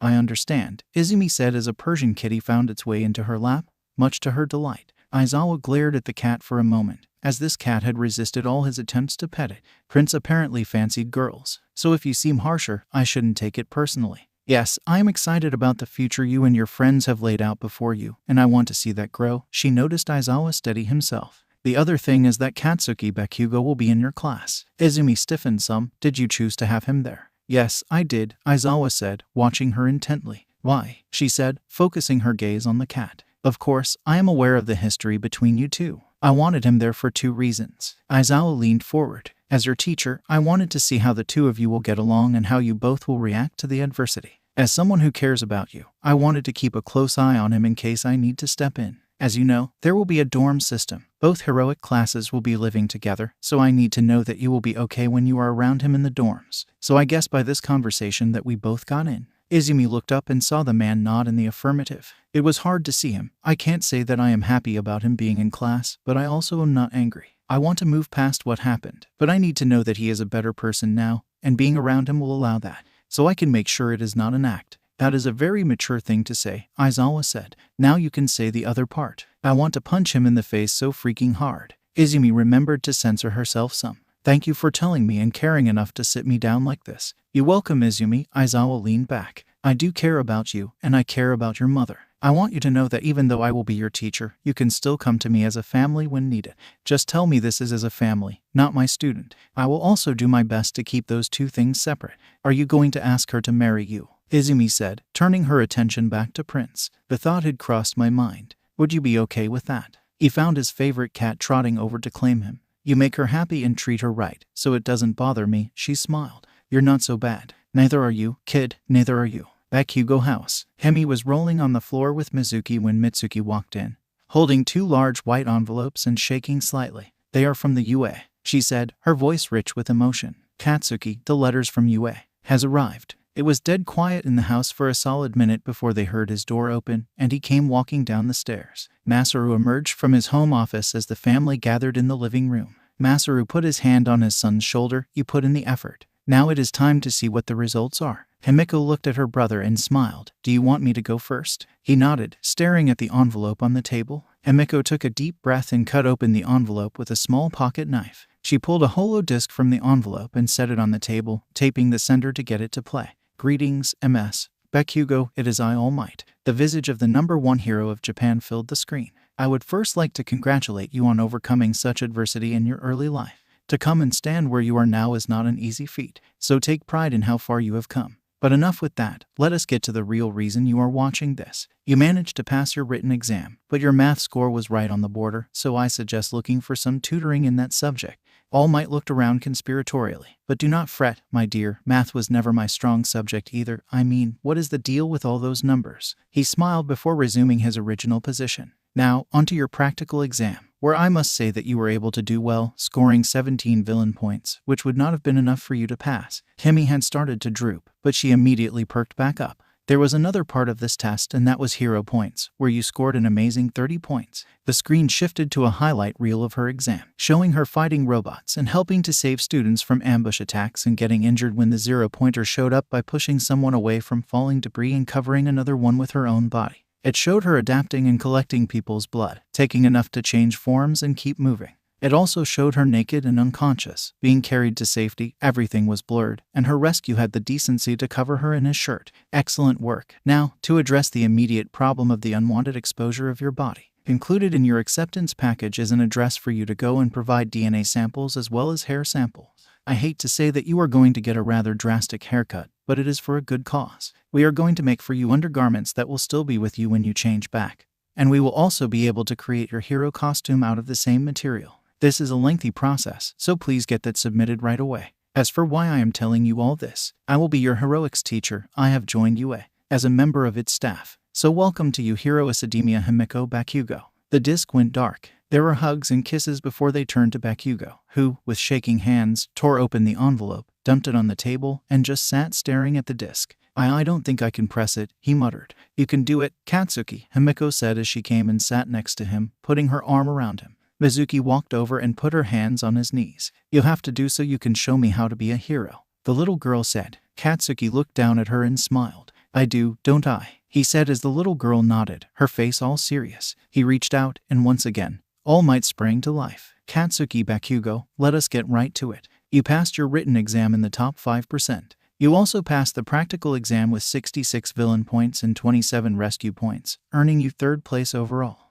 All Might paused. Now your path to this moment in life has been difficult. A lot of that is of your own making. You have completed and excelled at all the court-ordered rehabilitation. As you know, you will still be subject to quirk restrictions outside of heroic class. It is the opinion of the faculty that you will wear a quirks-present bracelet while on campus at all times. This bracelet will allow you some access to your quirk, but it will alert your overseer when you use it. I have thought about the person you were, the person the courts report you are, what your family has said. I have read in your submission packet about how sorry you were about what happened. Someone more talented than me said. All Might lifted a paper. Sorry. Sorry means you feel the pulse of other people's pain and your own. And saying it means you take a share of it.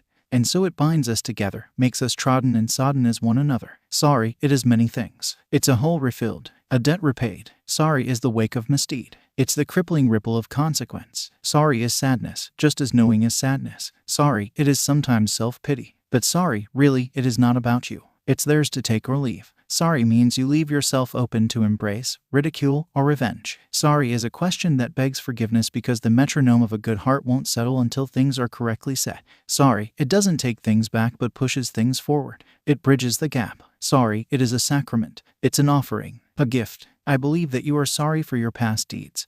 But it is not my place to offer you forgiveness. There is one person you must seek that from. Welcome to your hero, Academia Katsuki Bakugo. Katsuki sat back, letting out a deep breath, as his parents came over to hug him and congratulate him on getting in. So, did she get in as well? Mitsuki asked. That is the impression I got, Masaru replied to her. I wonder how she is. She looked outstanding, Himiko said, shocking the parents. We bumped into her at the exam. She told Katsuki that they could talk then if they both got in. I sat with her on the bus to the practical and told her how he and the rest of you helped me. Himiko hugged Katsuki tight. Don't worry, Katsuki. It may not go smoothly, but I know you will have your chance to talk to her. I just hope I can show her. The night before the first day of school was unexpectedly emotional for Izumi. Her room was bare except for the essential furniture, as everything had been packed. It reminded her of her old room with only the barest of things. She wasn't expecting it to trigger a response like this. She just broke down, and the whole house and family finally calmed her down. In truth, she had felt this build up as soon as she had started packing.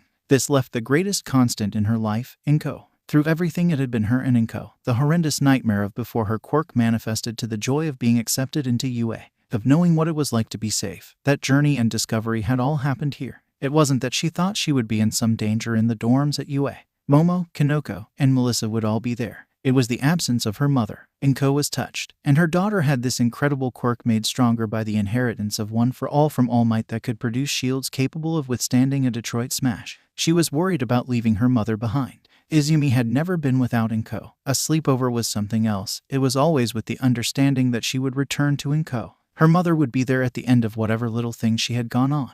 Even when she came home late, her mother was seemingly there to ensure she was home before heading to bed. Inko was just as upset that Izumi was leaving the house. Yes, she knew it was because Izumi knew she was leaving, but her daughter was not home every night. Not somewhere she could check in on her to make sure she was safe. The two women took comfort in those simple things because they had gotten them through the dark times and into this period of being in the sunshine. It took them a bit, but once they were done, Inko smiled when Izumi took a deep breath and told her what she feared. Inko kissed her daughter on the forehead and told her about her similar fears. It made them both laugh and hug. Though Izumi did sleep in Inko's bed that night, cuddled in her mother's arms. The morning was simple, if not a little heavy, as Izumi and Momo stood in their uniforms looking at Inko and Midnight while they snapped pictures. The girls rode the train this morning to meet their friends at the gate for the first day instead of riding in with Midnight. Inko waited until they had left, Midnight as generously before she allowed herself a good cry. She composed herself when the movers arrived. She took a deep breath and returned to the office. She had her final exams to deal with, and then she would have to pray she made it in. Dr. Inko Shimura had a nice ring to it. Melissa Shield. She stood outside the gate feeling like a nervous wreck at times or a giddy young woman the next. She was very engrossed at her feet as she nibbled on a strand of her hair when she was startled by a hand landing on her shoulder. She almost yelled, but it was a definite eep. She glanced over her shoulder and saw Achako, who looked nervous. Melissa nodded and smiled. OMG, Achako. I knew you were going to get in. Achako's mood brightened. It is so good to see you. What class are you in? Achako nervously responded. 1A. She felt her whole body relax when she heard Melissa was in the same class. Oh, thank goodness. I am glad I will know someone at least. Do you know anyone else who got in? I do. 2 friends of mine. That is who I am waiting for. Melissa smiled. Oh, then I will wait for you in class, Achako said, slightly crestfallen. No, stay. I want to introduce you to them. They are super nice, I promise. Melissa's smile allowed Achako to relax some. Are you sure I don't want to intrude? She replied. I am positive, Melissa reassured her. They are also in our class, so you will meet 3 more classmates. Achako nodded as they started to talk a little about what they had been doing since the exam. This conversation was cut short when they heard Melissa's name being called. Achako turned and saw a girl with long green wavy hair, green eyes, and freckles who was very curvy and cute. Next to her, holding hands, was this tall raven-haired beauty who was just as curvy but had this elegance. Next to them was a girl who could have been Achako's cousin. In fact, Achako would have had to ask her mom about that.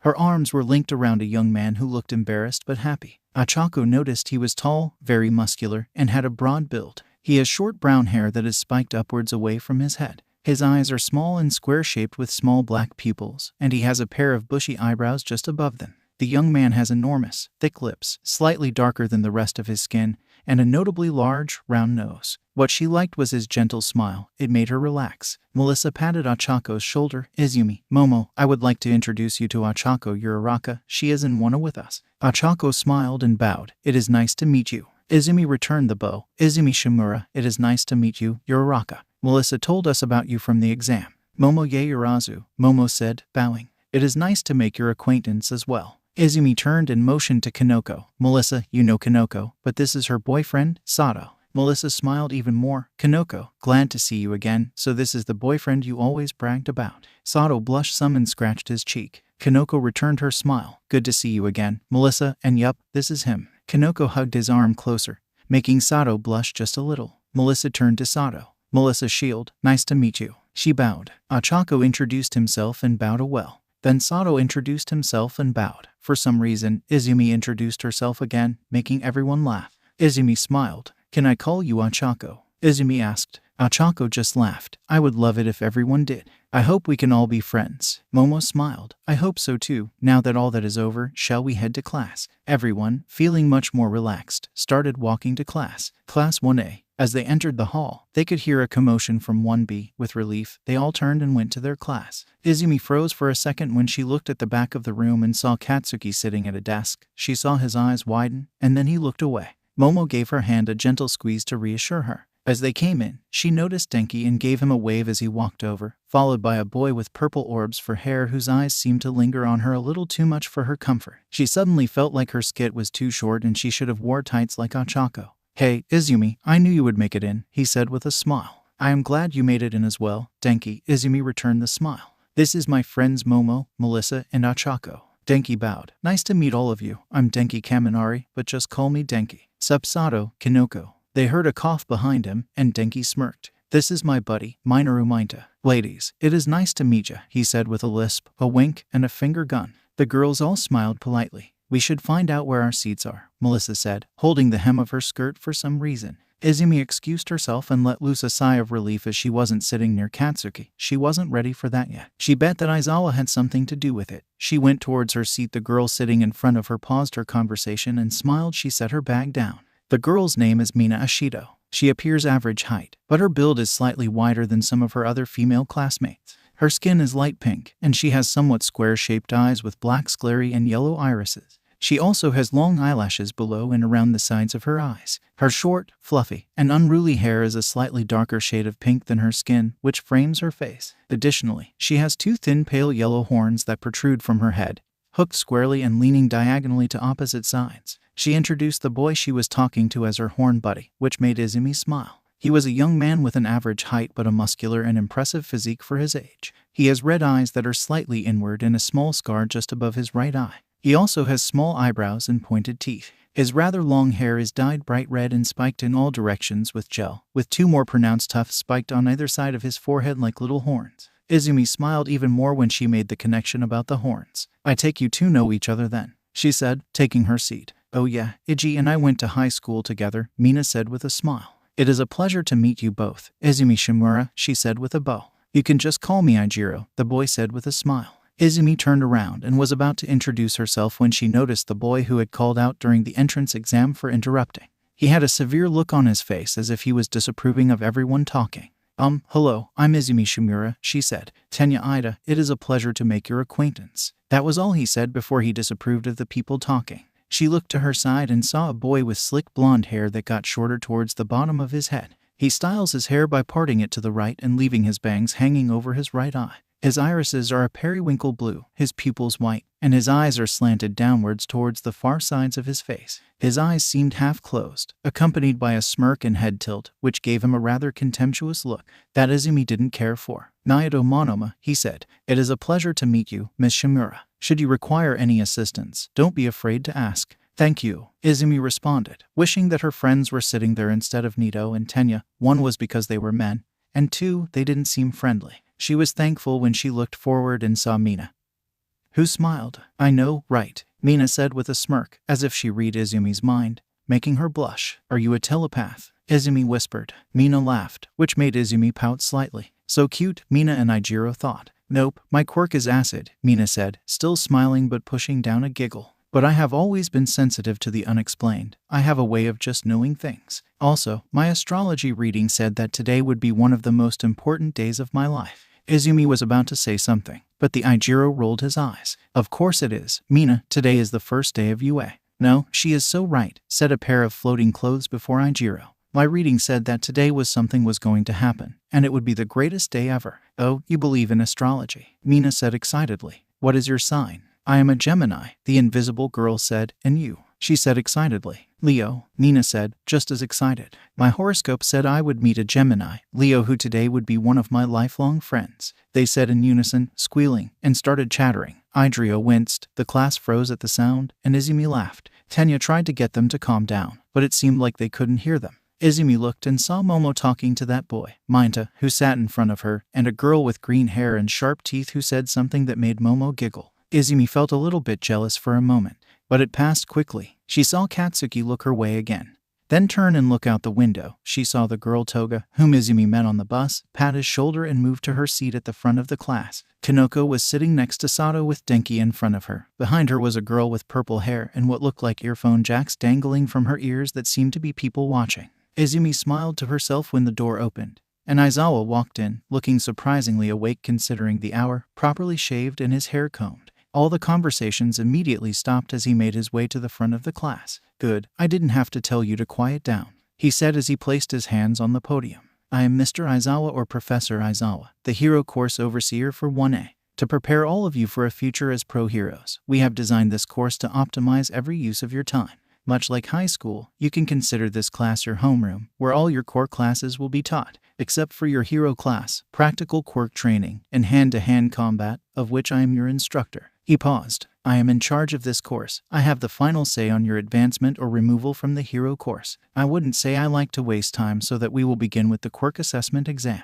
You will find a UA athletic uniform at all your desks, get changed, and meet me on the athletic field. You have 15 minutes to get changed, or you will be removed from the hero course. Fail to impress on the exam." And Izumi, Kanoko, Melissa, and Momo grabbed their uniforms and started walking out the door. Ochako and Sato quickly followed by the rest of the class. Girls' changing room. "So, is he serious about removing people from the hero course?" Ochako said as she slipped her uniform off. "That doesn't seem very fair. Normally, I would say it was a logical ruse to get us to push our quirks and abilities to take this test seriously," Momo responded. "But Professor Aizawa does have a reputation for demoting or even expelling students." "That is rather disheartening," said a young woman with pale skin. She has pale gray hair that reaches her chin and is parted on the right side, covering most of the left side of her face. She has dark circles under her blue eyes and a small mouth with full lips. "Riko Yanagi," she said with a bow before continuing to get changed. "That is some old bullshit," the girl with purple hair and earphone jacks added. Kyoka Gyro. "I agree," Himiko said, trying not to stare at Izumi, who was down to her bra and underwear. "I mean, we all worked hard to pass the test. How exactly is it fair to put our asses on the line the first day?" The other girls all took the chance to introduce themselves as they changed. "Does anyone know how a quirk assessment test even works?" Toru asked. "I mean, I am invisible. I don't think there is a way for me to get even more invisible. I mean that we all just have to try our best," said the girl with a toothy grin. Izumi looked at her. She had surprisingly large, upturned, dusky green eyes, long lower eyelashes, and notably long and pointed teeth. Her hair is dark moss green, growing wavier and thinner the lower it gets. It reaches just below her shoulders, except for a short clump that hangs in the center of her forehead. She was attractive and seemingly funny. Maybe she didn't have all the baggage that Izumi felt, maybe Momo. Izumi shook her head and felt like an idiot. She knew that Momo cared for her and that she was acting like an idiot for no reason. She finished zipping up her uniform. Momo walked over and whispered, "Are you all right?" Izumi smiled and nodded as they headed out to the athletic field. "Exam only took you 12 minutes. Next time, I expect it done in 10, Aizawa said as the last student hit the field. "Now you are going to do all the normal physical fitness tests you have done all your lives. But this time you get to use your quirks." He held up his hand, immediately quieting them down. "I know that some of you are going to say that your quirk doesn't lend any benefit to this. And to that, I want to say figure something out. It would be best to start thinking of ways to use your quirks beyond what you have been doing. This isn't a game. This is your first step to becoming a pro hero. I always want your best. If you don't belong here." Melissa raised her hand. "Sensei, am I allowed to?" "Of course, Miss Shield. Always use everything you have to your advantage," Aizawa said. Melissa smiled. Koyo's activated, she thought. Command code Kappa Rho Alpha Tau Omicron Sigma. Her legs were now wrapped in a white shimmering metallic fabric with golden boots. Golden tribal lines ran from her left bicep over her shoulder and down her hip into the strange pants. The gold looked flowing and moving. The gold jewelry she was wearing and her bra and undershirt dissolved, and her legs were now wrapped in a white shimmering metallic fabric with golden boots. Golden tribal lines ran from her left bicep over her shoulder and down her hip into the strange pants. The gold looked flowing and moving. The class's gaze on her made her blush as Izumi said what was on their minds. "You look so cool." Melissa smiled at her friend. "Where is the rest?" Aizawa said. "I am not allowed to carry it all on me," she replied. "I am still working out a more efficient transformation unit." "Understood. Since you are all dressed for the exam, why don't you start us out with the softball toss?" Aizawa said, tossing her the ball. As long as you stay in the circle, anything goes. Melissa stepped up and took a pitcher's stance and reached back and threw the ball as her body went into motion. Izumi had to say that it was beautiful as everything rippled like water and raced up her body to her arm as the ball launched like a missile. A resounding thum was heard upon her release as everything flowed back. That was awesome, Ochako yelled, breaking the stunned silence. I am in love, Minta said, as hearts formed in his eyes and drool ran down his cheek. That was truly amazing, Melissa, Momo said, congratulating her as she stepped out of the circle. Seeing it in action is just breathtaking. Melissa blushed. 120 kilometers, Aizawa called out. Now, all of you are ready to show me how you go beyond. Plus ultra. His class roared. Enko, what are you doing to me? He thought. This was a very different approach than what he usually used.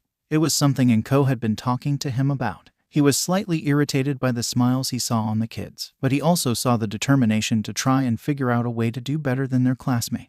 More carrots, less stick. Izumi looked up at the digital board to see who she was running with. It was her and Bakugo. She looked around and saw him talking with Aizawa, Katsuki and Aizawa. Professor, may I be assigned to a different running partner for the 50-yard dash? He said after he had asked to approach. Why? Aizawa said, keeping his tone neutral. I am sure you are aware of Izumi and I's past, Katsuki said, choosing his words carefully. I don't believe it would be good for her to have my quirk going off right next to her, and I don't believe it will be good for me either. Sooner or later, you two will have to confront each other and use your quirk while in proximity, Aizawa retorted. I understand that, Professor. Katsuki took a deep breath. It is difficult seeing each other after everything. I am just asking for a little leeway. Just for today, for the both of us. Denied, Aizawa said, dismissing the boy back to the line. And Mr. Bakugo, if you choose not to use your quirk during the race, consider yourself removed from the hero course. Come on, Izumi, he thought. Minus 50-yard dash. Izumi was nervous as they came up to the starting line.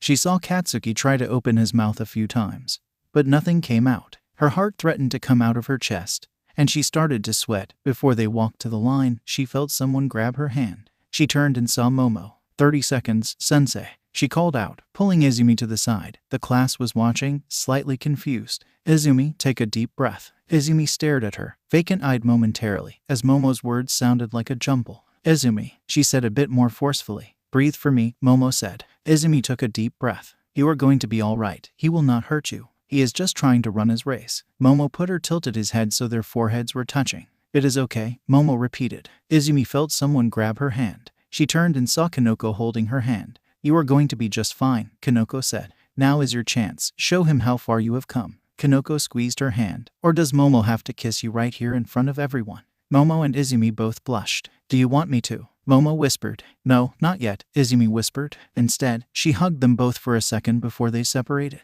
I can do this, she said with a little bounce. Sorry, sensei, she called. She walked back to the line. Izumi closed her eyes and let one for all flow through her, her entire body starting to glow. It began from her chest and spread out all over her body till little orbs floated from her fingertips, the white lines of UA. Uniform glowing from the light. Beautiful, Himiko muttered. It was just like in the waiting area for the exam. Himiko wasn't aware that her sentiment was echoed by a few of her classmates, including her brother, who shook his head and got into his stance, both arms behind him, palms out. As the buzzer sounded, Izumi pushed off. She heard the explosions ignite, but they were already behind her. She didn't notice the enormous gouge she put in the track from her push-off. She crossed the line and skidded to a stop. 2.01, the machine announced. 3.89, it announced again. Katsuki stopped and looked at Izumi as the glow faded from her. Izumi gave him a nervous smile before returning to Momo and her friends. She jumped up and came to a stop, making everything bounce in front of Momo and Kanoko. Thank you, she said, suddenly hugging them. After that, Izumi could relax and focus for the rest of the tests. The most shocking thing was when they saw Nito using other people's quirks. He wasn't as proficient as Momo in watching him create a scooter for the distance run, but he passed out right afterward. Ochako for the ball throw, where she had just negated the gravity, he did the same but turned and puked. He went to copy Melissa for the ball throw but froze and stared at her. You don't have a quirk, he exclaimed, which caused everyone to freeze except Momo and Izumi,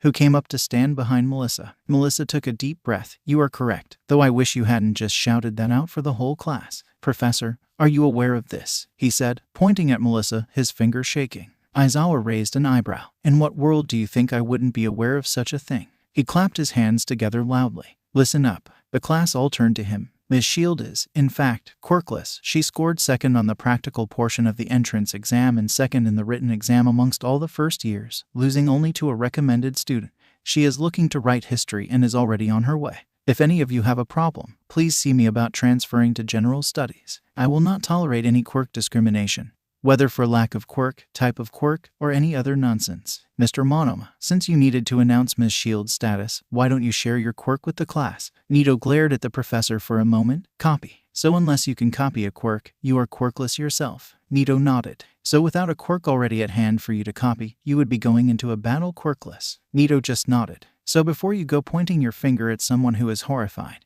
then remember that while you probably suffered the same insults as you grew up when you said those faithful words, I want to be a hero, you stand here just like she does, ready to lay it out on the line for all to see and for a hope at a better tomorrow. Now, instead of that being said, let's continue with the exam. She was all smiles as she took the top place in the results, followed by Setsuna, Melissa, Momo, Katsuki, and Nito, who was surprised when his classmates still allowed him to use their quirks, even giving him some warning about drawbacks. As the results were announced, he walked over to Melissa and bowed. I apologize for my behavior, before exiting the field. Girls' locker room. The girls were all chatting as they walked into the locker room. That was so stressful, Toru shouted as she started to pull off her gym clothes. My quirk didn't help me at all on those tests, but you still managed to score well on them, Himiko called out. I couldn't even use mine. Yeah, I didn't see you use any quirk, Kyoka said. What is your quirk? Transformation, she said. She knew it had to come out sooner or later. I can transform into a copy of anyone, but I need blood to do it.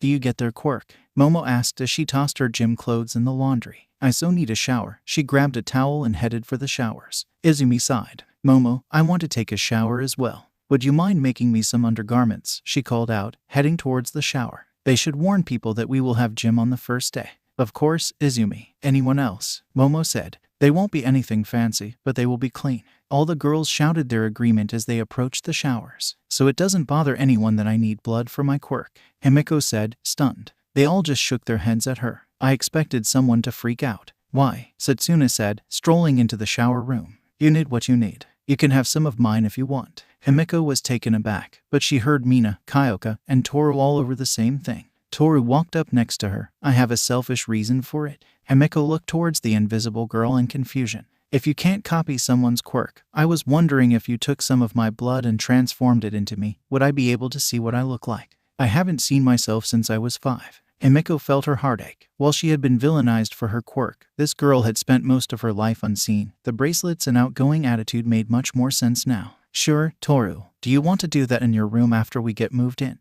Yes, please, Toru said. She wanted to hug Himiko, but she also realized they were both naked at the moment. The girls got a good laugh when Kanoko handed them mushrooms to use as deodorant till she saw Izumi and Momo do it without a second thought. Kanoko smirked. Mushrooms are magic. Quirks are bullshit. Kyoka muttered. I feel you, sister, Toru added. Kanoko handed a handful of nutrient-rich ones to Momo and Izumi, who smiled gratefully at their friend. The two hung back for a moment to eat the mushrooms before joining their new friends for lunch before they headed to the dorms. Momo had gotten up to leave when Izumi grabbed her hand and said, Is everything okay? Momo asked. I would like my kiss now, Izumi said shyly, looking up at Momo through her eyelashes, making the heiress's heart thump. Momo stepped closer and tilted Izumi's head. She watched as Izumi closed her eyes and waited for Momo to close the gap. When their lips met, Momo was surprised that Izumi parted her lips, inviting Momo in for a deeper kiss. Thankfully, Momo could keep a cool head and pull back before they were discovered when Set and Mina came looking for them. You two okay? Set asked. Izumi smiled. Yes, I just needed to talk to Momo about something real quick, Izumi said as she walked past them.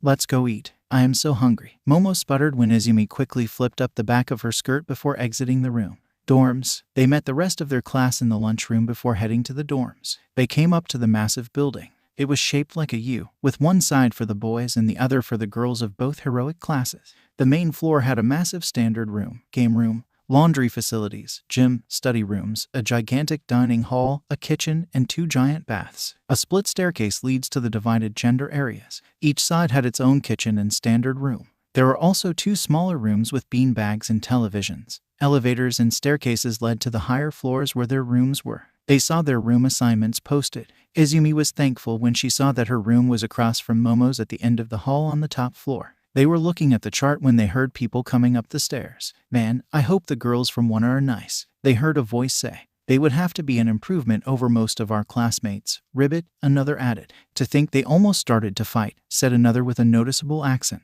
I just pray that they are nice, and there are more of them, the 5 of us, added the 4th. They have to be better than all those hotheads in our class. As they came up into view, the 5 girls of 1B stopped and stared at 11 girls from 1A. The one who was talking, athletic young girl with fair skin, cerulean eyes, and bob-shaped hair cut to her shoulders. Her hair is side-swept to the right, with shorter strands hanging above her right eye. Oh, that is some bullshit, she exclaimed, throwing her hands in the air. What is it, Yui? Kiro said. There is a girl who is short and slender with giant hands. Her facial features resemble a frog, with a wide mouth that dips down in the middle and oval-shaped eyes with large black irises and visible lower eyelashes. Her hair is a dark sea green and very long, reaching her waist, with the ends tied together in a large bow. She has 2 clumps of hair framing her face that are shoulder length and shorter bangs between her eyes that are partially swept to each side. Oh, I see what you mean. I am Tsuyu Asui, but please call me Tsu. Yui, said the first one, with a wave. A head of orange hair came up next. Itsuka Kendo, said a girl with a slim build, teal eyes, and long orange hair tied into a high ponytail on the left side of her head. Her bangs are divided into 3 clumps around her eyes, and some of her hair sticks up in large tufts at the top of her head. You can call me Itsuka or Kendo, either work. There is a short girl with a round face and a short muzzle that resembles that of a horse. She has thick, wavy blonde hair that reaches halfway down her back and some shorter bangs hanging down her forehead. Her eyes are large and round, with a Prussian blue color. Additionally, she has a pair of tall, lyre-shaped, pale tan horns on her head. Her calves are notably rounded and shaped similarly to those of a horse. She has brown hooves for feet and a short horse tail poking out from the end of her tailbone. It is nice to meet you. Please, my name is Pony, she said carefully. She turned and looked at the other girls, and when Itsuka gave her a thumbs up, she jumped up and down happily. The last person I saw was a girl of medium height. Her hair was made up of green, thorn-covered vines wrapped around her forehead several times in the shape of a cross. The vines extended just above her waist. She had cute dark green eyes with long lower eyelashes. She bowed. I am Ibara Shizaki. It is a pleasure to meet all of you. The girls from Wana all took turns introducing themselves. Sounds like you had a rough day, Set said with a toothy grin. Did your quirk assessment test go wrong or something? Quirk test, Itsuka responded. No, we just had orientation and counselor meetings. You had a test on your first day, Ibara said as the girls from Wana nodded. We just have some troublesome classmates. That sucks, Achako responded. Some are nice, but a few are loud and want to fight, Pony said. But we are glad to meet you all. Nina smiled. Hey, how about after we set up our rooms, we can have a contest to show off our rooms and get to know each other better? That sounds like fun, Kiro, Sue responded, placing her finger near her mouth. Also, we can sit and talk about our pet peeves since we will be living together. I would hate to do something to make the others angry. That is a wonderful idea, Sue, Momo beamed. Wow, they are loud, Kyoka said. Glad I am not on the boys' side. She held up her jacks. It's excellent hearing, and they are arguing in the standard room. The girls all departed for their rooms, getting their stuff unpacked. They were mostly done when they heard Midnight's voice summoning them to their shared room. They all came down to see the rated R heroine standing there with a smile. Hello, ladies, and welcome to the UA dorms, she giggled when they all responded. Hello, Professor Midnight. Okay, so I am going to go over some things for all of you while Vlad King and Professor Aizawa are talking with the boys. And then we are going to talk to all of you together. She winked. Okay, so this is your shared kitchen. It is up to all of you to figure out a cooking schedule and chores. You are all responsible for your common floor and the baths on the main floor. Deep cleaning for the bathrooms will be done by UA. Every month with 48 hours notice sent beforehand. On each floor is a supply closet with cleaning supplies and a vacuum. Also in the closet, you will find some feminine hygiene products. Birth control is available at the nurse's station, and some are under the sink in each of your bathrooms. She winked at the girls. Ibara stammered. Premarital sex is an activity that shouldn't be being indulged in, let alone promoted by the school. We just want you all to be prepared. You are all 18 or about to be 18, and a bunch of hormonal young adults. Things can happen. She wagged her finger at Ibara, whether you plan to or not. Now, I know some of you are already on birth control as is recommended by the UA.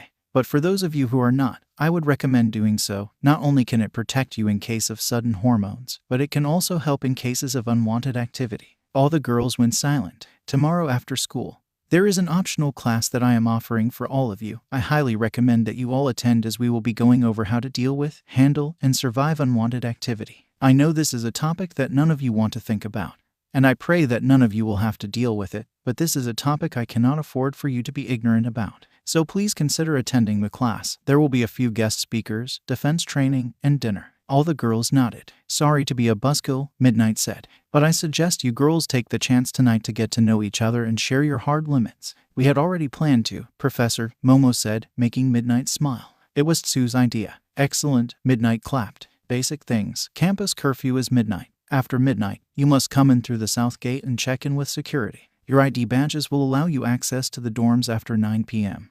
Also, after 9 p.m., she turned and tapped her badge by the entrance to the top of the stairs, and a set of doors closed, blocking access. The boys' badges will not open those doors, and your badges will not open their door. You have to be let in. Breakfast and lunch are served in the cafeteria every school day, so you must prepare your dinners. It is up to all of you to figure out a cooking schedule. There are 15 of you. The kitchen will be stocked weekly with food. The list can be modified, but keep it within reason. Lastly, you are expected to handle any minor disputes yourselves. Anything criminal, of course, report it immediately.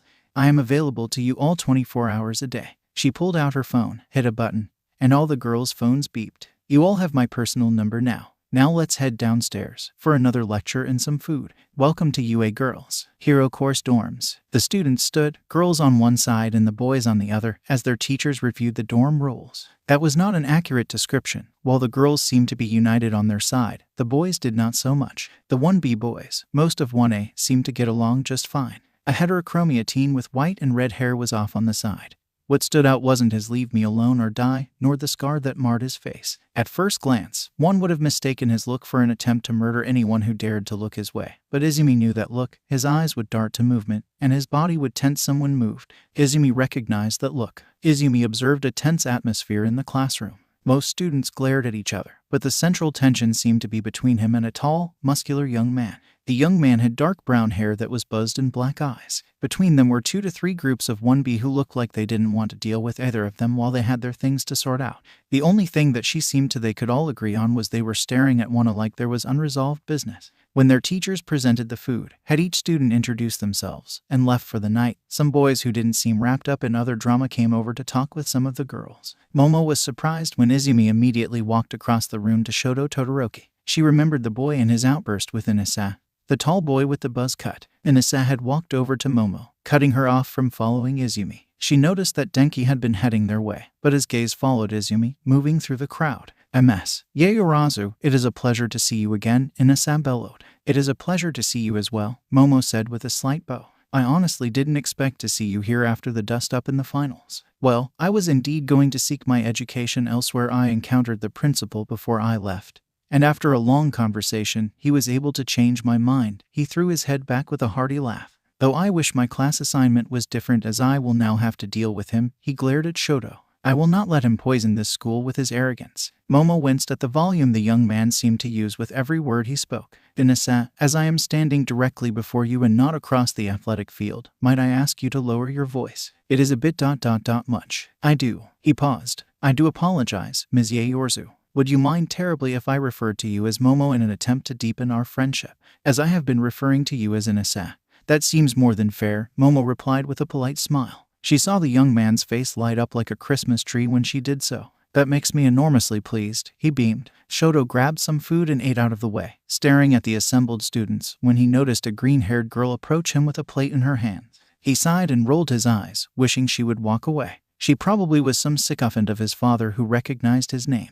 Hello, she said politely. I am Izumi Shimura. What do you want? He snapped. He watched as her hands tightened on her plate for a second. Shoto Todoroki was it? Izumi said, keeping her tone friendly. You are the son of Endeavor, are you not? Shoto ground his teeth, about ready to explode at this annoying girl. She was no doubt trying to curry some favor with his father through him. It must be difficult having him for a father, Izumi continued. I imagine the expectations he put on you must have been intense, shall we say. Shoto paused as he was about to tell her to leave. When overbearing fathers come home, they have this aura about them. This tension fills the air as they demand answers to whatever they had commanded to be done in their absence. Shoto stared at this girl, seeing a combination of pity and understanding in her eyes. And when those answers are not satisfying, they lash out with words or sometimes actions. It doesn't affect you. You could handle it if I did. But the other people have nothing to do with whatever you failed to do for him. Those are the ones that suffer, so you try to make him focus on you if only to save them. Shoto was stunned at her words. Who are you? He managed to say.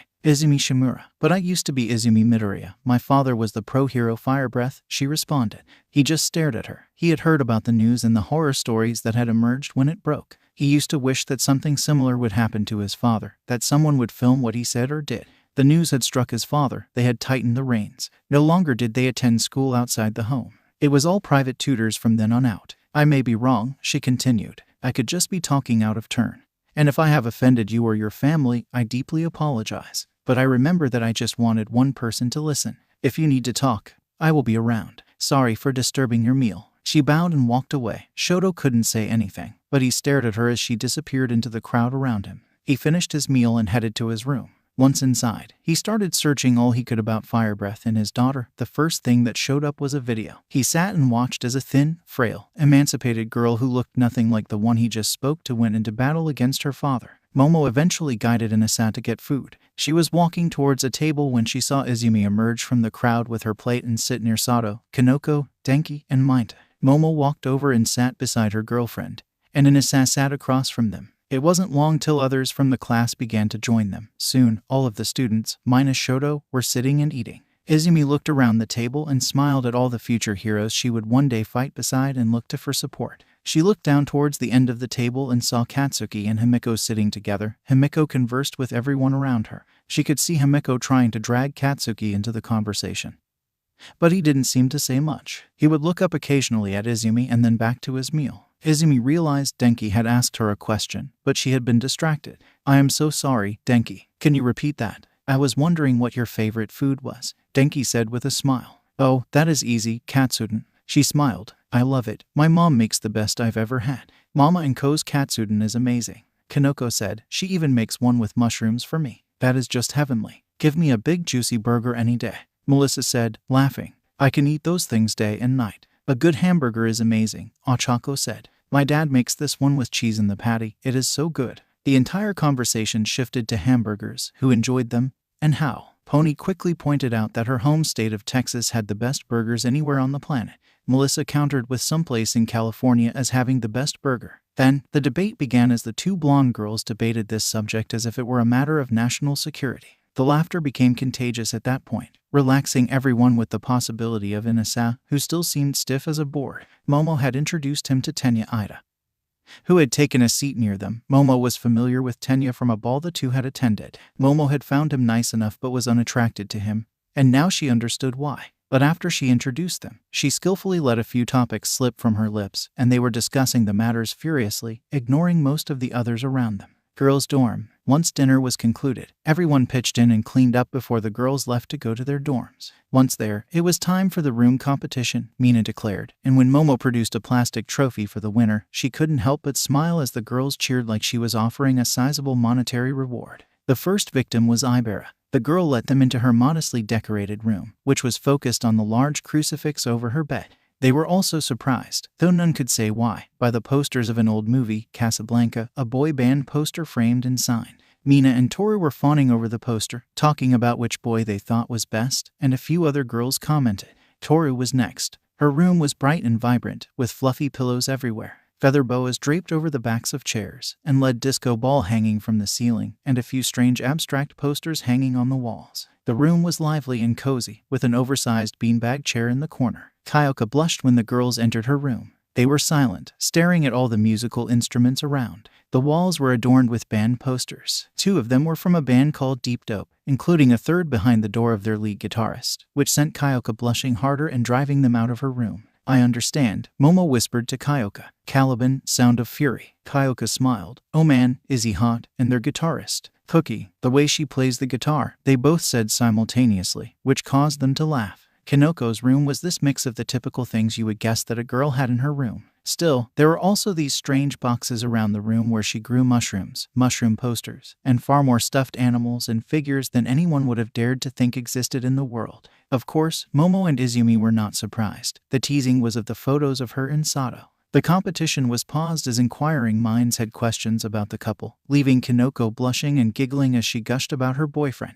Sue's room was next on the docket. She apologized before she opened the door, telling everyone that she tended to keep her room a bit warmer than most due to her quirk. The room was warm but not unpleasantly, so her room had a few touches of stuffed animals with posters depicting tropical locations. Sue told them that her dream was to go on vacation to the different locals on her posters. She proudly answered questions about the pictures of her family that were on her desk and next to her bed. Ryuko's was a step in a land of mystery. Not really, but the room did have some black velvet art pieces, along with a large poster of the American pro hero and music artist Julian, or his pro name was Darkness. Kyoko was relieved she wasn't the only one with a musical crush beside Momo, and Ryuko lit up when Kyoko knew some of his music. Momo was drawn to the girls' bookshelf where all kinds of mystery and supernatural thriller books lined the shelves, all hard copies with their gold lettering shining. Ryuko also had an extensive collection of movies similar to her books. Satsuna proudly led her classmates into the time that the land forgot when dinosaurs ruled the earth, she exclaimed as they entered.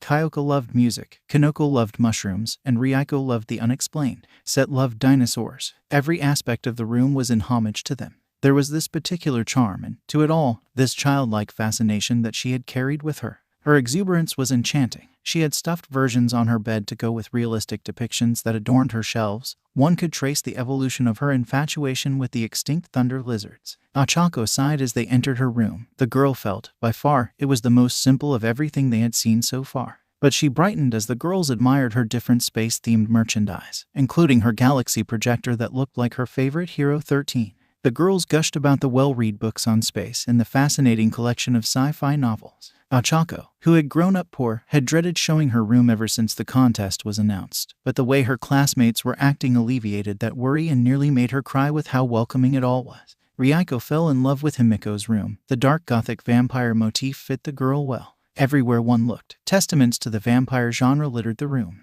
Himiko proudly showed off her vampire hunting kit and her collection of books. Everything from severe forays into the genre to some downright silly entries. Himiko's four-post bed was adorned with rich black velvet curtains, purple and black bedding, and a mountain of pillows that made some girls jealous. The piece of resistance was a collection of what appeared to be handmade plushies that she had made herself of her favorite vampires. The chibi characters got the girls fussing and praising the blushing Himiko as Sue, Pony, Ochako, and Izumi expressed interest in learning to craft their own. Itsuka Kendo's room was in homage to the girls' love and dedication to martial arts, with weapons displayed on the walls. Workout weights in the corner and a pull-up bar over the bathroom door helped to reinforce the girls' love of fitness. It wasn't all workouts and martial arts. Itsuka blushed as the girls pointed to the brightly lit vanity table and the overflowing collection of dresses and hats that spilled out some from the closet. Momo stepped back as the girls stepped into her room, hearing the questions of whether it was a bedroom or a museum. The luxury of the furnishings had most of the class staring at the heiress in disbelief that it was her room. That was until Momo was betrayed by Kanoko and Izumi, who pointed out that the impressive collection of novels was littered with an overabundance of romance novels. Once that was done, it all came together for the class, and the room was modeled after what one would imagine a romance heroine's room was like. The teasing was good, though she swore revenge on Kanoko and Izumi as they left the room. Izumi proudly let them tour her room. It was decorated with a few hero posters, just All Might and Midnight. Only a few of her critical stuffed animals had made the trip. The girls fussed over the old teddy bear that seemed to rule over the others, a stuffed rabbit from the festival that Momo had won for her, the All Might plushie. Aside from heroes, there wasn't an overall theme to the room, it was just a girl's room. The walls had more family photos than anything, pictures of her, Kanoko, and Momo. It conveyed that Izumi perfectly and that her family mattered to her. Yui's room was modest as well. The big surprise was the massive computer gaming and streaming setup. It took up most of the room and the glow of the LED lights added to the atmosphere. Yui, who was quiet, perked up when Mina and Pony also talked about gaming. Seeing how their classmate lit up when sharing her hobbies with her class was cute. It was what this whole contest was about. Mina had masterminded it as the perfect way to show your classmates who you were. Mina's room was a cross between Ochako and Ryuko's, with a dash of Toru for good measure. The room showed a love of space, but unlike Ochako, this love was not centered around celestial bodies. It was a tribute to the xenomorphs of legendary cinema. The stark contrast of the chest-bursting monsters with the vibrant pillows and bedding was interesting.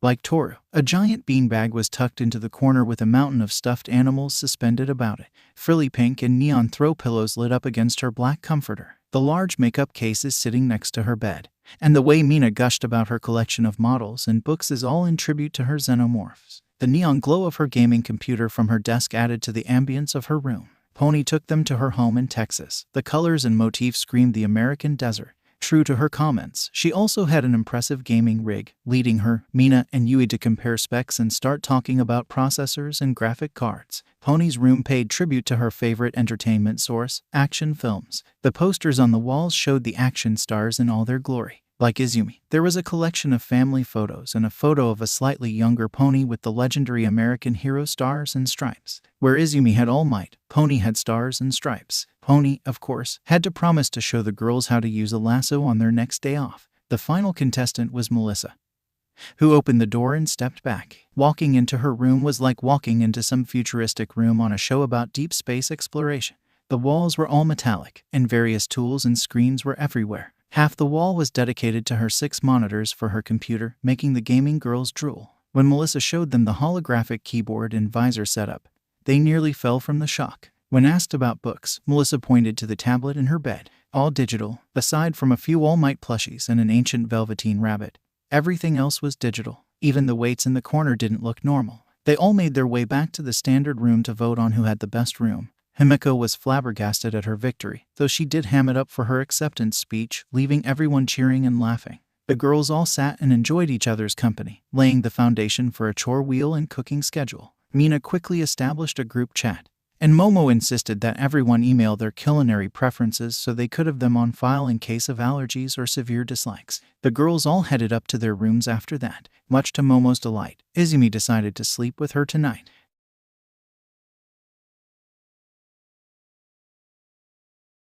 Okay, sadly the chapter is over, and if you enjoyed the video just leave a like, and subscribe with post notification, so when the next chapter is ready, you will be notified. Okay, see you in the next video. Bye.